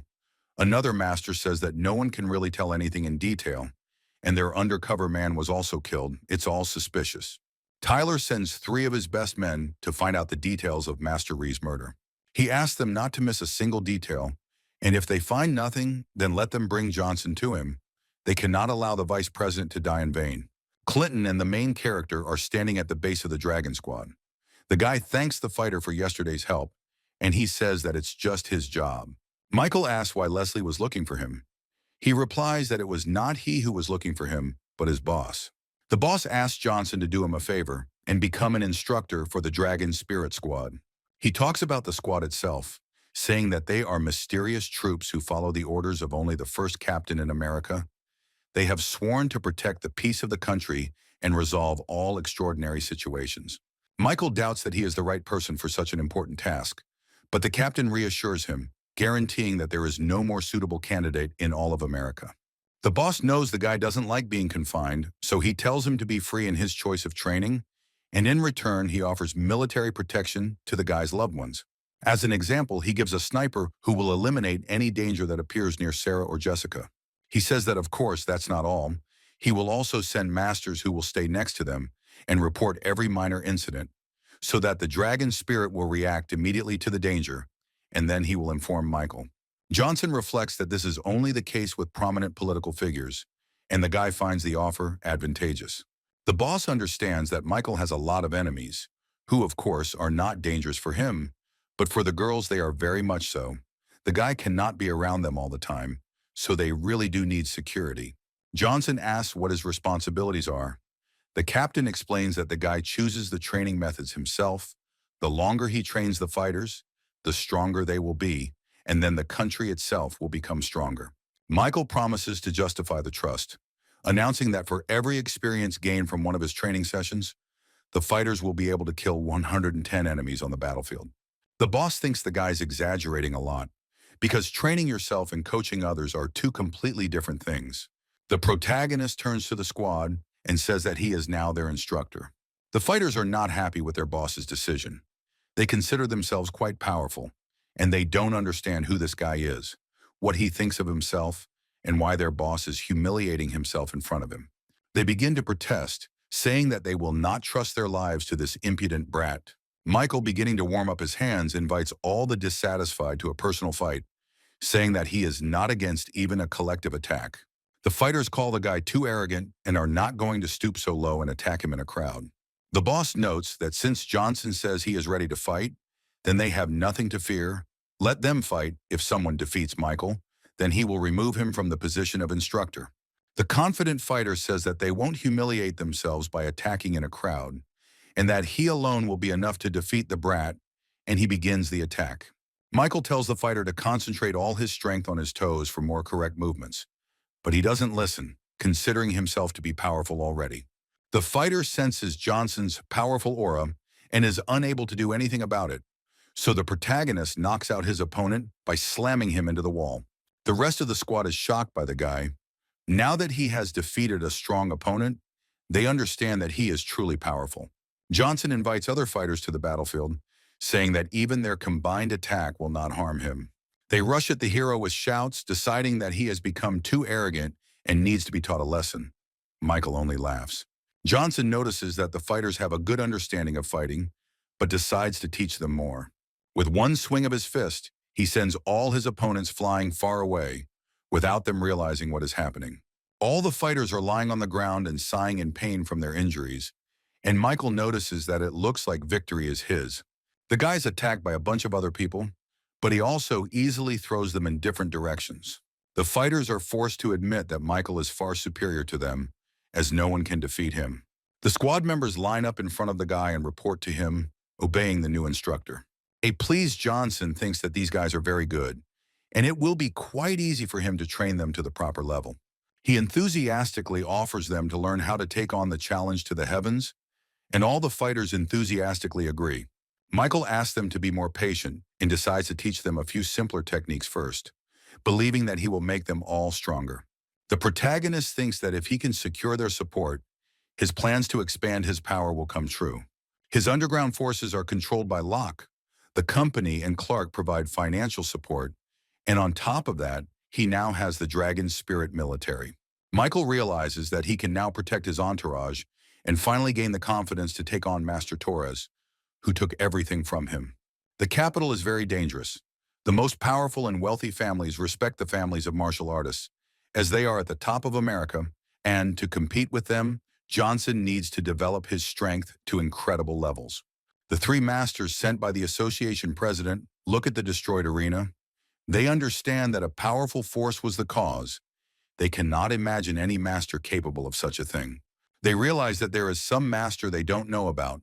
One assumes that this is the work of a cultivator. Another thinks that Johnson met someone during these 5 years, since he himself could not kill Ree.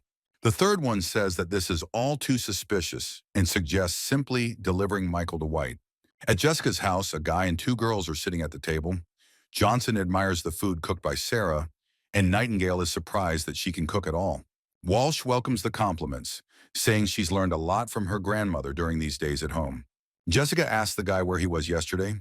He replies that he went to a base whose name he doesn't remember, and now he's going to Lynx and invites her to go with him. The girl is happy about the invitation, but Sarah says that they were going to go shopping, so they are busy. Michael says goodbye to the girls and goes outside, where he notices a military vehicle and a man next to it. He greets the instructor and asks where the guy's going. Johnson realizes that this is a guard from the Dragon Spirit. The protagonist says that he is going to the university to see a friend and asks not to call him an instructor on the street. In the dorm room, Link excitedly tells Michael that he has already completed the first level of cultivation and feels the power being born within him. Johnson hands his friend a handful of pills, warning him to take one a day, which will cause discomfort. But once he takes the last one, the results will surprise him. Moresby is flushed with his newfound strength and takes the pills, saying he will definitely take them to protect his family. Michael wishes his friend would look like the sweet boy he once knew, not the angry man he has become with his newfound powers. On the street, Johnson is stopped by a man who asks how to get to the dormitory. The guy kindly explains, but senses something is wrong. Michael doesn't have time to ask the stranger what else he wanted before the man is already flying towards the guy, attacking, arms outstretched. Johnson dodges the fatal blow by jumping up and says that he is a shameless old man. A stranger asks the guy to answer one question, calling him an impudent boy who doesn't know his place.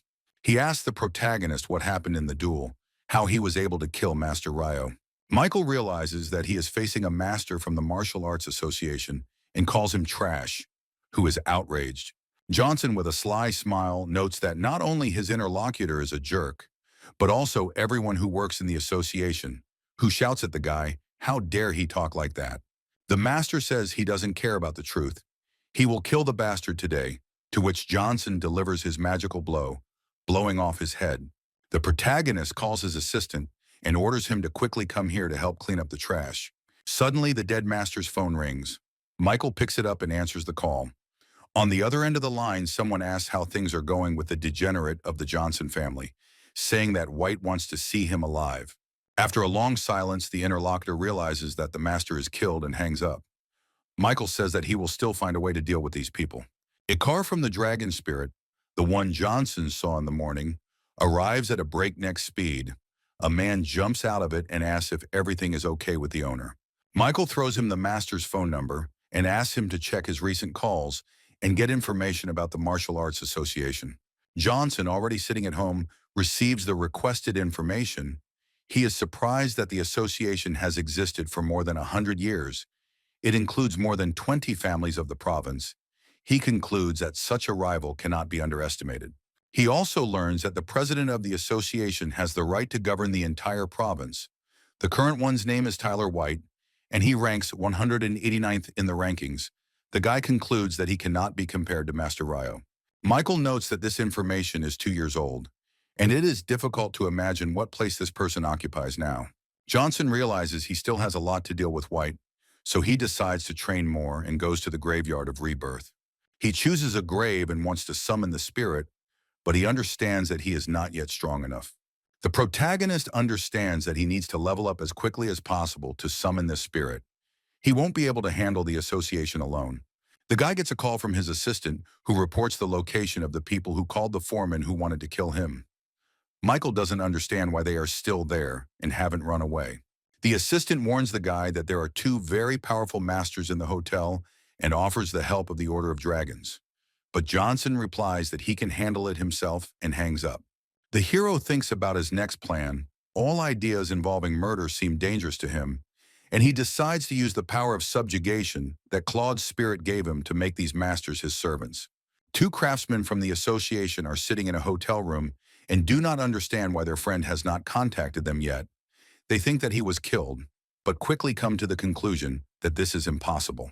After some time, they realize that the master is dead, and Johnson really does have some strong friend. They decide to call the president of the association and report everything.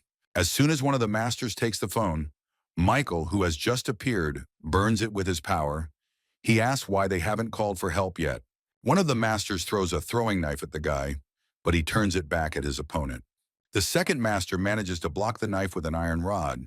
Saving his friend, he tells him that Johnson is a cultivator and that he has a lot of aces in his pocket. They need to be careful. Michael notices the staff. He likes it. He offers the master to become his slave and give him the weapon. In exchange, the guy promises to grant him life. The masters rush at the master with shouts, saying that even though he is a cultivator, he cannot defeat the two of them. Johnson dodges the attack of one and grabs the other by the arm and spins his body in the air like a tube. The one who missed tries to attack the guy again from behind. He raises his staff behind his head and jumps on Michael. The master summons a ghost spirit from the soul capture wand, and black, angry faces appear in the room. They attack Johnson while the master's about to smash the guy's head in, but Johnson catches the staff with his hands, the spirits disappear. The master does not understand how the guy managed to do this. The protagonist, with a sly smile, says that he exposed himself specifically to test the power of the staff, but he had already encountered such a weapon many times. Michael hits his opponent in the face with his own weapon with all his might, causing his nose to bleed. Johnson, examining the staff, states that it is indeed spiritual, activated by energy, but not as powerful as one would like. But still, in the right hands, it can perform well. Michael punches one of the masters, causing his body to fly across the room and slam into the wall. A member of the Martial Arts Association dies instantly from such a powerful throw.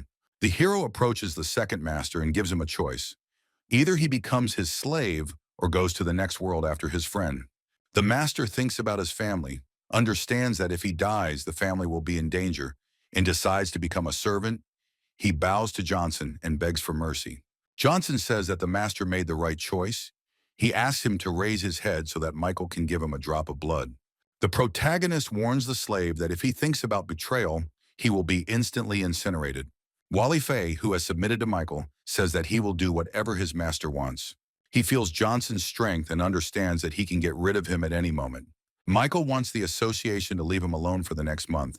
He orders Fa to make sure of this, and he is surprised at the thought that his boss is going to deal with the president in such a short time. At the villa that Clark gave Johnson, the boy sits and admires his new weapon, the staff, thinking that he has never held anything like it in his hands before. The protagonist imagines how in a month he will personally go to the association and deal with White personally. Someone knocks on the door. Johnson doesn't understand who could have come to him at night. It turns out to be Belle Stark. The girl looks scared and unwell.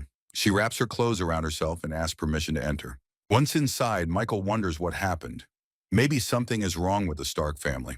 The girl turns her back, begins to take off her fur coat, and says that the guy will understand everything when he sees it for himself. She ends up wearing a jade pendant, which even surprises the main character, and he wonders where she got it from. The girl mentions that her family organizes auctions, and therefore she often comes across unusual items for sale. 2 days ago, a friend of my father's came and wanted to offer it for sale. He also really insisted that it be on sale tomorrow. Then he suddenly changed his mind and said that he would take it, but the friend did not get in touch again. The father decided to go to him, but when he arrived at the family villa, only corpses remained. The girl, frightened, reports that the corpses showed that the killer was very strong. Not only the family died, but also everyone who had crossed paths with her father's friend over the past 2 days, and all because of this pendant. Clark is afraid that her family is not strong enough for this, and therefore asks to take care of this artifact. And if something happens to the family, then it will go to him. Michael agrees that he will do everything to protect the pendant, and then asks what needs to be done. The girl quickly jumps up from the couch, gets dressed, and says that the guy can use him as he wants, and the Clark family is flying out of town for a while. Belle says goodbye and says that this may be their last meeting, and Johnson tells her that they will meet soon. As soon as he closed the door, Sarah and Jessica called him from behind. The girls look extremely unhappy and ask him who this girl was and why he was cheating on them in the middle of the night. Michael says that his friend needed his help. It's nothing like what they thought. Sarah looks at the refrigerator and simultaneously wonders if Michael will appear at the Tizen group tomorrow. There should be a lot of reporters at the conference tomorrow. She says that tomorrow they will be promoting a new product for the company. Jessica says that she will perform tomorrow, and if Johnson doesn't come, she will be so nervous and won't be able to. The guy says that, of course, he will go to the conference and take wonderful photos of both of them. Michael strokes Jessica's head. She smiles sweetly and blushes slightly, looking at the guy with loving eyes. The guy holds the medallion in his hands and thinks that one of the strongest families was forced to flee with its tail between its legs. The enemy must be really strong. The young hero tries to use the jade pendant, and everything around him becomes covered in energy the color of the medallion. Magical power flows around, and Michael understands that this pendant can enhance his cultivation tenfold. Suddenly, a black stone appears and shatters the jade, simultaneously absorbing all of its power. Even the Transfiguration Cemetery has changed a lot. Now there is spirit energy floating around. Johnson wonders how he can now explain the fact that the medallion fell apart. He hopes that a bag of pills will fix the situation.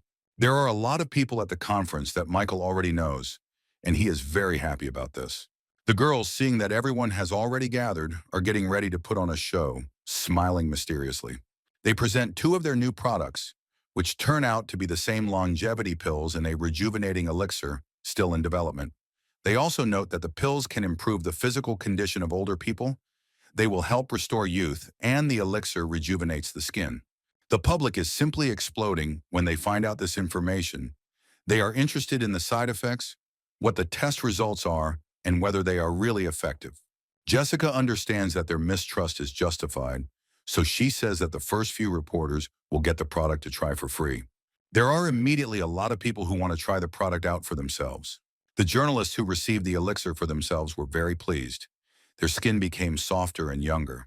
Jessica is genuinely glad that everyone was happy with the product. She says that now they know where to buy this product. A Japanese news reporter suddenly appears, doubting that such a strong drug has no side effects, and asks for a sample to be tested. Michael is angrily indignant that they haven't even launched the product yet, and they already want an analysis. They definitely want to make an analog of the drug. Jessica says she can't provide the product for analysis because it's a trade secret. The brazen reporter sarcastically remarks that the composition contains many dangerous elements. They are simply afraid of the consequences.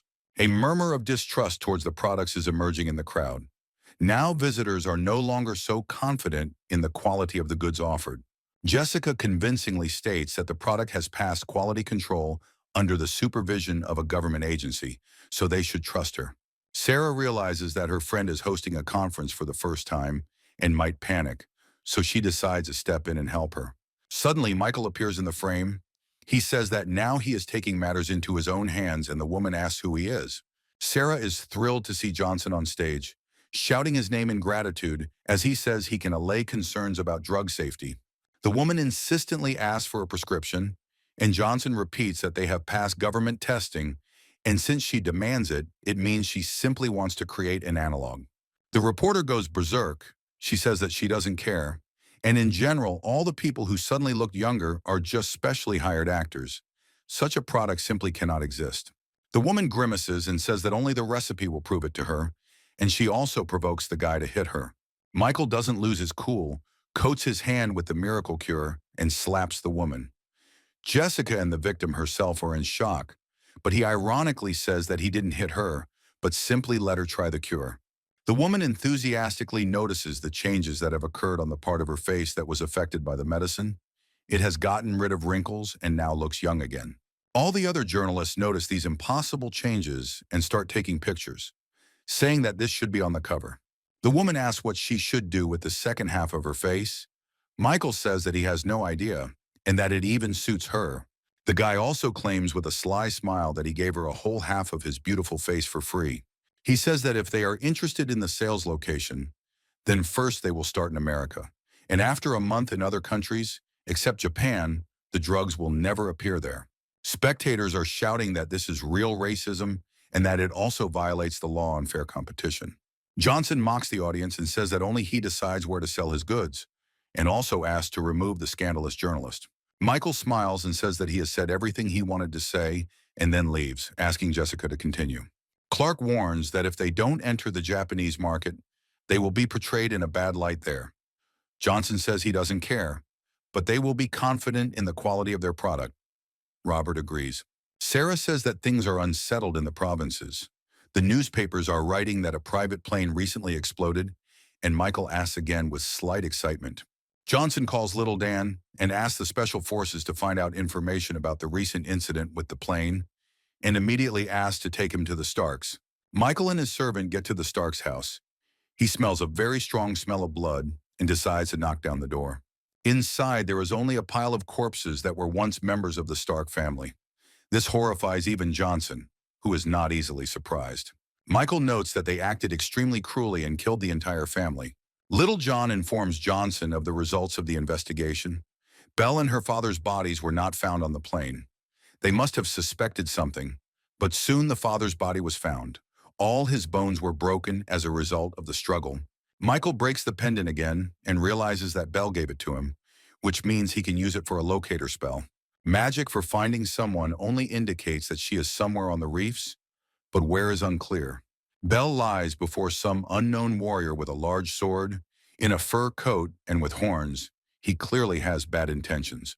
A huge man in a scary mask and with a lock on his pants stands in front of the girl. He asks if a family like the Starks really dares to challenge him. Fred would. The only way out is if she gives him the pendant. The man grabs her by the neck and threatens to twist it if she doesn't tell him where the jade pendant is hidden. Belle says that trust is the most important thing for their family, and he not only spat on their foundations, but also killed everyone, so she would rather die than tell him where the amulet is, and then spits in his face. He throws her hard against a rock and asks why she wants to die so much. The girl says to kill her, but he says that it would be very boring, and therefore he wants to conquer her with his charisma, and begins to undress. He takes out a magic key and says that with its help, he will be able to open his lock, and after that, he will become an incredible handsome man in a mask who can conquer any girl. Belle prays to be saved because this guy is a real pervert. Fred says the preparations are complete. Now he can begin. A big wave rises behind him. Suddenly, Johnson appears and kicks him in the head with all his might, causing the key to fly off in an unknown direction and one of the horns to break off. Michael screams that he is a pervert. Michael asks if Belle can stand up. She answers positively, and Wood looks into the depths of the water, in the direction where his magic key flew. Johnson asks why she didn't come to him, even though she said herself that only he could protect her. She said that these were her family's problems. There was no point in involving him in their battle. The guy thinks that she didn't give away his location, even under threat of death. She's a true friend, and then tells her that she shouldn't have done that. Michael wants to offer the girl some kind of deal, but they are suddenly interrupted by the warrior who has become active again. He screams that Michael did a terrible thing, because after losing the key, he will never be able to pee again. Wood knows Johnson has the pendant, so he asked for it anyway. Now he's in trouble. He's preparing for battle. He bursts into red flames and charges in rage at the guy who stands there with his hands in his pockets, oblivious. Then Johnson catches his sword with one hand. Fred is shocked. He doesn't understand how to reflect his attack, and the guy says that his weapon is just trash. He takes and breaks the enemy's blade, plunging him into incredible surprise. He has no choice but to scream. Michael asks to see a real weapon, and then shows off his club, glowing with magic. Seeing the weapon, he understands that he can't cope and gives up. Praying for mercy, he says that Michael will be finished if he does something, because his uncle is the president of the Martial Arts Association. The guy says that if that's the case, he'll do the old man a favor. The pervert says that he's glad they came to an understanding, but Michael explodes with energy and furiously says that now he can't dream of a peaceful death. Johnson beats up the art master and says that he is strong enough, and he cries, mentioning his uncle. He says that he will give the pendant to the guy if he pretends to forget everything. Michael asks again. He says that he will really pretend that nothing happened, and he will not tell his uncle.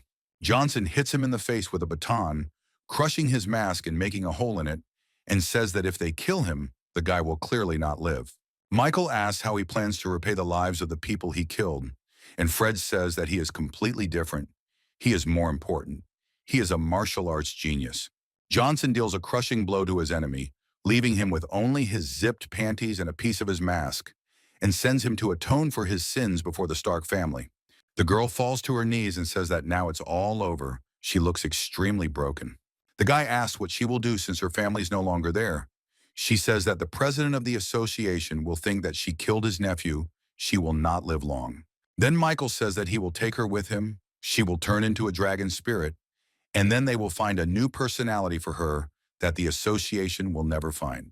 Meanwhile, Tizen Group's products have created quite a sensation since the conference recording was posted online, already generating 10 million in revenue, and profits are only just beginning to grow at a breakneck pace. As a result, the company's entire product, down to the last drop, was sold out in the near future. At the Walsh house, Sarah's parents talk about the company's success and the great potential of the Tizen Group.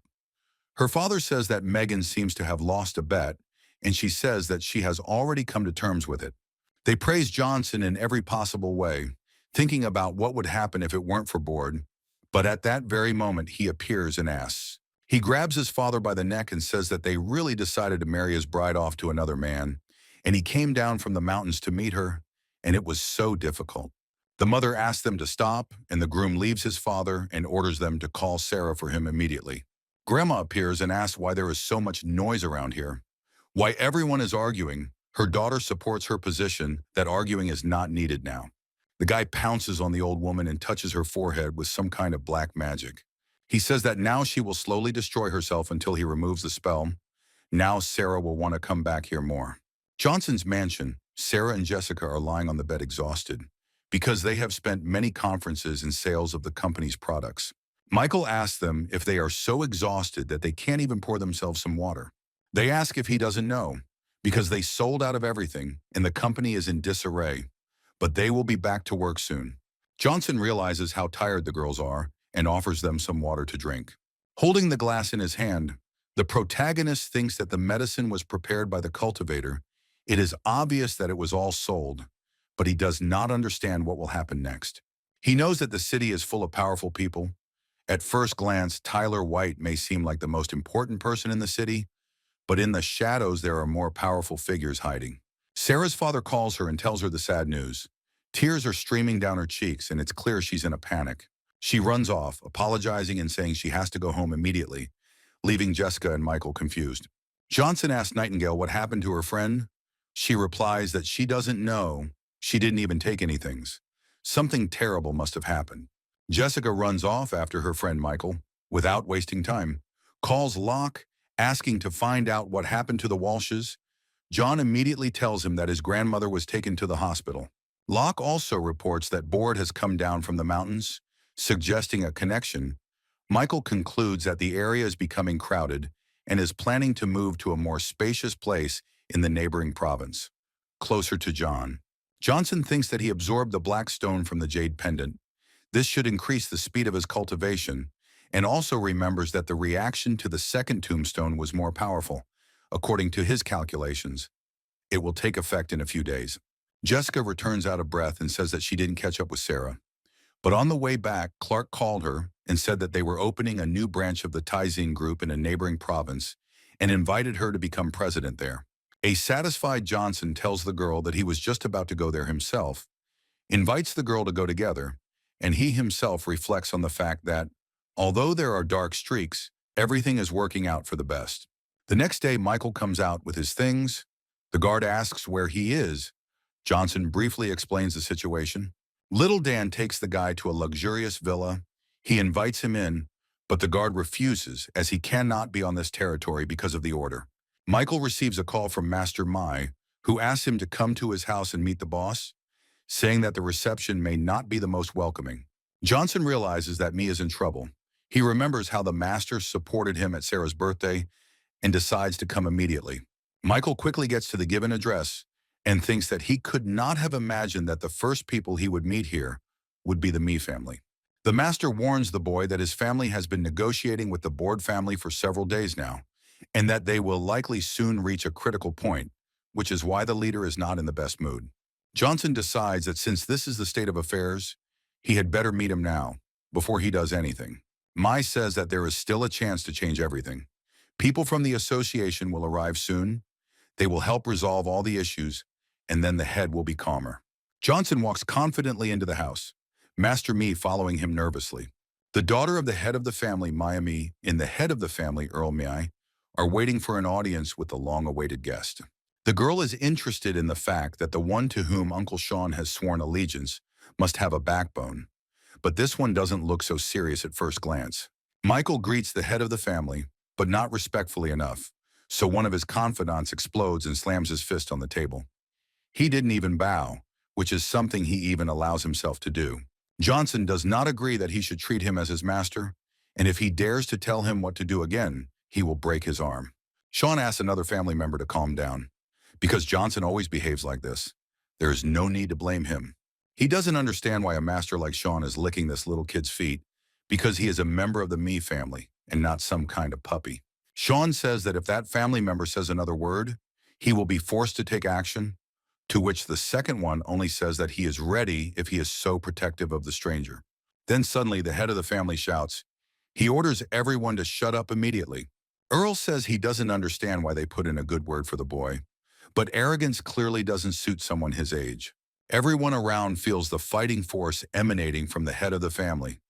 They believe that Johnson cannot cope with a master of such strength. Michael decides to show what he can do. Since they don't take him seriously, he exudes real determination. Earl is obviously using some kind of pressure attack, but Michael is immune to it. Nothing will bring him to his knees. Everyone understands that the head of the family is literally just a couple of rating lines away from the president of the association, and this guy's attack didn't cause any harm. Johnson's father and daughter admire his abilities, but he won't get away with dragging two important families into conflict. He says that he didn't come to ask for asylum. The guy came to say that he will deal with the Board family single-handedly, and none of them will be dragged in if they start bothering anyone. Let them shift the responsibility onto him. The relative again reacts aggressively to Johnson's words, but the head of the family shuts him up, saying that the guy's words are worth something. Earl believes that Michael is still wrong, and therefore banishes Sean along with his master so that the Board family will no longer bother them. The onlookers understand that now they will not be touched by another powerful family, and their relative is no longer a member of the family, but he still remains a strong master. The head of the family says that he will not kill Sean, since he still made a great contribution to the family, but now let him go wherever he wants and be whoever he wants. Mai says that he is grateful to his family. However, he may now look like a servant to the guy, but when Johnson reaches the heights, they will still beg him to return to the family.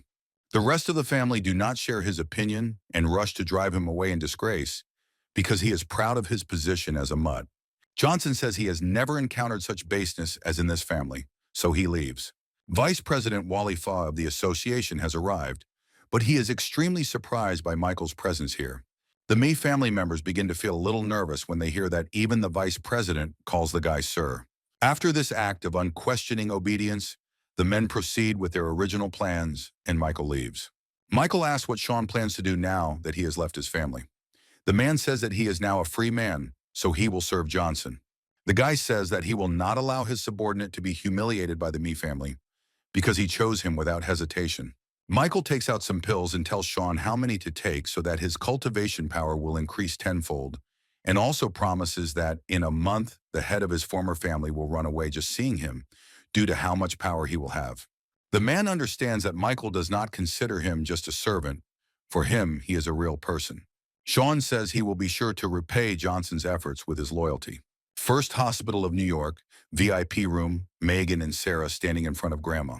The girl doesn't understand what could have happened to her grandmother in such a short time, and the mother understands that she has failed not only her mother, but also her daughter.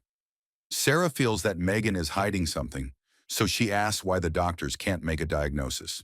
Then Sarah's fiancé Hugh Board appears and says that he can't believe that his future wife came all this way to see the old hag and not him. The girl angrily arises that even with his status, he is not allowed to offend her grandmother. Here he hits Sarah hard in the cheek, who clearly did not expect such an attack. Her cheek dents, and she strongly recoils. He says he knows how she seduced men here while he was gone, and the only reason she's still alive is because she's a virgin. Hugh says he has no patience left, and therefore the marriage, which was supposed to take place in 5 months, will take place in 5 days when he finishes his business. He also adds that if she dares to leave New York during this time, she will never see any of her family alive again. He also adds that this is all because of Johnson, who has already annoyed the boards, and therefore he will soon bring his head. He says that this is an unusual gift and leaves, leaving behind 2 girls in utter surprise and despair. Sarah stands up and, still afraid but determined, says that she would rather die than become his wife. Johnson calls Sarah, but she doesn't answer. But he decides to wait a little longer, but if she still doesn't answer, then he will have to find her himself. Michael is meditating and thinking that in a few days he has reached the second stage of the kingdom of movement. And when he reaches the third, he will be able to call the next grave. But then he hears a knock on the door. A girl in a closed suit and mask appears at the door. She asks him to let her in for a while, because she is being followed. Michael kicks her out because it's very suspicious and says that if she comes back, she'll be a corpse. She offers Michael some kind of pill and begs him to let her in. He knows that a major redistribution of property is currently taking place in this province, and therefore he cannot allow kindness to prevail, and he does not need pills at all. But then the girl offers him a fragment of a magic sword in exchange for just one night. Even though it is broken, it can be repaired. Michael accepts the gift and says that now she is under his protection. He asks how she found him. She says that there is a strong aura in this house. He tells her to undress, and the girl thinks that he wants her and is very indignant. Michael rips off her mask with magic. He thinks that she is a good person, and therefore he can keep her. He notices a strange mark on her forehead, but at that moment someone asks to open the door. Michael says that he will figure it out himself. Strange people appear behind the doors. They are looking for someone suspicious, although they themselves look extremely suspicious. They ask to be let into the house for inspection because the person they are looking for is extremely dangerous. One of them prepares a strike, starting to shout something like a peak, but Michael interrupts his strike, sending his body flying with his foot. The guys say that Michael is finished, and he notes that he didn't invite them and begins to fill with energy, saying that anyone who crosses the threshold will go straight to the coffin. The attackers quickly lose their momentum and ask Michael to hold off on his answer. Michael is very straightforward and throws a badge in his opponent's faces, saying that he has friends in the army, so they decide to get out while they're still alive. The girl introduces herself as Fia Butler, and he says that she has poison in her chest, and he, fortunately, is the best in medicine. Fia isn't sure that Michael can really heal, but she can only trust him. He begins to massage her entire body with magic to get all the poison out of her body. Michael's eyes begin to glow even more with a violet flame, and turquoise energy spreads around him. He understands that he needs to press harder to soften the hard places. The girl feels a pleasant numbness throughout her body, but she makes him think that he is simply treating her, and therefore there is nothing wrong with it. Michael says they're even. She needs to rest for the night and leave the estate in the morning. The next morning, all that was left of the girl was a sword and a note, which said that she was in his debt 3 times over and would definitely repay him. Michael doesn't think there's anything wrong with it, but it was an extremely interesting experience. Johnson realizes that the sword is even more interesting than he previously thought. It is literally blazing with magical energy, despite the fact that it is broken, and what will happen when it is repaired is completely unknown. Michael decided to call it the Dragon Slayer.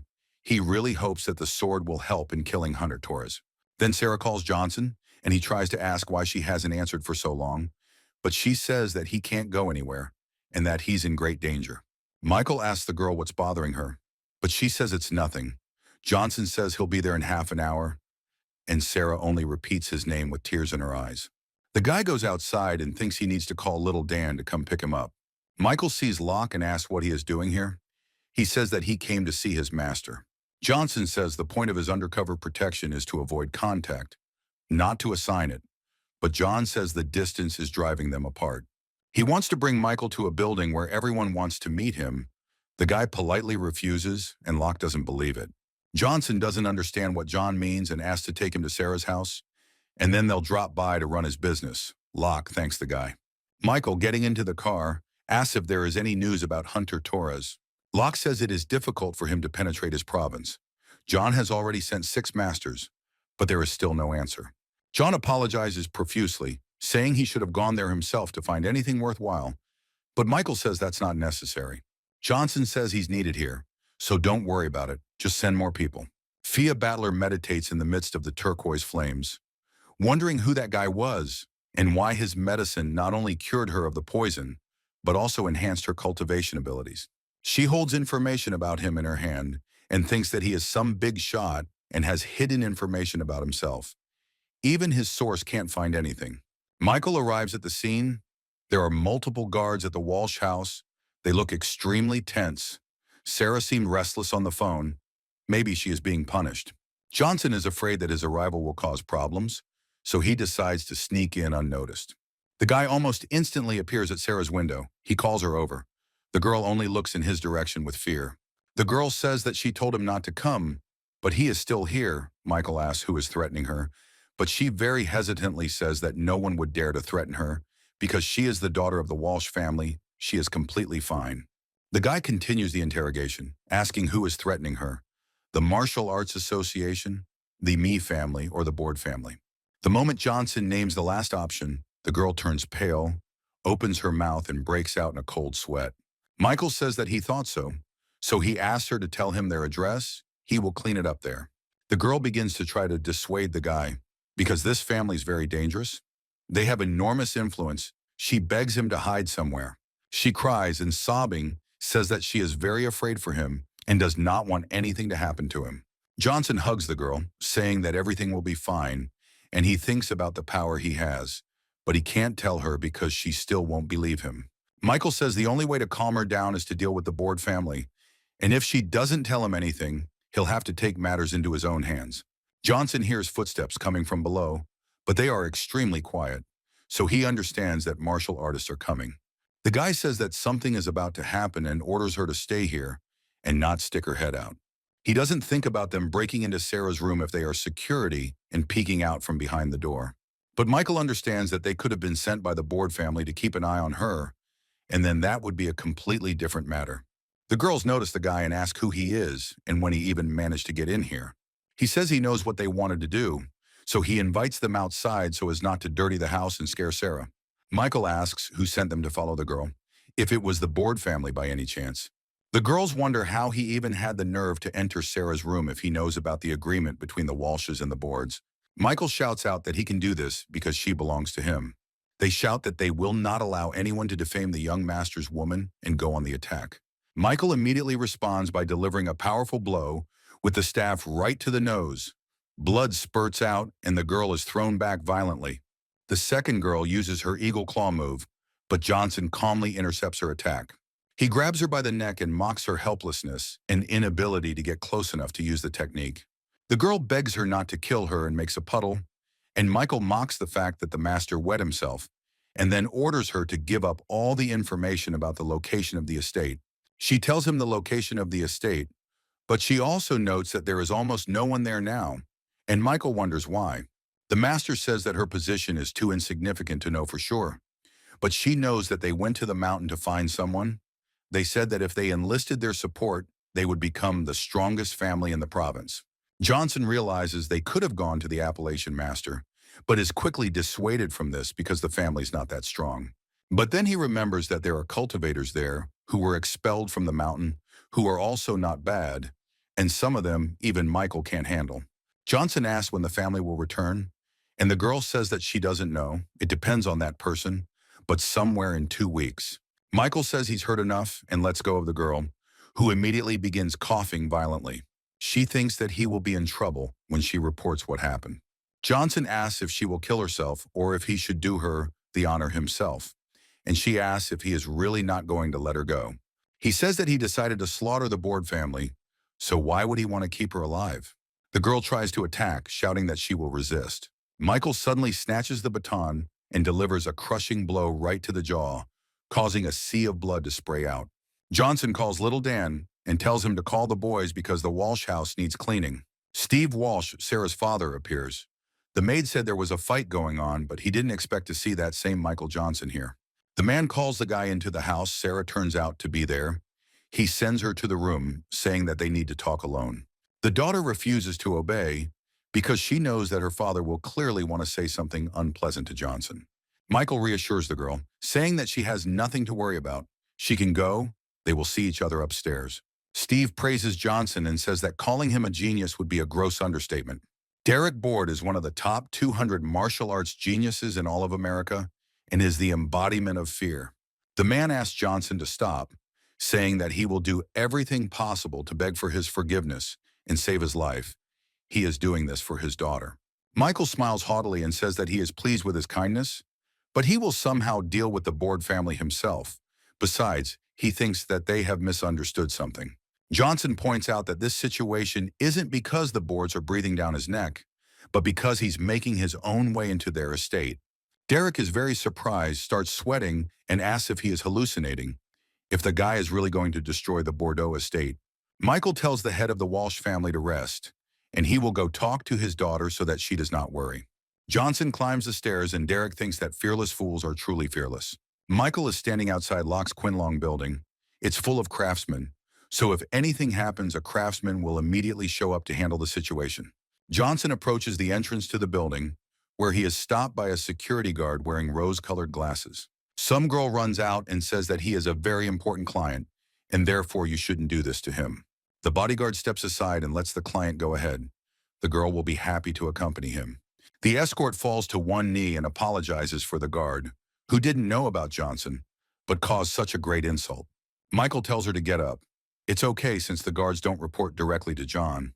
On the 39th floor, they exit the elevator into a room with a large number of people, and the girl announces that they have arrived. Michael notices that the room is full of masters, whose aura is strong even in comparison to the head of the Mi family. John Locke appears, calls Johnson his master, and places his hand on his heart. Locke takes a knee, and then everyone in the room does. They greet Michael. Michael thinks that their loyalty is not in question. They are all here only for him. If they are properly trained, they will shake up all of America. The guy orders everyone to get up from their knees. He says that he approves of their strength, as the strength of the masters of the Dark Palace. From this moment, they are all his brothers. He, blazing with energy, asks to show his loyalty, and in return he will give them pride. He says that any stranger who dares to harm the Dark Court will be killed by him personally. Everyone notices that the demonic power inside the master is insanely strong. How much blood is on his hands. He thinks the fastest way to get people to obey you is to show them strength. He is sure that Locke will understand his action. John asks his master to fight him, and Michael thinks about how well he understands him after all. Johnson asks what rank Locke ranks in the rankings. In the underground, he is seen as a leader, which means he must defeat him to prove that he is stronger. He says he's not interested in that ranking, but about a couple of months ago, he killed a master who was ranked around number 200. Johnson recalls that the ranking of masters is poorly updated, and their records could have been broken by underground forces, since people like Locke are not included. Johnson thinks that if John really killed that master, then his rating is clearly higher than Board. But whether Locke is an equal to the president of the association is uncertain. John asks the master to forgive him, and Johnson says to start the fight. Locke, saying, "Let's have some fun now," flies towards Johnson, charging his power. John and Michael clash in a duel. They land many blows, but only their fists clash. They fight on equal terms. Locke, after another blow, notices that his master fights quite well. John yells that he hasn't had such a good fight in a long time, and also advises Michael to be careful with the consequences. Locke powers up even more and begins to strike at a faster speed, spawning more arms. Michael realizes that the secret is that the enemy is throwing many punches, but only one of them is real, and then he hits John. The attack is very successful. Johnson literally smashes his faithful servant into the ground. All of Locke's men are extremely surprised that anyone was able to find their master's real blow, as it is the governor's strongest move. Johnson thinks that if he had taken the hit, he wouldn't have been able to handle the attack. But Locke's skill is weaker, so he won. John drops to one knee and solemnly announces that he has lost. Michael asks his servant to come to him later because he wants to give him something. He agrees. He thinks that Claude's punching skill would be very suitable for Locke. It would be a great progress. Michael hands his servant a paper. Johnson says that there are a couple of meditations and skills there. He orders John to study them in a couple of days. Locke realizes that this and what he learned before are on completely different levels, and he is extremely nervous. Johnson says he will not become a martial artist or a self-taught master, but a cultivator, like Michael himself. Megan stands in front of her mother and is sad about the current situation. She blames herself. Michael and Sarah enter the room, and the girl says that Johnson came to visit his grandmother. The guy notices that Sarah's mother looks like she's gone gray in a couple of days, so he offers her some fruit. Megan thinks Johnson is ruder than Board, but he's definitely better. The situation is critical. My grandmother could die at any moment. What could have happened in such a short time that she experienced? Michael reports that Grandma is not sick, but nevertheless, someone cut off her life force, so she fell into a coma. Johnson wonders who was with her before she fainted, and the Walsh women are nervous. Megan says that she was with her the whole time. She didn't see other people. She hid the truth because if Sarah found out, she definitely wouldn't listen to her fiancé. Michael notices that the girl's mother is lying. He doesn't understand what reason there could be to lie at this moment. He doesn't understand what happened. Now only he can save his grandmother. Sarah asks Megan to tell her what really happened to her grandmother. She is very nervous, but begins to speak. Megan thinks that this idiot has realized everything he wanted, but she will not allow him to play with her grandmother's life. Threats from the boards and her mother's life, the choice is not difficult. Mother says it was Derek Board. He was the last one with Grandma. Sarah says she knew it. Michael doesn't understand how he could do something like this to an elderly woman. He will pay for it. Johnson uses his magical powers, and the grandmother even begins to levitate above her bed, from the energy filling her. The mother is extremely surprised that someone else knows the magic of acupuncture, which is capable of healing such a thing. It should have been lost in the centuries. The dark spirit that kept her in a coma comes out of the grandmother, and she falls back onto the bed. Michael has enough courage, but he is still trying to hide. Johnson asks to send a gift from him to one bastard in the mountains. Some kind of magical energy flies to the Appalachian Mountains, where Derek is now, and there are many people standing in the square. The Board family doesn't believe they are being ignored, because they are one of the strongest in the entire province. It's just ridiculous. Here the boy is overtaken by the gift sent by Johnson.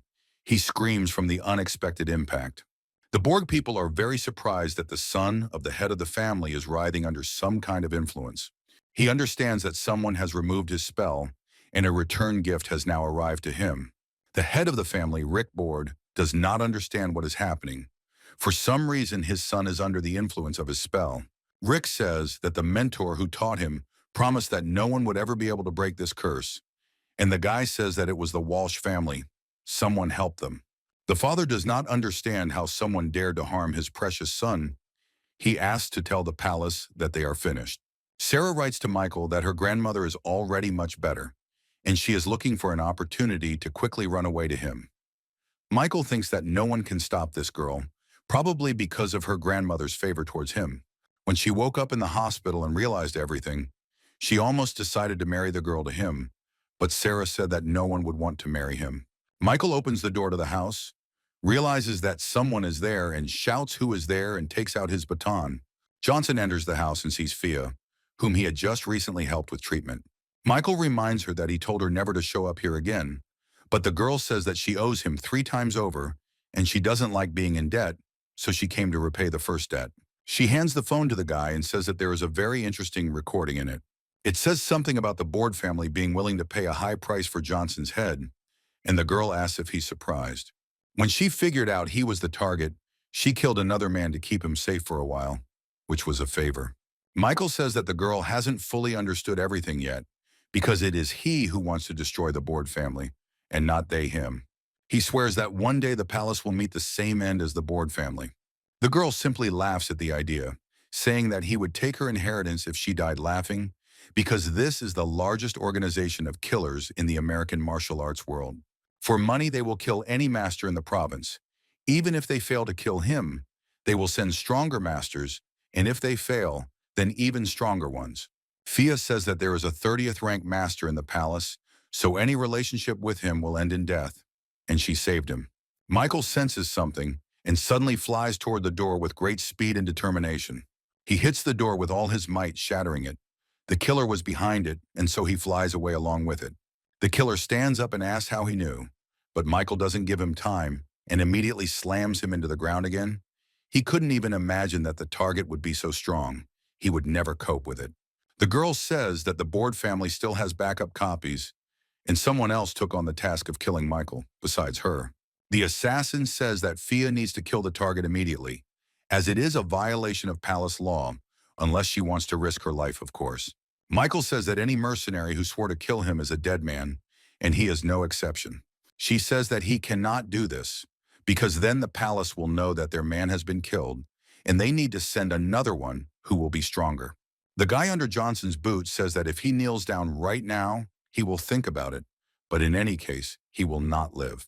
Michael goes and smashes the talkative guy's head, and the blood spills so much that it even hits Fia. Johnson reiterates that he said that all who go against him will die, even the palace. The girl understands that he will have to pay with his life for this.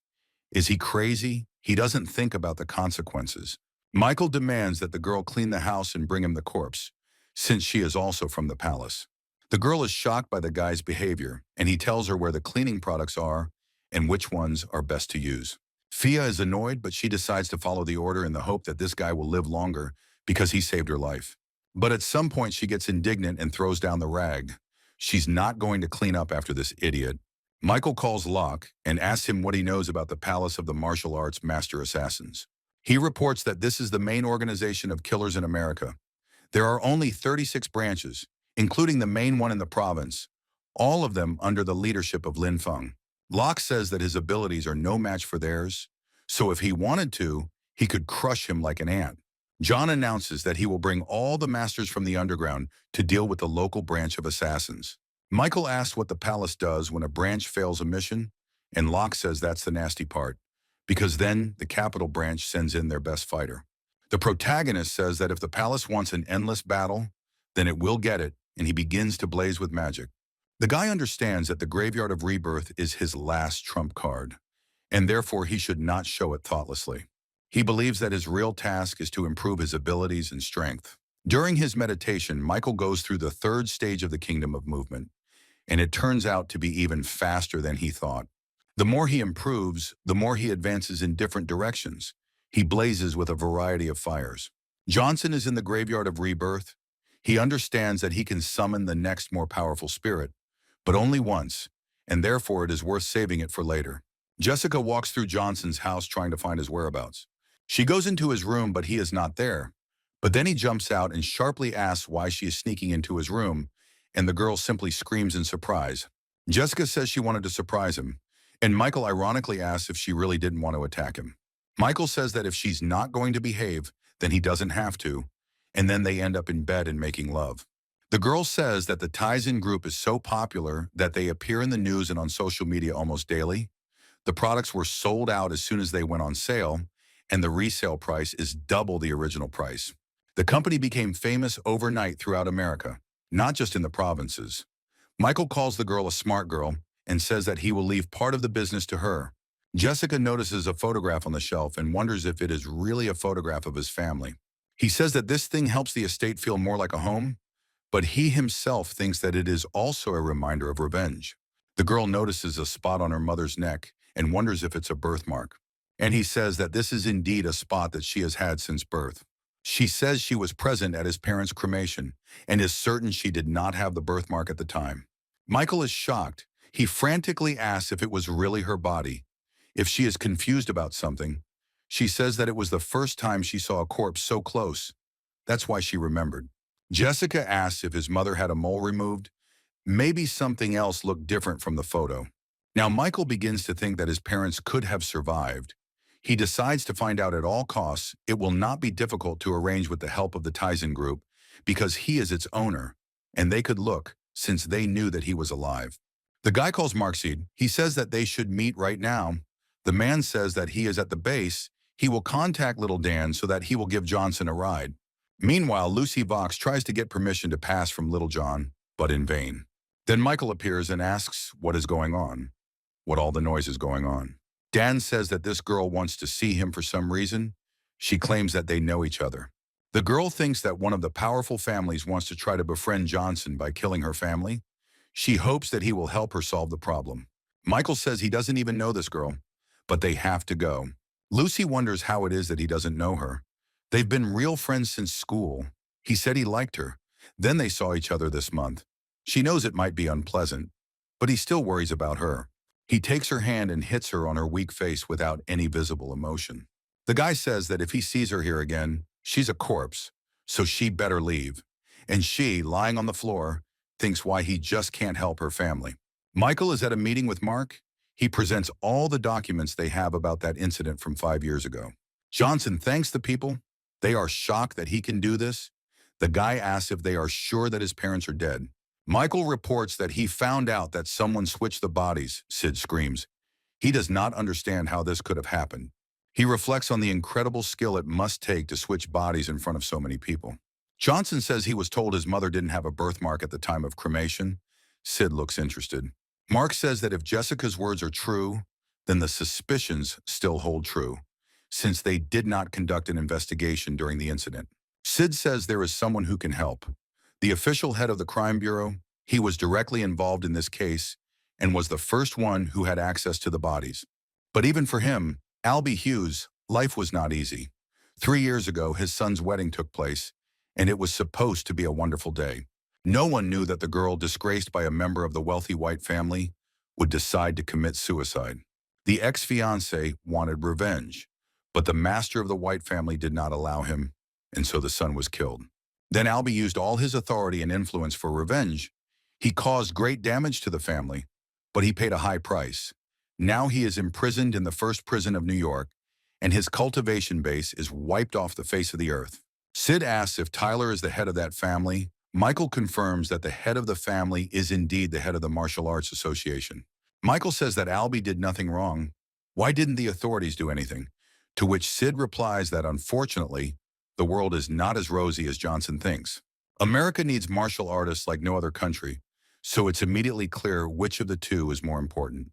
Sid says that even he tried to dig up something on the white son, but they had already managed to hide all the evidence, so he couldn't do anything. Michael demands to be taken to the first prison so he can meet Hughes in person. Prison, Albie slowly and emotionlessly walks out to Michael, who is waiting for him. Johnson places a photograph on the table and asks if Hughes knows these people. Albie sends Michael away and says that he doesn't care who he is. He just wants to be left alone. Johnson says it was his parents who died, and he was in charge of the case. Only he can tell more details. Michael says that they have a similar past. He also faced the fact that his loved ones were killed by such a powerful person that he was terrified. He did not have any strength to resist, so he understands why Albie hates this world. Johnson says he has endured 5 years of painful trials and torture. He is only breathing because he is obsessed with revenge, and Albie is his last resort to find out what he needs. The man says that the guy can leave, since he doesn't know anything about these people anyway. Michael shows a photo of the white son and says he can bring his head. Is Albie sure he doesn't remember anything? The man gets furious. He says that this bastard must die no matter what, no matter how much he wants to crush him. The prisoner says that his father is very powerful. Who does Michael think he is if he intends to do something like this? Michael sprays energy around himself and says that he doesn't need to know. He's wondering if the man will remember everything when he brings the head, and he loudly exclaims that if Johnson does this, he will remember everything that happened then. The man and the boy agree to cooperate and go back to their places in silent determination. There's a master standing at the white's door. He thinks the head of the family is powerful, but his son is a complete pervert. If only he were half the leader. Michael approaches him and asks if the head of the family's son is inside. Johnson disappears from sight, then reappears in a terrible aura. The man asks who he is. The guy replies that he does not need this information. He only needs to know that he came to take the life of the younger white. The master throws his fists at the main character, shouting, "How dare he say such a thing?" Johnson delivers a crushing blow, creating a small sun on his enemy's stomach. Michael looks at the face contorted in pain and says that he is sure that the master did many terrible things to White. Johnson throws the defeated enemy straight into the door, where he flies at breakneck speed. The body's weight knocks down the door, and inside are 2 girls in bunny costumes with ears and tails, who don't understand what's happening. White screams how they could kill his uncle so quickly. It's impossible. He sits against the wall and screams in horror. Michael reminds him of the girl he dishonored, and he arrogantly asks what Johnson wants. Is it revenge? The guy says that he has a very influential father, so you can't harm him in any way, otherwise you yourself will die in a couple of days. Michael says that, unfortunately for the guy, one person has what he needs, and he said that he would only talk in exchange for his head. The pervert also whispers something about how he can't kill him. Tyler White sits on the couch in his house and thinks about kicking his son's ass when he gets back from that dump where he's currently hanging out. His phone rings and the employee tells him that his son is dead and that his head is missing. Police officers stand outside a building, preparing to investigate the murder of a high-ranking citizen's son. Tyler threatens the man, saying that if this is a lie, he will get into trouble. But the man in fear says that it is true. White begins to cry and shouts that they must immediately find the killer. Michael brings White's son's head straight into the hands of Albie Hughes, who is genuinely happy that the bastard is finally dead. He thanks Johnson for putting that bastard down. He deserved it. Now his son and daughter-in-law can rest in peace. Michael says that it is a deal, and therefore he must tell what he wanted. The man says that he will tell everything he knows. He says that 5 years ago, he was the head of the Department of Especially Serious Crimes. He arrived on the scene quickly, as he was busy with another case nearby. When he arrived, the people present at the banquet had already been released. His parents were seriously injured. Michael is very surprised and asks again with wide eyes, clarifying whether he was mistaken in saying that they were not dead. Albie says yes, that was the case, but the breathing was so weak that they could have died soon, but judging by the situation, they had a chance. He immediately took them to the hospital, but in the end, he received a death certificate. Michael doesn't lose hope. He says the evidence doesn't prove anything. He can save 9 out of 10 patients he's given it to. The man says that what happened next was very strange. The bodies were not opened up according to procedure, and some man appeared. He took the secret documents in the bodies, but after half an hour, he returned them to their place. After that, the doctor said that a trial was not necessary, although Albie wanted to do something, but then he immediately realized that someone from above was manipulating him, and therefore doing anything would be pointless anyway. They were supposed to be cremated, but no one could sign the document. So some girl came and introduced herself as a member of the Johnson family. Michael realizes it was Jessica, who told him everything that happened next. But what's most interesting is the guy's identity and the reason for the absence of bodies for half an hour. Johnson asks if there is anything else. The man says that he then continued his investigation and found out that the man had previously met his mother in a cafe. After the conversation, they suddenly had a fight, and the woman immediately left there, not in the best mood. Albie says he wanted to save the footage from the cafe's cameras, but then the man showed up and threatened him, so he had to abandon the investigation for the safety of his family. Johnson asks if he has any records, but he says they were all wiped clean. Michael asks to draw his face because, obviously, he is a man. This is the key to the mystery. Albie takes a while, but then shows a good drawing and asks if this will work. Johnson says he doesn't have enough details, so Michael suggests looking for ways to get him out of prison. Michael says that then he can draw it using a computer. The man says that he can do it without any problem. Master Howard meditates on the stone, emitting large waves of energy. A servant appears and says that someone came to see Albie. The master wonders if someone has decided to visit him after so much time. The servant says that it is Johnson from the Dragon Spirit. The man says that the special forces are of no interest, but Johnson is quite interesting. The guy says he didn't believe it either, so he did some investigating. He wasn't dead. He became the first master of arts in New York after he mysteriously disappeared 5 years ago. He says the creature seems to be blessed, but there is nothing wrong with it. This creature will only tarnish our family tree. The servant offers to send people after him, but the master says that for now he means nothing and does not threaten them. The master thought Johnson was dead as a roach. He thinks he can solve everything, but he's just an insignificant fry. The heads of almost all the families of the Martial Arts Association are holding some important meeting. Their faces do not look very happy. They learn about the death of the son of the head of the association, and he loved him very much, and everyone is completely perplexed. The head of the White family says that today's meeting has only one goal. All the families present must help him find the one who killed his beloved son. The man says he sent everyone a photo of the killer and wants them to use all their efforts to catch him. Sarah's father notices that Johnson is in the photo. He doesn't know what to do. He is extremely surprised. Meanwhile, the child's father is raging and fuming. He is ablaze with magical energy. He says that he would rather kill 1,000 people than let this man stay alive. He wants to get the heads of all the members of his family to torture them to death. Stephen Nix realizes that White has gone crazy. He will kill everyone who has similar clothes or figure. How many innocent people will die? And while he was thinking about this, he also realized that this man is suspiciously similar to Michael Johnson. Stephen thinks he'll need to contact Johnson later. He's his friend after all. And meanwhile, Sarah texts her father that Johnson is at home. Steve Walsh is relieved it couldn't have been him. But then his daughter sends another message saying he just got back and she doesn't know where he was all night. The head of the My family also understands that he has seen this man somewhere, but Walsh increasingly doubts that he is right. Mai asks if there is a clearer photo, But the vice president says that all the records were erased, and this photo seems to have been taken on purpose. He says it is definitely Mr. Johnson, so he will need to be warned soon so that he can protect himself. Father says he's leaving it to his vice president, Wally Fye, who says he'll do his best to find the culprit. White is counting on him and says that he knows what will happen to him if no information comes in within 3 days. Fa breaks out in a cold sweat in horror. Strange people took the photo. They grabbed anyone who looked like Michael. Today, the law in the province ceased to apply. A dark night is coming. The head of the Mai family tells his family members that the incident is very high profile. If anyone can provide information, they will be generously rewarded. He has already sent out photos to everyone. One of the Mi family's masters notices that the man in the photograph looks very similar to the arrogant guy who was here not long ago. The father of the family understands why the man looked familiar, and then thinks that Johnson would have had enough strength to do such a thing. The guy says that he doesn't like Michael, and therefore he would like to take on the case himself.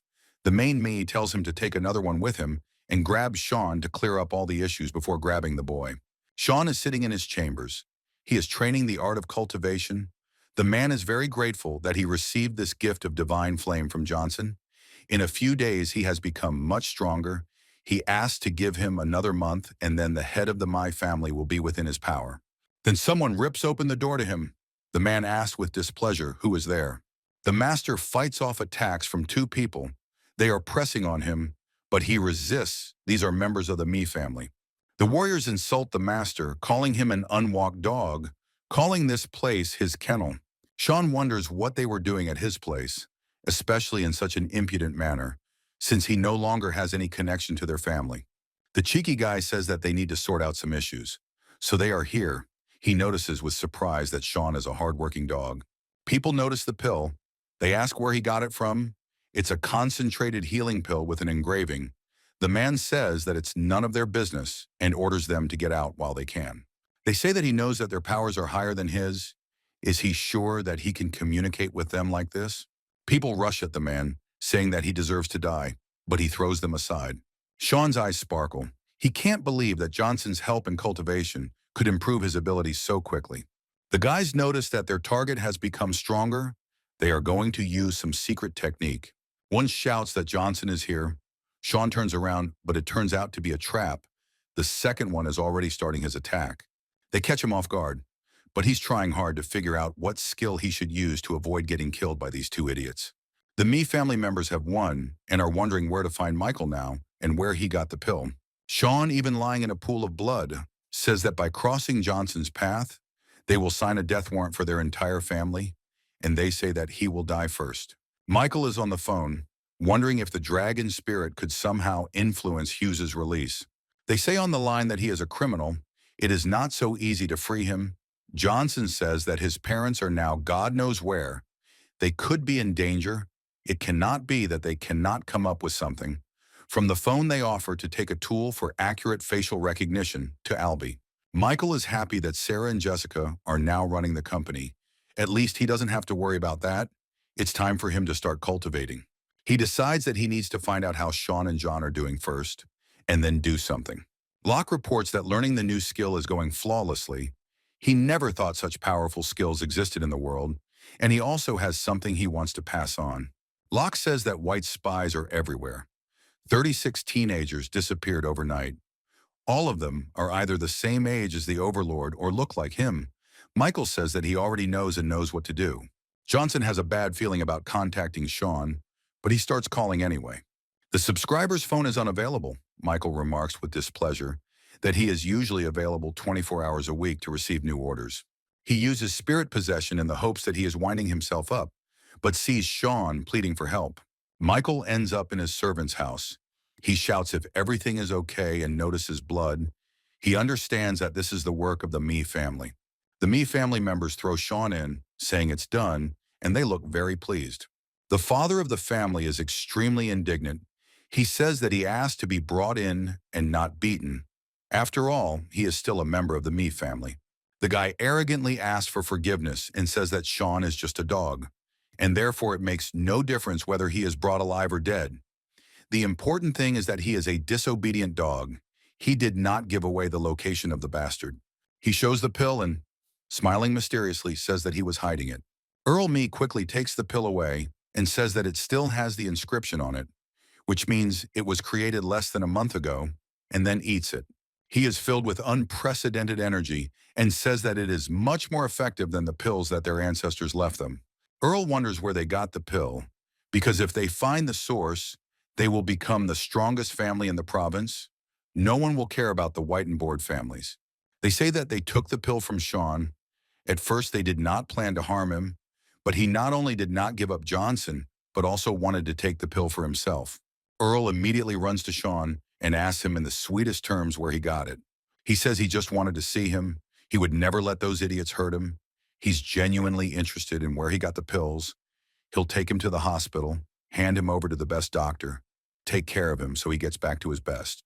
Sean wakes up and is cheeky to Earl, saying that there are things beyond his control and that he will ultimately destroy the Me family with his narrow-mindedness.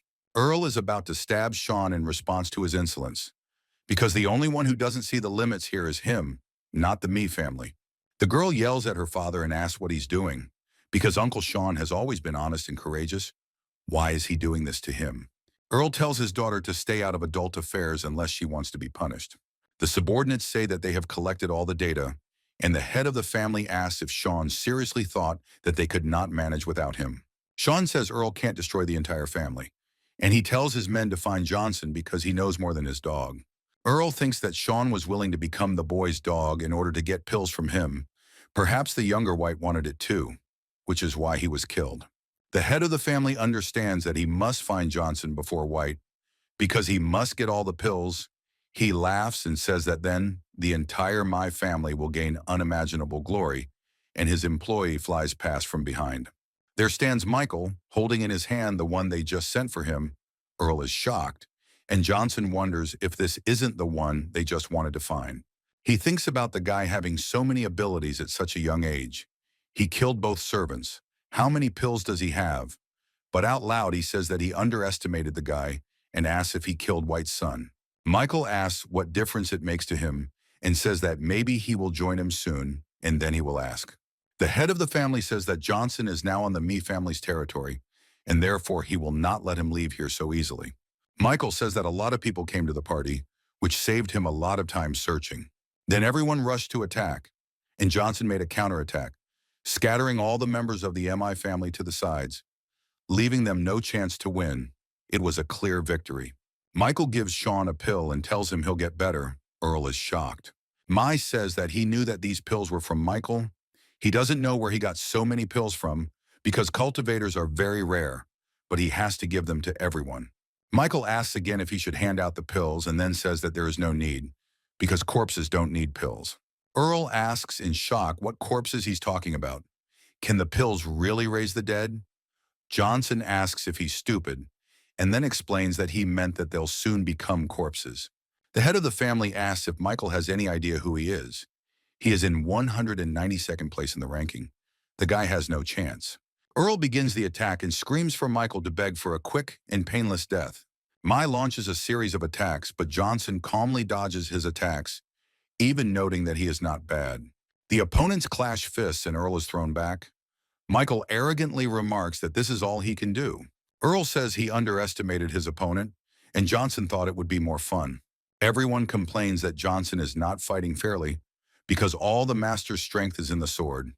The guy gets tired of this whining, so he tells the enemy to take the sword. Earl says that his name is famous for his mastery of the blade. He blazes with energy, throws off his coat, and prepares to attack. Sean asks Michael to be careful because Earl might kill him, but the guy tells him that he can rest.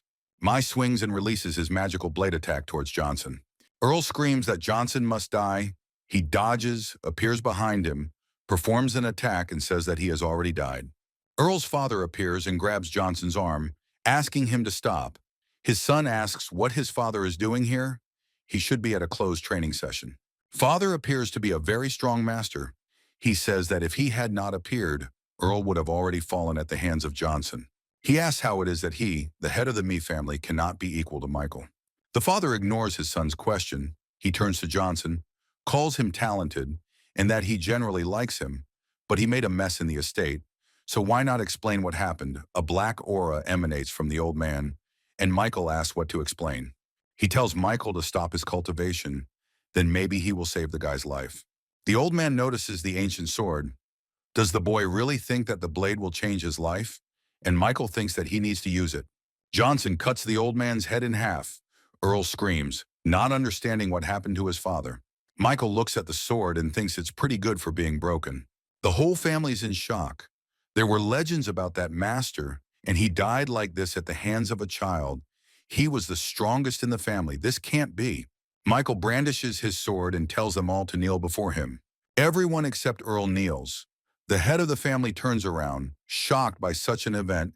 He is extremely displeased. Even his daughter is on her knees. Michael repeats his order in a more commanding tone, and then the last me falls to his knees.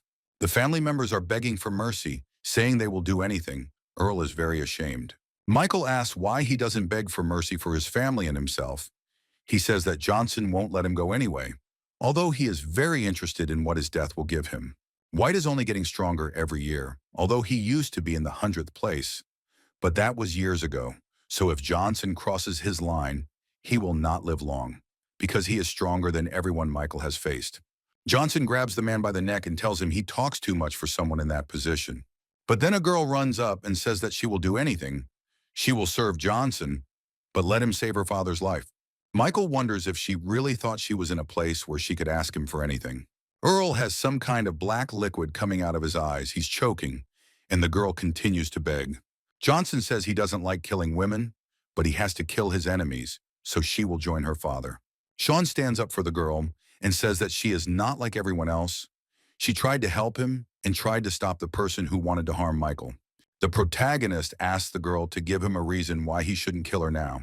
She says that she can't take revenge on him in any way because her family is all she has. And if she stays alive, she can guarantee that the Me family won't cross his path in the future. Michael tells her to take this drop of blood so that she becomes his servant. Then he will let her go. She is nervous but agrees to accept it with tears in her eyes. Sean thanks Johnson very much for avenging him, but now he is useless. He says that there is no possibility of serving, asks for permission to be left alone. Michael says he wouldn't be here if he was useless and writes some kind of list for the girl. He calls Maya Me over and tells her to buy these medicines at the best pharmacy and give them to Sean 3 times a day. He won't be able to walk for a couple of days and therefore she must take care of him during this time. She agrees.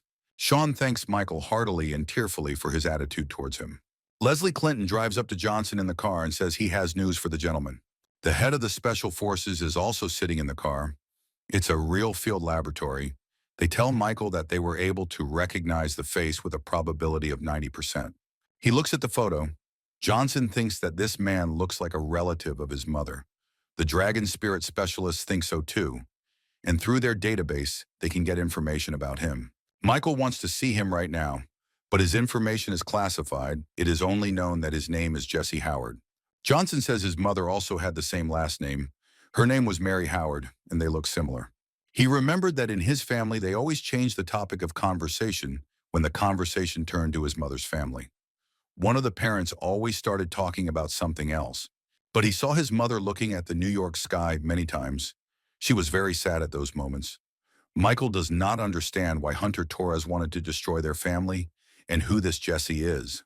Why did Mom look at the sky? What did she see? What happened to her parents? Michael needs to know the answers to these questions.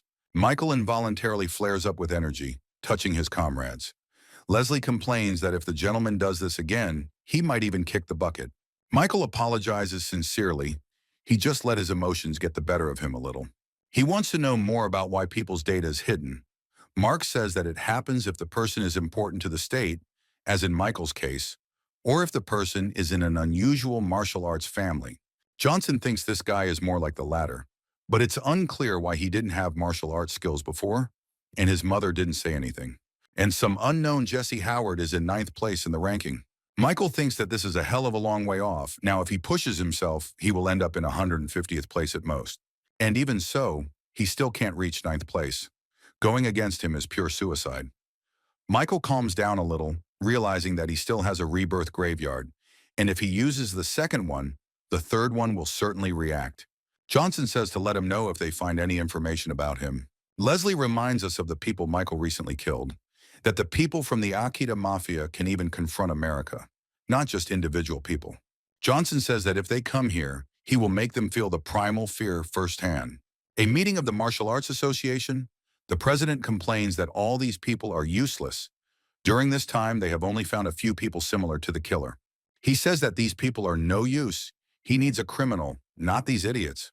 The vice president says that he will soon turn 60. He needs to calm down. By that date, they will find the killer. But he explodes and says that he lost his son, and they are talking about his birthday. He is not going to celebrate it. People say that things are not going very well, which means that this year the fate of the president will be decided. Since it is the year of fate, nothing is going according to plan, and many bad things are happening. You need to switch to something good, and the birthday is quite suitable for this. White thinks that it wouldn't hurt to have a party. It would be nice to change the mood radically. A man comes and says that someone sent a package for White. He wishes him a happy birthday. He tries to drive the courier away. At this moment, the man realizes that something is clearly not right with the gift. He pulls the gift with his power to see what kind of crap is in there, then opens it and sees a head, his child. People are screaming about how dare they send something like that to a birthday, especially a 60th one. White asks who sent this package, where they went, how they even dared. The courier says that they were wearing glasses and went further down the road. The president, in a rage, personally goes to find the sender of the 60th birthday gift. Half an hour later, the president returns. He looks like he is ready to devour people. Everyone is afraid for their lives. It seems he did not find the person he was looking for. White angrily declares that this child has declared war on him. He says that he will see who will have the last laugh. The phone rings unexpectedly, and the people at the table wonder who will answer it at such an inopportune moment. The head of the association is swearing that someone should finally take this phone. Why should he do everything himself? Someone takes the phone. They say that the EMI family was destroyed. People are scared that the whole family is no longer there. The great master was there. White says that in his opinion, the same person who killed his son dealt with the family. He completely spits on all the laws and provokes the association to kill him. The president says to call him a hunter until they find out his real name, and also that everyone in the province needs to be warned about him. He says that all members of the Martial Arts Association are obliged to consider the hunter as their enemy. He wants to see his face. Michael asks the messenger if he delivered the gift. He says yes, but advises to be on guard, because they called him a hunter and declared him an enemy of the entire Martial Arts Association. Johnson asks if he intends to celebrate his birthday. He thinks so, since he liked the idea of the Year of Fate. The man asks if Michael intends to do something about it. There will be so many masters there. Michael says that he will say that day that anyone who crosses him will become an enemy, and the man says that he is worried but is not in a position to change anything. The guy examines the broken sword and says that it turned out to be quite useful, and in general he has the opportunity to repair the sword, but it will require a lot of resources and time. Johnson asks what he seemed to tell Fia not to show up at his house anymore, but she says she came to say that the palace has stopped any efforts to search for him, but if information gets back, it will be harder to stop. Michael understands that since this girl was able to hide information about him, it means that her status in the palace is very high. The girl asks the guy if he wants to fix the slaying dragon, and he asks where she got it from and thinks about what she named it, realizing it's a good name. Fia says she will tell, but in exchange demands to find out whether the disposal of the Emmy family and the death of White's son was his doing.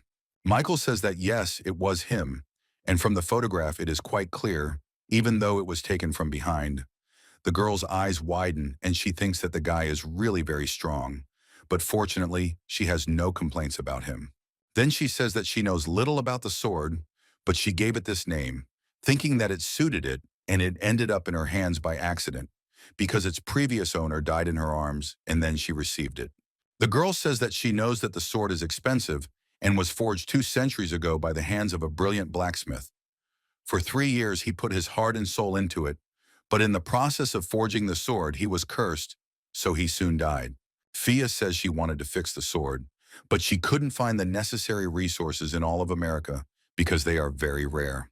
The girl says that the blacksmith, fortunately, still has relatives. Michael asks where they are, and she says that they are somewhere in New York and their last name is Sanders.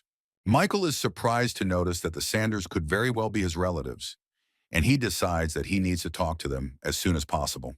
The girl, noticing the guy's face, says that the family he knows is obviously involved in medicine, but this is just a disguise. Their ancestors forged many types of weapons for countless masters, which is why they don't dare mess with her. Jessica and Sarah's voices are heard from behind the door. They say they are very tired, and then think it is because of their huge breasts. Fia says that it seems his mistress has returned, so she has to go. The girls appear and say that they heard a female voice. Where did she go? Did he really bring the girl here? Michael sheepishly remarks that there are already two beauties here. Why does he need anyone else? Sarah says she told Johnson not to be greedy, and Jessica remarks that he is being too polite today and that they should check his bedroom. Michael sarcastically remarks that they shouldn't forget to check out the second-floor balcony, as it has a great view, while Fia, hearing someone talking about her, jumps off as it's time for her to get going. Johnson sits with the Sanders and says he didn't think they would be so close when he called them. Jacob says they are there because there is a family meeting coming up that is happening here. He asks if Johnson needs anything. Michael shows off the sword and says he wants to know about it. Sanders asks if he really wants to fix it. He says he needs materials. Johnson wonders if it will be now or later, but he needs to fix this sword. The old man says that if the sword was really forged by that master, then the materials must be very rare. But Lillian notes that there are a lot of stingy people in the main family, so she cannot imagine them giving the materials to an outsider. Michael, with a thoughtful face, wonders if they will accept the exchange if he offers them cultivation pills. He doesn't think they will refuse. Jacob offers to take him to the main house. He can give him excellent recommendations there. Michael says that whether it works or not depends on them anyway. He leaves it to his discretion. The Sanders estate, the granddaughter with her grandfather and Johnson have arrived, and the family gathering will begin soon. Some people come out and demand that those who have come introduce themselves. Jacob introduces himself and says that he has a report for the chief. People say they need recommendations from senior members to meet the leader. They are told to go back to where they came from. Sanders says he thinks it's time for Johnson and him to bow out and figure out something else. A girl appears and says, "Don't they know that her father is busy with important matters?" Lily says that this is one of the three beauties, like Sarah. However, she says that this girl ranks first among them, and she also notes that if she helps us, then there will be hope. Then Lily remarks that she is specific and very accommodating, and Michael says that he had no intention of communicating with her. Katie Sanders wonders if it's Johnson. She's heard so much about him because she's Jenkins' best friend, so she knows that Michael is America's youngest master and instructor of the Dragon Spirit. The girl says that she noticed him because the Dragon Spirit rarely notices anyone, but he noticed him. Katie asks if he's probably here for her, and Michael says he knows the Sanders family used to forge swords and he needs materials. The girl giggles slightly and says that she will do everything in her power to help, but they have forged countless swords. Which one exactly is he talking about? Johnson places the sword on the table. The girl becomes furious, asking how it came into his hands. Michael remarks that this sword is apparently very valuable to their family. The girl shouts out that her great-grandfather bequeathed before his death that the appearance of this sword foreshadows the return of the emperor. She cannot believe that the broken sword appeared today. She approaches Johnson and shouts that she is ready to buy him at any price. She is ready to give $200 million. He can make all demands. They will be in an incalculable debt to him. Michael haughtily remarks that money in their favor are worth nothing to someone like him. He only wants to get his hands on the materials. The girl is very upset and asks him to forgive her because she takes such things seriously. She cannot tell him anything about the materials because this is their faith. Johnson assumes that this is the end of the conversation, says goodbye, and gets ready to leave. There's someone sitting on the roof, aiming at the window with Sanders and Johnson. Michael feels the shot, catches the bullet with 2 fingers, and looks out the window. The girl is already screaming into the phone that someone tried to shoot her. She orders that the killer be brought to her in 10 minutes. Fia thanks Johnson, saying that she is in his debt, but he interrupts her and says that her kindness is not worth a penny. A dungeon, a tied man hanging upside down, a girl wondering who wanted to kill her and who ordered it. The killer says something unintelligible. This answer does not satisfy her, so she takes the man's life with a knife. Johnson just left the coffee shop, but he realizes that someone has already come for the girl. They really are something. And then he thinks about the fact that the Sanders family hid their origins in pharmaceuticals the unknowns in the Me family, this is just the tip of the iceberg of this province. Jessica calls Johnson and asks him to come back to the Tizen Group building because they are having some difficulties. Michael says that Sarah understands things much better than he does, but the girl says that Walsh left with her mother to see her grandmother off and that she will return in a week. In the background, Jessica has a strange man with guards. She asks not to ask anything and to come here. The guy asks who's in charge here. The girl says he's already on his way and they can contact her with any questions. He asks if she knows what his company needs most right now. Jessica asks what it is, and he brazenly says security. He says that if they want to stay afloat, they need security, so they can be the ones to take them under their wing. He is from the Lei family. He says that for 20% of the company's shares, no one else will dare to lay a finger on them. This is great news for the company. Nightingale says that they are not selling shares and do not intend to. And he says that she did not understand he is not buying them, but taking them. He says that the promotion is a gift. He says that for them it is easiest to drive the Tizen Group out of the business world. Lei says he doesn't mind lowering the percentage if she spends the night with him and suggests they make love. He orders his guards to go outside the door and make sure no one interferes. The girl asks what he wants. He says that he wants to take her. Then Michael appears. He knocks down the door with the bodies of the guards, hitting the guy too, and asks if he was the one he was looking for. Johnson, ignoring Leia, asks if this guy has touched Jessica. She says that he hasn't yet. She says that security will only start working tomorrow. Michael says that the main thing is that she is safe and asks her to wait for him outside. The girl sweats slightly but agrees. Lee asks if Michael even knows who he is, and Johnson questioningly says that he is some kind of emo punk and slaps him. The guy, filling with tears, asks again, "What other emo punk? Does he even know who his father is? How dare he touch him?" Michael slaps the boy across the cheek again, asking why he should care if he's not his father. Lee clutches his face, cries, and with a very sad look, complains that he has been touched again. One more blow, and his family will start hunting for Johnson. Michael ignores the guy's threats and kicks him into the ceiling. Johnson rips a bunch of the guy's hair and tells him that he's going to lose his wig today, no matter how much he whines. Michael calls and says that the Lei family must leave the province in 10 minutes, and the head of the family must call his good-for-nothing son again. Lei tries to complain and protest. Who does Johnson even think he is? But he gets another slap in the face from Michael. The emo punk asks not to be bothered anymore. Then his phone rings. He says it's his dad calling. He says that Michael still has a chance to improve, or Lei will tell what he did. Johnson tells him to shut up and pick up the phone. The guy wonders why his father called now, when they said the family had disappeared. It can't be. Michael says this is the last call he will ever make.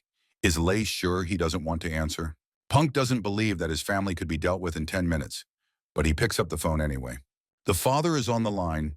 He asks who his idiot son got involved with. Because of him, the entire estate is filled with corpses. The child is shocked.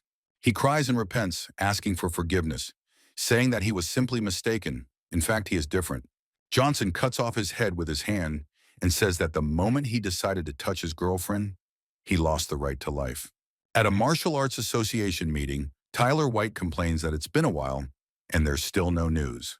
A trusted source says someone is destroying evidence as soon as it's found, and the hunter's past is more complicated than they thought. A young man appears and says that there is a girl outside who knows the identity of the hunter. Lucy Vox appears and introduces herself. She says that her family is now being threatened.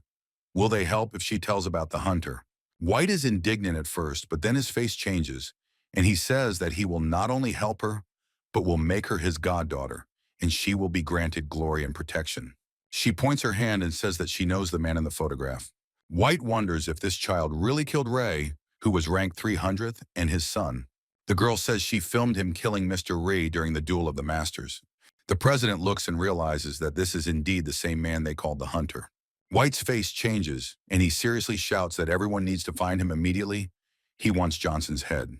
Lucy thinks that Michael didn't want to save her family, so let him run away from the wrath of the Martial Arts Association. Michael gets a call from Wally Fi, who says that the president has found out that the hunter is Michael and that he urgently needs to flee abroad, preferably somewhere far away.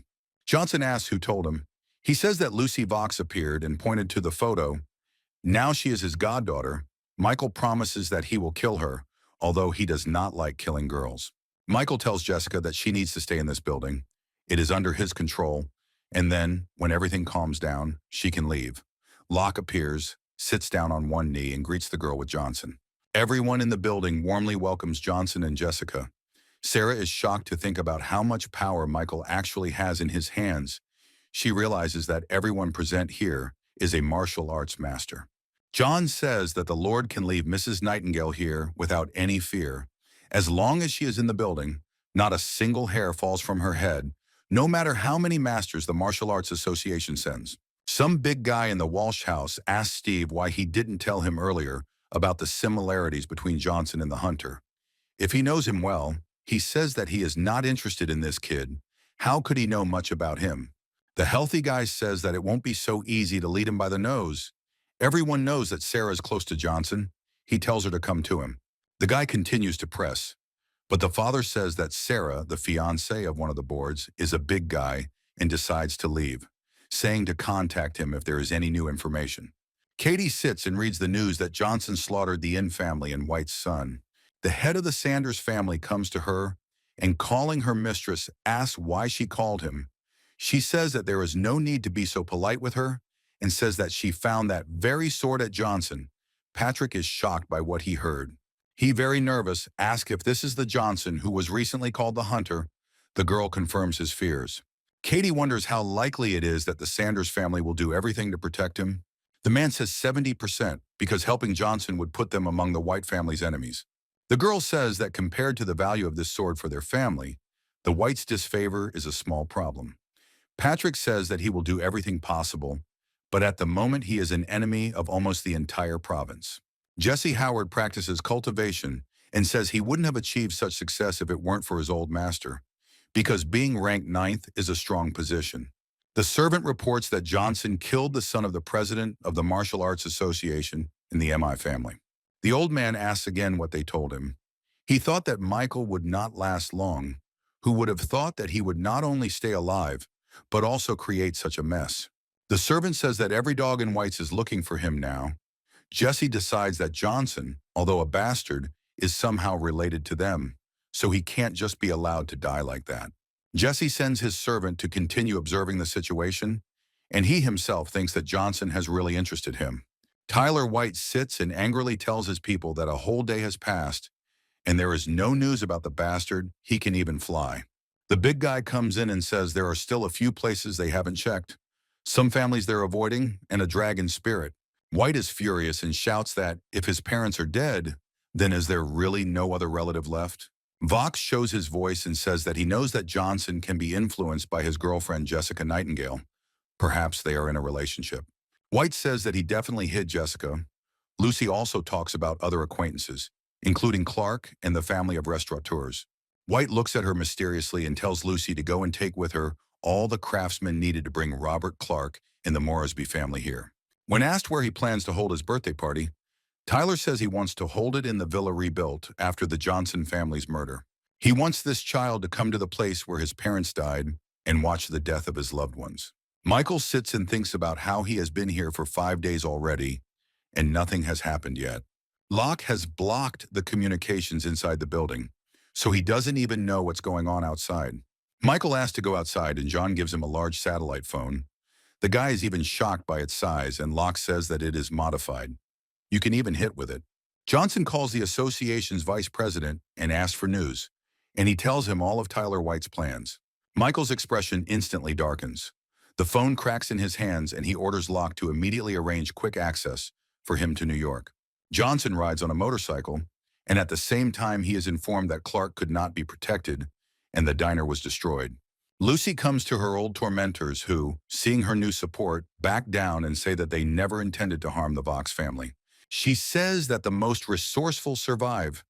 And why did they think that the Vox wouldn't touch them now? The girl demands that the man kneel, otherwise his entire clan will be destroyed. The head of the Meng family is extremely unhappy with this situation, but he has a family and a child, and they need to be protected. The man beats his forehead in pleading, but the naughty girl doesn't care. She sets her thugs on him. The Hmong men are attacking, the masters are fighting. The father is thinking about how to protect the child, but the girl says that the child must not be let go. The man bursts into flames and tells her to stop this chaos. He is the boss after all. You can't underestimate him. The association master sends Meng flying, swinging at his young son. The fist is about to touch the innocent head of a small, completely innocent child. But then the protagonist appears and stops the blow, confusing his enemies. Johnson unleashes a series of crushing blows, reducing the once strong master to a pulp of bone and flesh.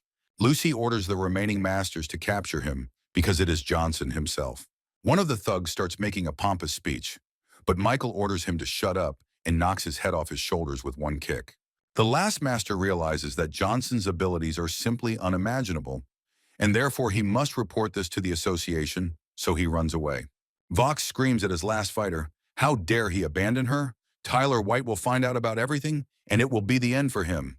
The master says who cares about her life when death is at stake. Michael, running level with him, says that he speaks the truth. The master doesn't have time to come to his senses yet, but the guy delivers a crushing blow, sending him to the next world. Michael says that God did not deprive Lucy of either looks or a rich family, so why does she continue to bother him? He says that she humiliated him 5 years ago. He saved her life only because she is a pathetic woman and not worth his energy. He has only one question. Where are his loved ones? The badly beaten girl says that she will tell everything and will not refuse anything. Michael, without a shred of embarrassment or mercy, slams his fist into her face, screaming whether she deserves it at all. After the blow, she flies a decent distance away. Michael repeats his question. She answers with difficulty that all his friends are already at that villa. Johnson calls Locke and asks him to send a car for him immediately, as quickly as possible. Lucy thinks she got away with it, but Michael says he's not leaving because he's afraid of getting her blood on him. He throws a rock at her, piercing her right through. The Meng family barely notices how quickly it all ended, with not a single master left, and they admire Johnson's incredible strength. All the family members bow and thank Michael, but he says it's nothing. There's a banquet at the villa. Everyone is congratulating White. There are a lot of masters here. Everyone is waiting for the hunter to arrive. The Sanders are wondering if they can protect Johnson if he does come, as they would become White's enemies. Tyler stands in front of everyone present. He speaks and says that everyone should be aware of what actions he intends to take based on the events of the last few days. The doors open and Clark and the Moresby family emerge, looking like they had a hard time getting here. Clark says he doesn't understand why they were called here. He wants to call the police, but White shouts, using magic, that they must kneel. Link calls the head of the association an old fool. He says that you have to be crazy to get involved with his parents. White grabs Moresby by the head and throws him against the wall. He says that although his cultivation has improved, his upbringing is exactly the same as Johnson's. Tyler says it would have taken half a second to get rid of this guy if he hadn't used him as bait for a big fish. White gets Robert under control. He says that he knows that this man runs business errands for Michael. He is sure that he is a businessman with the gift of the gab. Tyler says that today is his birthday, and therefore if Clark says something nice to him, he might spare him. But the man, despite not knowing who he is dealing with, only says that anyone who crosses Johnson ends their life in agony. Clark flies into the wall, and Johnson appears in the doorway with a coffin and says that he brought a gift with him. Everyone around is surprised by the appearance of the hunter, especially Katie Sanders. And Steve Walsh does not understand what he is doing here. It's absurd. Johnson, with a haughty expression, shows off the gift and invites the association president to lie down in it. A crowd of association thugs rushes at Michael from all sides, but he wields the coffin like a weapon and causes great damage to everyone. Witnesses wonder why the hell Johnson is using the coffin as a weapon. It's so heavy. White orders everyone to kill him, calling his people worthless. And Michael emotionlessly says that everyone who crosses his path is dead.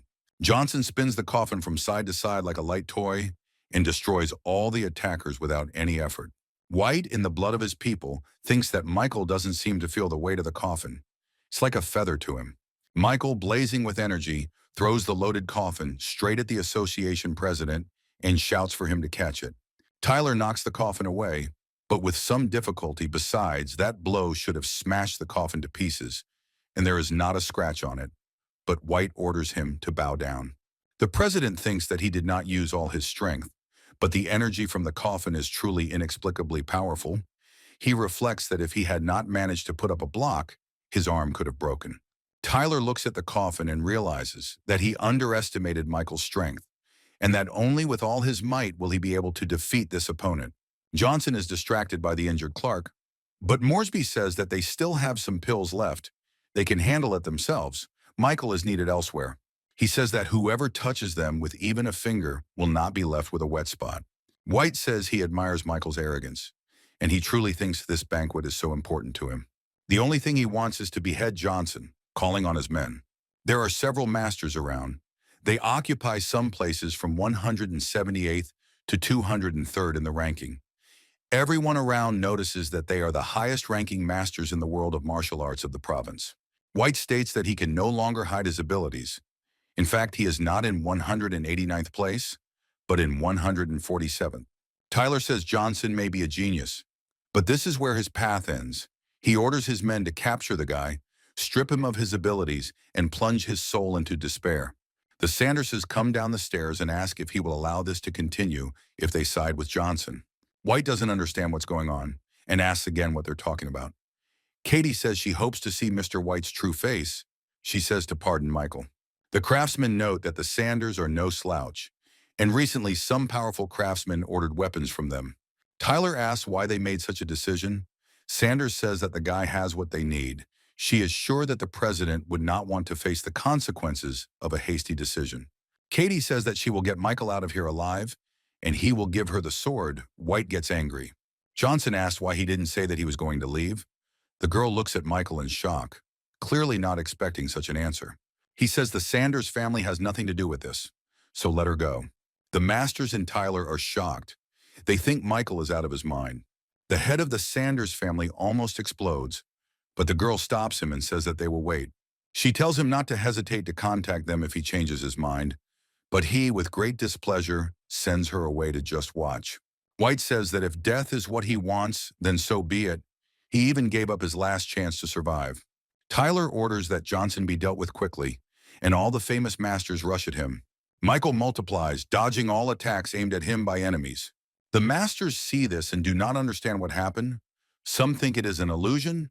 Some say they have never seen anything like it in their lives. Johnson appears behind one of his opponents, about to strike, but he manages to dodge. However, it turns out to be just a copy, and the other Michael grabs the master by the leg and slams him to the floor. He crushes his opponent's face with his foot. Everyone around is shocked by what they see. Are their eyes deceiving them? Katie doesn't believe that he is so cool. The masters see that their ally is dead. They call it meanness. One says that the others should be on guard, because the guy is using illusions and striking from behind. Michael ironically remarks that the four of them were the first to attack him, and now they call him a scoundrel, and then says that he realized one thing. None of them are his equal, even without illusions. The strongest one remarks that Johnson is extremely arrogant, and Michael says that it will be interesting to try his sword on them. The masters take out their weapons, saying that they can't do anything with a broken blade, but they will smear it across the wall in a second. Three masters rush at the guy at the same time, using all their skills. Michael takes out all his opponents without any problems. The spectators don't believe it. They think they're dreaming. The Sanders note that it took Johnson one blow per man. Perhaps that is the power of that sword. Johnson wonders how these clowns can call themselves martial artists. It's a disgrace. The last of the masters tells Michael to stop looking down on people. He cultivates unshakable strength. He will not live to see his death easy. Johnson asks if that means he can have fun, and the master says that's not what he meant. The president says that this is his opponent, and the fighter says that the guy is cunning, and the sword is blind. Problems may arise. Only a joint attack can lead to a good ending. White says that he will attack first, and the warrior should wait for the right moment to attack. The men rush into battle and shout that they will kill Michael right now. The guy does not understand how Tyler took the post of president. It's just laughter. White acknowledges Johnson's strength but says today is his last day on Earth. The president uses the snake spirit seal. Patrick notes that one must have considerable strength to perform such a technique. Michael deflects, saying that the performance intrigues him, but his blade doesn't care about all his skills. White is cheeky to Johnson, saying that all he can do is swing a sword and that he will never reach his speed.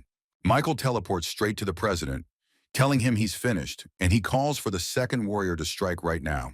The fighter catches Johnson and says that he will do nothing to save himself now. White rushes at his opponent to finish him off. But Michael, even from that position, punches the president in the face right during his flight. The big guy, despite the slight defeat, shouts that he still blocked his only fatal move. He is helpless in his hands. Michael swings his leg and kicks his opponent in the balls with all his might, crushing his opponent. The man bends into a fetal position and, sweating profusely, says that apparently his invincible strength still has a weak spot. Johnson swings and says that, having lost control, he becomes an ordinary person, he is finished. But he asks him to stop and wait. But despite this, Michael delivers a fatal blow, leaving his opponent no chance. People are shocked that his head was cut off. The guy has not been human for a long time. Katie thinks she's misunderstood, because what's really important isn't the sword, but Johnson himself. Michael goes down to his injured opponent and says that it is now his turn. He wonders if the president will listen to him or throw away his last chance at life. Tyler rips his clothes and screams that Michael destroyed his power, reputation, and family. He will never forgive this, even if today is his last day. White says Johnson is the first opponent in years who has forced him to put his life on the line to achieve death, admits he underestimated his enemy, but the feud will end here and now with the death of only one. Michael prepares to attack and sarcastically remarks that it will be the death of Tyler White. The sword cuts through Tyler's side, severing a limb and cutting a deep gash into his body. Michael wonders if the president is using his strength defensively to keep from falling apart, and he says the guy is bragging in vain because he is just a dog in the world of martial arts. White wonders why Johnson killed his son if they had no reason to be feuding. The hero says that White and his entire family have done a lot of shit. They slaughtered the entire Stark family for some piece of jade. Many other families suffered. Do they even know what karma is? He also says that he had killed Mr. Ree earlier, which already casts doubt on the friendship between the Whites and Johnson. And his vice president, Wally Fa, standing next to him, is also his subordinate. White says that even as a ghost, he will still get Johnson. Michael says that being a ghost of this level must be difficult, and now it's time to end this circus. Someone comes into the room and orders everyone to stop what is happening here. Some people appear, they say that they came from the American Bureau of Martial Arts. The leader asks to give him the blade. White is glad that his precious master came to save his life, just in time. Some old man in a top hat says that Michael is obliged to put down his sword. All issues are decided by the Bureau, and he is simply a malicious violator and must pay. Michael asks again, saying that he hasn't heard of such things, and Katie calls him over. She says that this is the highest authority in the martial arts environment, comparing them to the dragon spirit, but among the masters, everyone is obliged to obey them. He should put down the sword. Even Johnson is slightly surprised. The man says he is obliged to report this dispute to his superiors, so that everything can be considered impartially. White had brought people from the Bureau here to prevent Johnson from winning over the masters, but he didn't expect to lose. While he was waiting for them, Michael silently raises his foot over the president's head and crushes it. Johnson apologizes but says his smirking smile irritated him. The crowd explodes. They see that Michael has disobeyed. Everyone says that now he is finished. Nothing will stop the wrath of the Martial Arts Bureau. The old man reluctantly reports that the young man has nevertheless decided to challenge the Bureau. He says that only the Bureau has the right to try criminals, and therefore everyone else should leave the building. Everyone is afraid and decides to disperse, but Wally Fay does not dare to leave his master. However, he writes him a message, saying that he can leave him. The Bureau's foreman is outraged that Johnson is sitting on the phone, but he tells him to wait. It will be his turn soon. Sanders is trying to convey to Johnson that insulting the Bureau is not the same as irritating the association. The Bureau is owned by the state, and a simple warning won't get you anywhere. Michael asks if she's making fun of him. Who even let her get involved? She doesn't like him anymore. What the hell is she doing? The girl gets embarrassed and says that it has nothing to do with it. The man asks Katie to leave the premises, otherwise she will be treated according to the law. The girl leaves disgruntled and says that she doesn't give a damn about Michael. He just has a blade. The old man says that Johnson violated the 9th article of the martial arts law, so they can sentence him to death. Michael is irritated by such formalities. Do they really want to shame him? The man asks if the accused wants to speak out, but he sarcastically refuses. The old man asks Michael not to put him in an awkward position and then calls his warriors, who land near the master. They turn out to be a special unit of the American Bureau of Martial Arts. Michael says that he has no idea who these clowns are.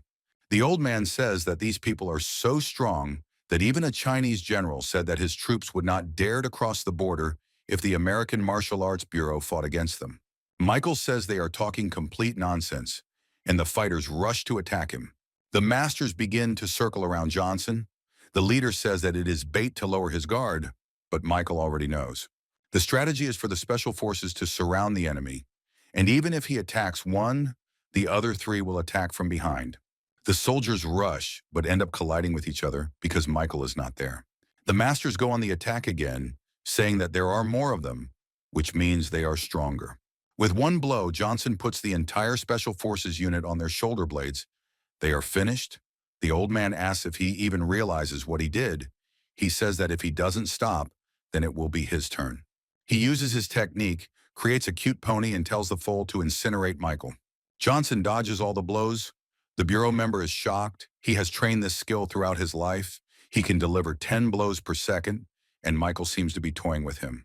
The protagonist swings his blade towards his opponent, saying that it is time for the old man to meet the masters of the younger generation.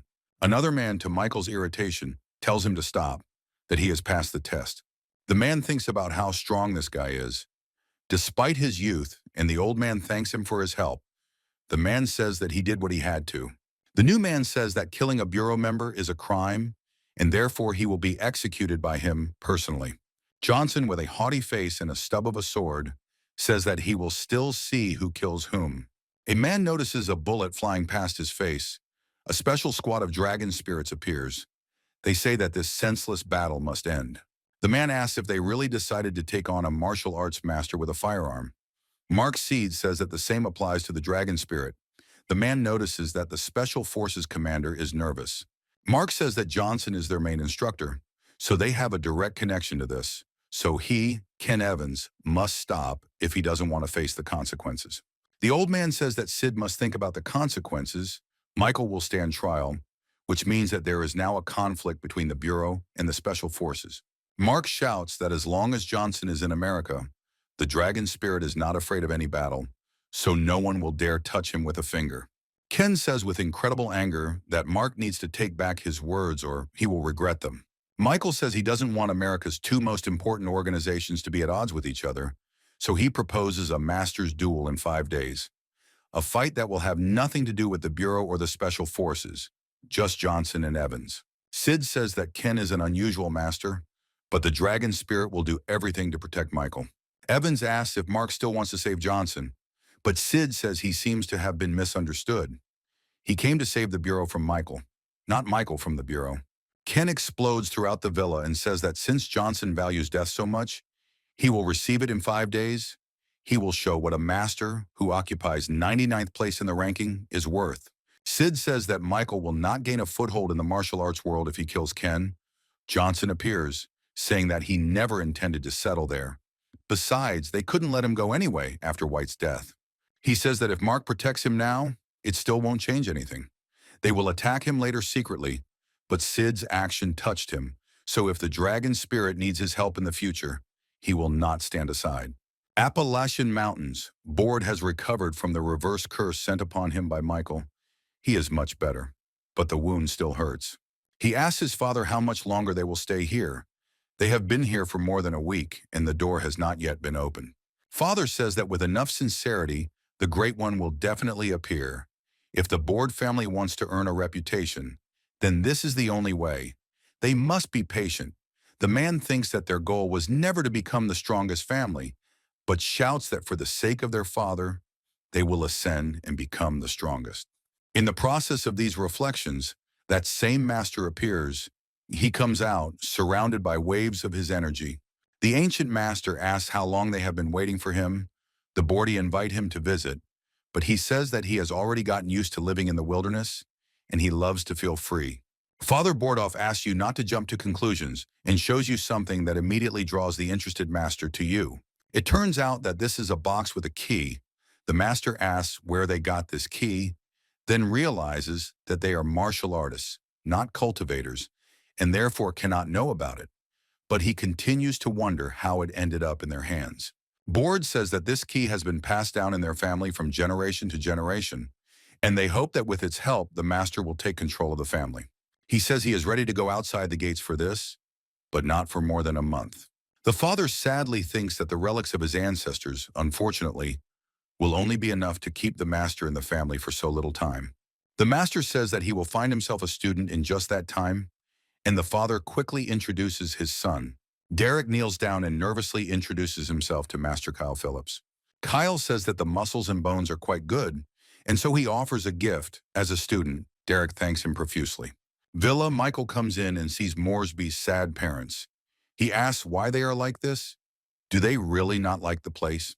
Katie thinks that Michael doesn't have a single scratch and brings out Link, who is almost completely bandaged, but still cheerful. He says that Michael is very cool. The guy wants to be like him. Johnson says that Moresby is getting tougher as he trains, and the girl asks if Michael is interested in a deal with the sword. The protagonist asks if she has changed her mind, and she says that the blade has become Johnson's weapon, and now she is unable to take it back. The girl says that the materials are still hard to come by, but Michael wants to know how much it would cost to get them. She says that the blade doesn't need a price. If it's already worthy of a hero, let him come to the Sanders tomorrow. They can think together about what can be done with it. Johnson says that he will definitely come tomorrow and thinks that then he will definitely kick Ken out of 99th place. Johnson, in his villa, is thinking that his girls should no longer hide. Since the problem with the association has been solved, the house has become lively. Michael says there are no reports from the Capitol. Nothing is known about the parents. The only lead at the moment is Jesse Howard, who is ranked 9th. Michael is delving into his past and future, but at that moment he sees someone looking at him from the window. Outside the window, there appears to be some guy with white eyes and a gloomy appearance. Johnson peers closely at the window, but there is no one there anymore. Did he imagine it? Someone was definitely watching him from the window. He doesn't know who. The Capitol Master Howard is playing a game with some old man. Jesse asks why he came. He says that he came to visit his son. Howard worries about his strength, but his father reassures him that he is his strongest son, except for the one who went to Appalachia. He asks about Johnson's mother, but the old man explodes, saying that he is talking about her, that she does not deserve a family, that she gave birth to a man who is ruining their entire family. But that guy comes running and tells us that Johnson killed White. The old man asks his grandson which Johnson they are talking about. He is clearly shocked by the appearance of his grandfather. He says that this is the same Michael they are thinking about, and White was the main one in the province. The father wonders how such an influential man as Tyler White fell at the hands of some boy. The son says that he fell before the members of the Martial Arts Bureau. The guy also killed 5 masters. The grandfather asks his grandson to tell him more about this Johnson. He is very interested. He seems to the old man to be quite a strong master. The grandson says that throughout America, he is considered almost the second master in the entire country. Jesse says that he wants to meet him because he was investigating the incident at the villa, and it is very interesting where he disappeared for 5 whole years, what he was doing then. But Grandpa says that he is one of the top 100 masters, and therefore a meeting with the Howards is not worthy of him. The old man wonders if his rich lineage has influenced his strength. Maybe that's the issue. Grandpa says that to meet them, he needs to at least top the rankings. Johnson sits and asks Fia why she should appear like a ghost and ask for a room when she can just knock. She doesn't believe he killed White. He asks what she really wants from him. She says that this case in the palace made a lot of noise. Michael is the first daredevil who went against the Bureau. The girl says that tomorrow he will go with her to the palace to find out the real head of the province. He thinks that the girl is just a pain in the ass and asks what kind of head this is. Jessica knocks on the door and says she's back. Fia immediately disappears. She asks if the guy missed her. He says that she seems to have already gotten used to living here, but she says that nothing of the sort. Nightingale says she thought about it for a long time and decided that while she doesn't like fighting, she wants to defend herself. Michael says that he is glad that she finally made up her mind and that he just needs to think about what would suit her best, and says that he will take her wishes into account. Johnson says contentedly that it's time to try to do this then. Jessica looks at him with confusion. The assassin's palace, the chief asks if he understood correctly that Johnson refused the audience, but the girl says that he is busy and will definitely come later. He asks again. As a father, she has no choice but to say that he is simply not interested in the palace. Lin Feng says that the guy is not a coward, then he will meet him himself. It is very interesting to look at him. Michael came to the Sanders to forge a sword, but for some reason ended up in the bedroom. He asks if Katie was going to charm him. She says he misunderstood because it's not only her bedroom, but also her secret forge. The girl taps her fingers on the wall. A secret passage opens. They go deeper into the room along the stairs. She says that all the attributes are just a cover. Michael thinks about it. It's not that easy to build such a tunnel from the bedroom. Johnson sees that there are many weapons around. The sword flies into the air, and the girl says that there are souls of 10,000 blades here. But even they are no match for this broken blade. Michael jumps for the sword, grabbing it. The girl screams that it is too early, since he has absorbed a lot of energy and can be dangerous. Johnson feels the resistance of the sword and chuckles at it. He waits for awakening. The girl screams that if he uses his power like that, something will happen. But she sees that the guy is already coping with the power of the sword. She understands that the power in the sword is incomprehensible, and Johnson has subjugated her like this. He is even more terrible than she thought. Katie shows the mineral from which the sword is forged. She says that to repair it, the crystal needs to be broken. She also says that this stone is unusual, so we need to wait for a master who will help. But Johnson decides to do it himself. He uses brute force to knock a piece of crystal out of the masonry, leaving the girl in horror as the girl screams. A strangely dressed man appears and tells us not to touch the stone and how it even got in there. Michael comes to Katie's defense, saying there's some pervert there, but she says he's one of them. The girl says that this is the best sword blacksmith who arrived from the capital, and he is also a friend of her grandfather. He shows off and asks if this is the guy he should make a sword for today. Michael thinks that the guy is kind of strange. He would rather forge the sword himself. The blacksmith is indignant that Michael simply cannot know everything that is necessary. It would take at least 10 years. Michael asks if the girl has prepared everything he asked for. The girl agrees and asks if he wants to refuse the master. Johnson says he must forge his own blade. Michael asks if there is another way when he puts the hot ore into the furnace. The girl says that he uses the furnace without a master.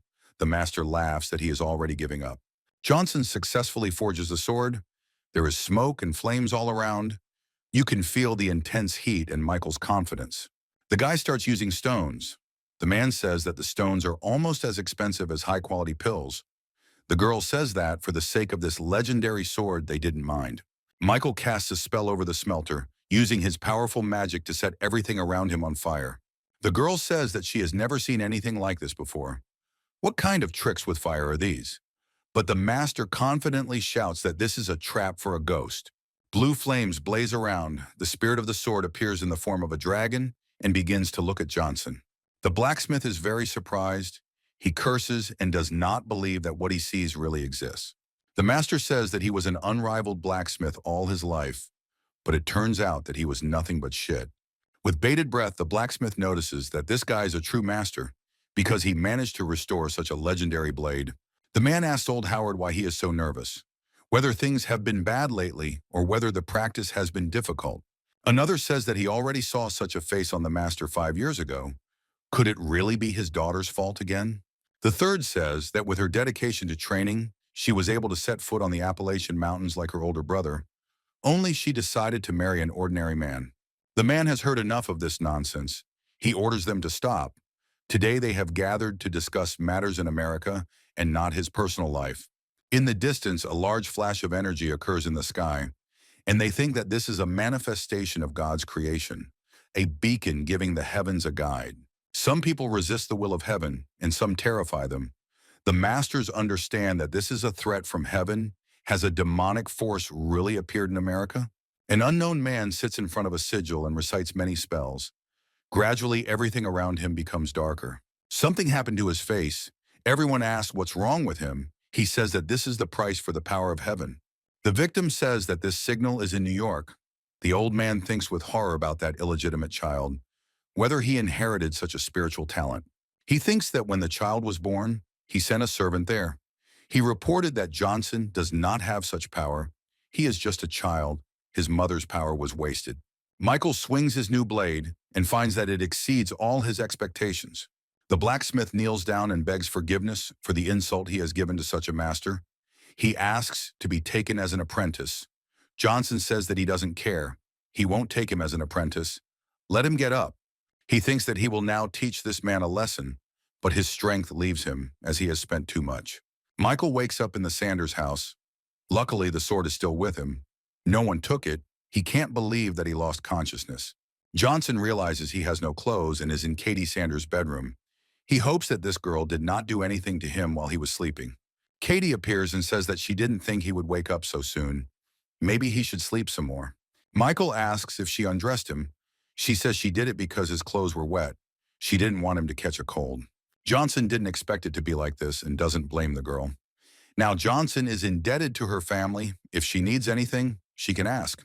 He also hopes that no one will find out about today because she can guarantee it. Sean is training. Michael is interested in why he recovered so quickly that he has already returned to training, all thanks to the pills. Johnson says he has 20 pills in the package, but he is not giving them out just like that, but with the goal of Sean joining the top 150 people in the ranking within 2 months. Former me thinks this is crazy, but he understands that the master believes in him and he has first-class pills, which means he can handle it. Sean enthusiastically shouts that he will carry out the order unconditionally. Michael leaves and says that he expects good news from him in the future. A leaf flies past Johnson and hits the wall, cracking it. Michael understands that there is no such strong master in the province right now. The main character is walking through the park, where he sees a strange guy. He wonders where he came from. It turns out to be one of the killers belonging to the palace. He says he just wanted to see the guy who turned down his offer twice to see what he could do, and luckily he wasn't disappointed. The head of the palace offers a bet. If Johnson can catch up with him, the palace will have no claims, but if not, the guy himself will become a killer. Michael wonders if their organization is worthy of having a killer like him in its ranks. Lin says that his ranks are full of strong masters. Nothing should bother him, but Johnson says that he may not be ready to do what they are doing, but the weapon in his hands really interested him. Fen thinks he only has 2 of those shurikens, but if it helps him get Michael, then so be it, so he says they have a deal. He says that Johnson must take them away by launching his powerful magical attack that surrounds the entire area. Lin asks if Michael still wants his shurikens, why he is so quick. Johnson says that he is not obliged to respond to such childish attacks. Michael tells his opponent to take the bet seriously, but he calls him names and throws a shuriken, telling Johnson to hit it. The magic and shuriken collide with Johnson's shield. He almost withstands the attack, but at the last moment the shield shatters. Fen sees the explosion and wonders if he accidentally killed Michael. Lin comes closer and sees that Johnson is holding his shuriken in his hands and says that now it belongs to him. The head of the palace opens his eyes in horror. Sweating, he thinks about how he even decided to cross this monster's path. Johnson leaves and hopes that now the organization of killers will leave him alone. And if he is disturbed again, he will not be so polite. Lin Feng doesn't believe he's defeated. If it were another person, he wouldn't have tried so hard. But this is Johnson. He can't stop it. He's interested in him, with his indifference and lust for murder. Pink steam comes out of his mouth. He understands that Michael is a natural-born killer. He was born one, and he will die one, whether he knows it or not. Johnson realizes that everyone notices him because with this sword he attracts a lot of attention, but at the same time it scares off ordinary people. He thinks about what's going on. The sword is fine, so why is the stone glowing? Michael accidentally finds himself in the graveyard of reincarnations again. Now there is a dragon flying around. He doesn't believe it, but he understands that this is all because of the dragon blade he has. Michael thinks that the cemetery likes such strong auras. He didn't think that the stone could withstand such a spirit. Johnson awakens and discusses how the very essence of a cemetery is to contain powerful spiritual artifacts. Michael gets a call from Leslie. He says that he spotted a whole ship from the island nation. It seems that it is Akita sailing for Johnson's soul. Michael thinks that there is no point in making a fuss about it. Clinton says she will continue to keep an eye on them, and Michael should be more careful. Johnson quickly forgets about the Japanese. He is more interested in thinking about the Black Stone. He is terribly interested in learning everything about it. Leslie says he has found a target. Michael believes him, so he gives him an interesting chance. Jessica asks where Michael is, because he is hanging with a fork in his mouth and a TV remote in his hands. He says that he is nowhere. He is not thinking about anything. Johnson wonders why there is still no news about Akita. Reports on them also need to be provided. But then Sid calls. Michael asks if he has already dealt with that ship, but he says that the operation has failed and Leslie is in serious trouble. Michael says he thought Leslie was reliable, but it seems he let him down. Here Mark finds himself with Johnson himself. He says that Leslie took 10 people, but all the chips implanted in their bodies simultaneously stopped sending a signal. Michael asks with displeasure what their latest coordinates are. Only today he wanted to give Leslie a chance, but it seems like this is some kind of joke. Sid says that the message about the game starting was sent from Leslie's phone, but then he disappeared. It seems he is captured by the enemy. Michael asks to track the message, but finds out that it is impossible. But looking at Leslie's photo, he realizes that he may no longer exist. A strange man in a mask answered from Leslie's number, saying hello and that they had finally met. He says he has prepared a gift for the occasion and shows Leslie Clinton tied up. The guy asks when Johnson will come to play with them. Michael tells him to let this guy go if he is not tired of living. Johnson says that he promises to spare his life if he lets Clinton go. But he says that such a tone will not do because those guests arrived without an invitation, which means that he, as the host, wants to entertain them. Leslie yells at Michael not to make any deals with the criminals. He can't fall for their tricks. He shouts at Johnson not to think about them. Every evil must eventually be punished. The man hits Clinton's head on the floor and says that he caught his men stealing. He still thinks they are joking. He heard that Johnson, the chief instructor, he says that more practice is needed. Otherwise, nothing can be achieved by training alone. The sooner they come, the better. The masked man says that Johnson wants to come to them, but that won't stop them from playing a little, and then sticks a kunai into Leslie's body. Sid orders him to be released, but he says he will do it from time to time. He playfully asks how many of them will miss, and then says the game is on. Johnson says he'll handle it himself. He just needs a speedboat from Sid, who quickly agrees. The masked man is bored and wonders why Michael hasn't come here yet, and Leslie says that when the time comes, Johnson will come and slit their throats. Mosca says Leslie seems to have a lot of trust in his instructor, but he certainly doesn't criticize him for it. A man runs in and says that the radar has just detected a boat that is approaching them at high speed. He asks how many people are there. The clerk says that there is only Johnson there. The gentleman says that the others should gather and prepare to welcome the new guest. The subordinate asks what to do with Leslie, but the boss says that the fish has already been caught, so he can already be killed. Michael climbed onto the ship. The militants were looking at him. He was looking at them too. They were saying that they had to remain calm. They definitely wouldn't let him through. One asks if Johnson is really such a good teacher, and the other says that he is, because the soldiers he trained had a strength that not every instructor has. But here everything is done to get rid of him, so that they will have his head. From behind him, Michael asks if he will be lucky enough to survive today. And then he knocks off the masks and heads of all three criminals, and then says that Lady Luck herself should favor them. He is noticed by other killers, who head in his direction using machine guns. Michael is delighted by their hospitality, his face expressing a thirst for murder, and he himself is simply blazing with flames. Johnson calmly deals with a crowd of heavily armed militants, scattering them across the deck. The remaining fighters realize they can't do anything against this guy. They're not sure Johnson is even human. Michael steps up and lands one punch on each of his new opponents. One of them is still breathing. Michael is going to finish him off, but he asks not to kill him because he will tell everything. He emotionlessly asks where that muscle man with the scar and pink hair is. Another masked man says that he is very glad that the famous commander of the dragon spirit fell into his hands because his guys killed many of his people, and now they have a chance to get even. And Leslie only notes that villains who talk a lot die first. Michael is in another warehouse and asks where his man is. He is told that he is in the third warehouse. He silently crushes his opponent's head. The chief of Akita's men went outside to meet him. However, Michael notes that this did not stop him from sending thugs after him first. That man only says that he can have real fun only with Johnson, all in the name of Akita. The man notes that the deaths of the people were not in vain. All were done to catch Johnson. He says that now it is his turn to act and bursts into purple flame. The masked man begins to resurrect his people from the dead. Michael understands why they came here to die, and spirits inhabit the former bodies of terrorists. The masked man begins using some kind of special technique, continuing to resurrect bodies. He says that the Akita members who were killed by Michael will never leave him. They will show Johnson that running is good for him. The protagonist, fighting off the spirits, says that he did not expect such a move and praises his opponent, who says that even his vanity cannot withstand it. Johnson says that insulted souls are excellent food for his sword. The masked man asks where he got this sword from, breaking out in a cold sweat. The shaman orders the spirits to eat Johnson, but he attacks and asks what the noise is. He points his blade and commands his blade to devour the spirit. Now the sword is full to the brim. Johnson is satisfied. Now it's the little bastard's turn. The clown suggests discussing everything, that there was some misunderstanding because he wants to know where to look for Leslie.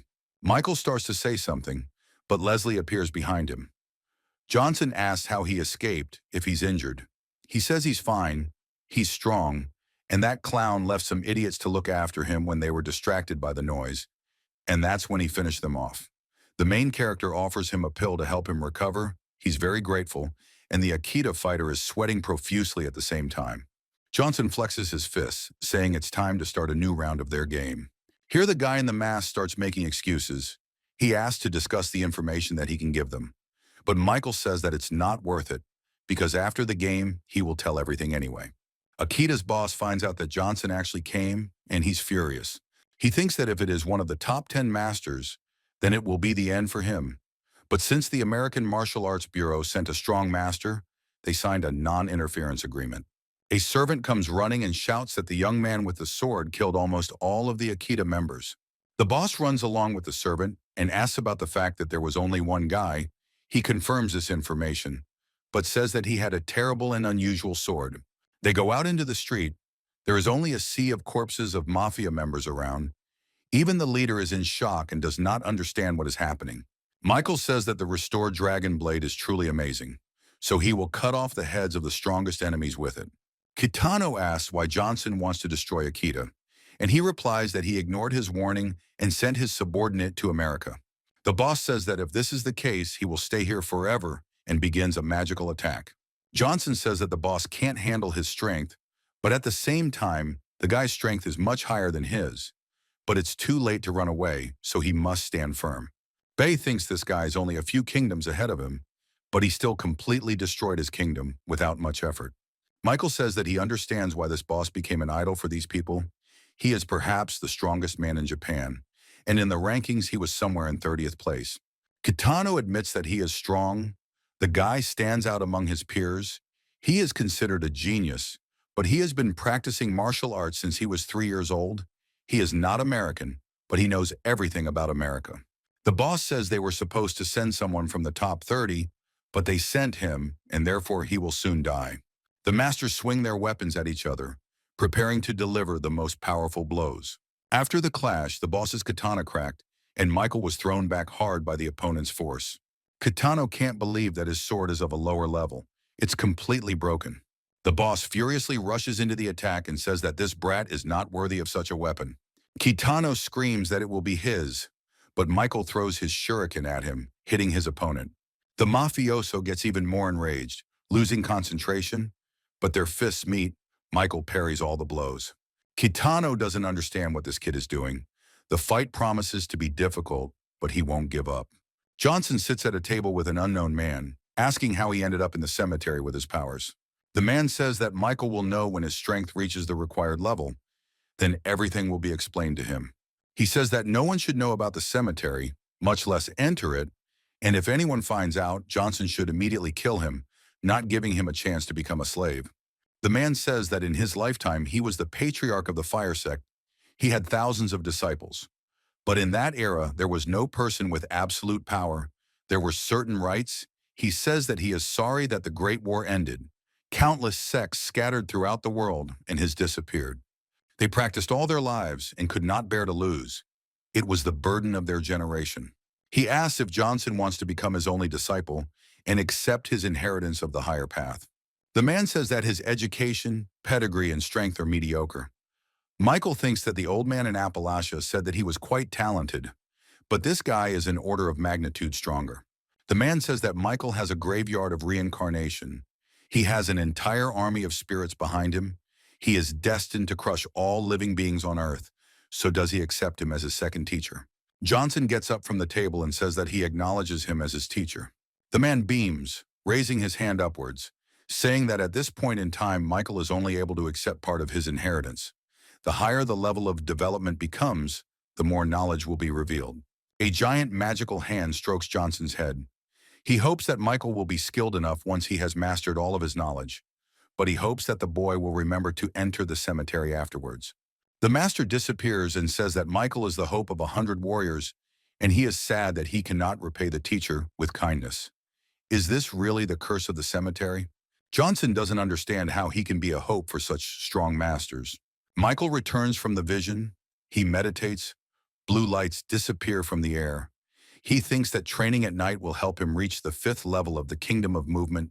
This speed, an unthinkable process. Every time he summons the graveyard, his cultivation base will increase by several levels. This is his advantage, no matter how many techniques and skills he masters. But Dale Thompson is still stronger than Claude Crank? I wonder how strong the third master will be, because there is not even any mention of him. Kitano appears and asks if Johnson has finished yet. He asks to arrange a plane to America for him. He has an important meeting. The servant says that he understands. Michael says that he will also fly with him. Johnson says he doesn't like the name Kitano, so from now on he will be called Low X. People gather to watch the upcoming fight between martial artists or cultivators. Mark asks how Leslie's wound is doing. He says that Johnson is a wonderful doctor. He can already move without pain. He will not forget his kindness, and then asks why Michael hasn't shown up yet. Ken says that if the boy doesn't come, he will be banned from the martial arts world. The soldiers fear that this means Michael will no longer be able to be an instructor and will never enter America again. All information about him will be erased. Sid asks if Leslie knows where Johnson is now. He says that he went to get rid of annoying flies, and this morning Akita announced that she was ceasing her activities for an indefinite period. Most likely he dealt with the mafia and then went after their leader. Evans says that their master chickened out of coming to the duel, and they think that he went to deal with terrorists. What nonsense. It turns out that the dragon spirit takes some scum as instructors. They can't stand up. Mark says that Ken can insult the dragon spirit, but he is forbidden to offend the master, who says that he doesn't care, and if their instructor doesn't show up in 30 seconds, there will be trouble. Michael walks through the door and wonders if he really wants to die so much. The dragon spirit soldiers shout that the instructor has appeared. He will bow to no one. Johnson says he will fulfill Ken's wish, and Leslie and Mark wonder who Michael came with. Johnson orders his new servant, Low X, to cover, but not to interfere unnecessarily, otherwise he will regret it. The judges appear. They want to read the rules before the battle begins, but Michael says that this is not necessary. Let them tell where they came from here. They say that their mission was entrusted to them 30 years ago. Justice comes first for them. Johnson says it's time to get started, wondering how impartial the judges will be if they're Ken's relatives. But he's actually prepared enough that it doesn't bother him. The master is indignant, and Ken says that this is Michael's last fight, so the referee will leave the platform. Evans starts to give a speech, but Michael appears and delivers a lightning-fast punch to his face. Ken, wiping his face in displeasure, says that it was a sneak attack. How dare he? You can't be so arrogant. But Johnson has already landed a crushing kick to his opponent's face, sending him flying. Michael continues to punch his defeated rival in the face, asking if he still plans to drive him out of the country, kill his friends, or desecrate his parents' tombstone. Johnson makes an attack. The opponent disappears. The judges move in to stop the killing. Mark, Seed, and Leslie are unsure about what is happening and whether this is still a fight or something else. Johnson says that he has already become Cole. They are too late. Ken was previously 2 kingdoms superior to him, so he decided to use the dragon blade against him, but there is nothing left of him. The soldiers don't understand how everything could end so quickly. The battle took less than a minute. It seems their instructor is much stronger than they thought. The judges ask if Michael understands the consequences of this murder. Now there is no turning back. Low X appears. He says that the rules encourage murder, so one more step towards Johnson, and the judges will regret it. Sid says the Bureau isn't exactly known for enforcing the rules, and that life and death matters are decided in duels, yet you're condemning him for murder. The judge remembers that they agreed not to let Michael out alive if they won, so ignoring the laws, he says it's time for him to die and goes on the attack. Law attacks the aggressor, easily killing him with magic. He asks why not listen to his opinion. The dragon spirit doesn't understand how this man could kill such a powerful master, ranked in the top 100 with one blow. But what's even more frightening is that he listens to Johnson without question. He's a real madman. Leslie and Sid think that his movements are terribly similar to Kitano's style. Mark thought about it, but Michael couldn't subjugate him. Sid understands that now they will want revenge, which means he will have to call the first person in the ranking for help. The boards are discussing the fact that even though the master took Derek as an apprentice, he still doesn't side with their family, but took the young master into the house, as if he wanted to teach him something. The son of the board family appears and he looks completely different. He is blazing with magical energy and bragging. The father notices how much his son has changed. He is extremely surprised. Magic is all around even now during the conversation. Derek says that the master seemed to open his eyes. The guy has been involved in martial arts since childhood, but compared to him, he is complete crap. The son says that he is now ready to fight even with 100 masters, and the father laughs, realizing that his family will soon be reborn. The master says to prepare the plane, he needs to take the student to one place and also look at the rest of their family heirlooms. Michael comes to the villa in the province and says that Lo X will now live here. He agrees without any questions, and Johnson thinks that this was supposed to be a refuge for Locke's people, but they refused. Johnson returns to the house where Sarah appears, jumping on him and asking if he missed her. He notices that she returned early, and she says that her grandmother's business finished early, which is why she is here. The girl talks about how her grandmother's doing and then goes to take a shower. She says he can join in, but he says there's not room for two in the bath, and the guy notices that Walsh's jokes are getting more and more daring and wonders if she learned that from Jessica. Michael takes the stone given to him by his father and begins to meditate. Bureau of Martial Arts of America, some man is meditating and thinking about how damn this Johnson. Not only can, but also 3 judges were sent to the next world in a duel. The man doesn't understand where he even came from. This is Kyle Reed. He is ranked 7th. An employee appears and says that it was not Johnson who killed the judges, but a man close to him, a certain Lo X, whose strength is enough to enter the top 100 masters. The man looks at the photo and says that he knows all the masters from 50th to 100th place, but he doesn't know this. However, doesn't matter. They signed their own death warrant. The servant says that the rules say that the fight will end in life or death, and besides, the guy has the entire spirit of the dragon behind him. Kyle says that he has made his decision. He will not back down and will challenge Johnson and X to a fight, make them bow before him.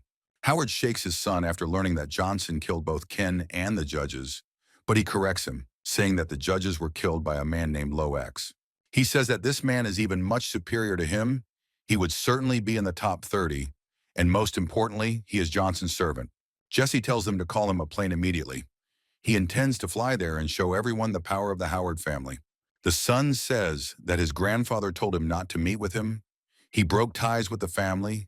He says that he never intended to meet with him. Michael perfects the magic taught to him by his last mentor.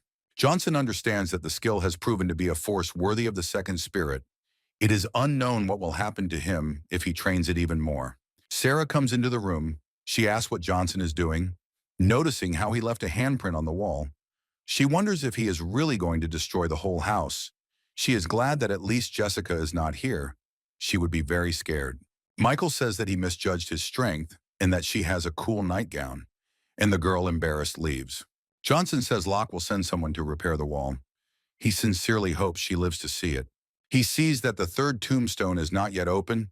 He does not know who he will have to fight to open it, but he will definitely find a way out. Sarah thinks that Johnson doesn't know that she knows about his exploits, and that the rumors about his strength are true. And she has to deal with the boards, by the way. Nothing has been heard from them for a long time. They went to the mountain for the great master. It would not have worked out better for them. But then her phone rings. It turns out to be Derek. He tells the girl that he will return in a day and a half and expects Sarah to greet him in a dignified manner. And he also says that from now on he should be called Master Derek Board. Michael sits and thinks that today's TV shows are completely boring. Sarah says she has something for him, showing him the amulet, and he asks if he needs an amulet with its power. The girl feels the power of darkness and light from Michael. She wonders what's wrong with him. Johnson says that if something happens to the girl, she can always turn to him. He will take care of everything. Sarah wonders how strong Johnson really is now. Johnson says the girl may have heard of the American Masters rankings, and he recently killed the man ranked 90th. Sarah pretends that she is just interested out of curiosity, saying that he is very strong, and then says that she needs to go back home to get her things. Michael says goodbye to her. He calls Low X and tells him to protect Sarah Walsh. He is responsible for her with his head. The servant says that he understands everything. Michael remembers his main mission to protect Sarah, but does not understand what else can happen. At this moment, Mark Seed writes, he says that the first man in America wants to meet with him. If Johnson is ready, then his man will come for him. Military base. Sid asks Michael if he has any idea why such a person would want to see him. He says that he has important things to do and will not be able to come. A man appears on the screen. He says that he is glad to finally meet Johnson. He is a very dangerous and interesting person. He is immensely glad that Michael is on the side of the dragon spirit. The guy asks if they were looking for him just to say that, but the man asks what the guy did with Akita, because Low X is Kitano. Sid is very nervous because now the answer to the question that has been troubling him will be given. Michael calmly answers that yes. Mark is incredibly surprised because some people thought that Kitano was even more important than the president of Japan and that he played a significant role in politics. The man asks for permission to collaborate with Kitano. Michael says he can provide this without any problems, but the guy is waiting for an answer to his question about what happened at the villa 5 years ago. The man tenses up and says he can't answer because 3 of America's most powerful families are involved, and Johnson, let alone the country's top official, can't touch him. Sid's jaw simply drops in surprise. These people are the 3 pillars of America. The government listens to them. Even the Martial Arts Bureau is powerless against them. At their will, the whole country can suffer. The man also says that he must tell him that his parents are alive. Michael is in shock. The first man says that Johnson will soon find out where they are. The right people are already waiting for him, and the man should take his leave because a plane to China is waiting for him. He will return to Johnson when he arrives in America. He says that Michael needs to be very careful and not get involved with the 3 families until he is firmly on his feet. Johnson walks down the street and realizes that the only lead he has right now about the 3 families is the Howard family, because they are definitely connected to his mother. A huge car appears, and a master from the Martial Arts Bureau is sitting in it. He screams that Michael will die at his hands. Johnson puts his fist out and hits the car, sending it flying backwards. Michael says he doesn't have time. Let his enemies come out. He doesn't have time to play. 3 men jump out and surround Johnson from all sides, preparing to attack. The opponents spend a lot of time bragging, but Michael says that they are completely unworthy of his attention. The rivals are left in shock. The masters rush at Johnson in a furious attack, aiming to kill him. Michael uses his new move, incinerating 2 of the 3 opponents, leaving the last one in shock. Johnson looks at his hand and realizes that the full power of the heavenly palm is so destructive. He never even thought about it. It's just a gift of fate. But there is a downside to this. He used up all his energy on this blow. He understands that there is a tough fight ahead, so he takes the pill. And his opponent is already running away, thinking that he must immediately report to the Bureau administration about the capabilities of this boy. He is incredibly strong. Johnson, in his usual manner, appears at the fugitive's place and asks where he is going, as if he wasn't the one who wanted to do something to him. The man hits the boy with a whip and tells him to be generous this time and not to interfere where he is not wanted. The master, running away, shouts that the weapon will leave no living place for the guy if he gets into its net. The man catches Michael in a net, but the guy says the thing doesn't look strong. The master says something about his whip being magical and no one being able to escape from it, but Johnson cuts the whip with his sword without any problem.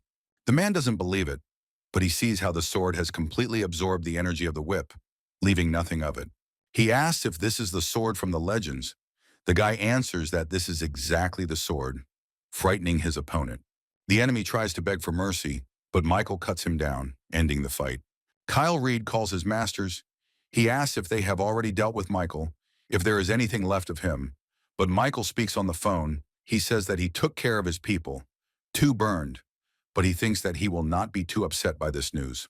Johnson says that he doesn't understand where he gets such people from, and that he's waiting for his father at his place, and if anyone else comes near him, he'll twist Reed's head off personally. The man explodes. He does not understand why Michael even dares to threaten him. He was told that he was experienced. That is why he took 7th place in the ranking. Johnson examines the stone with the Cemetery of Rebirth. He understands that with his power, neither the three families nor the Bureau nor Appalachia will stand against him. Everyone involved in the tragedy will be killed. He thinks that, as the old man said, his path was not originally aimed at creation, but was destined for destruction. His power will leave no one alive. Unbridled power sows chaos and death. His bloody dragon is a harbinger of the apocalypse. A third grave appeared in the cemetery, and it says that on the day of his return, the world will not allow enemies to escape. It seems that it was awakened by Michael's darkness. The first spirit said that in order for the grave to move, permission must be obtained or cultivation must be strengthened. Michael, with madness in his eyes, understands that to get this tombstone, he needs to commit the maximum number of murders.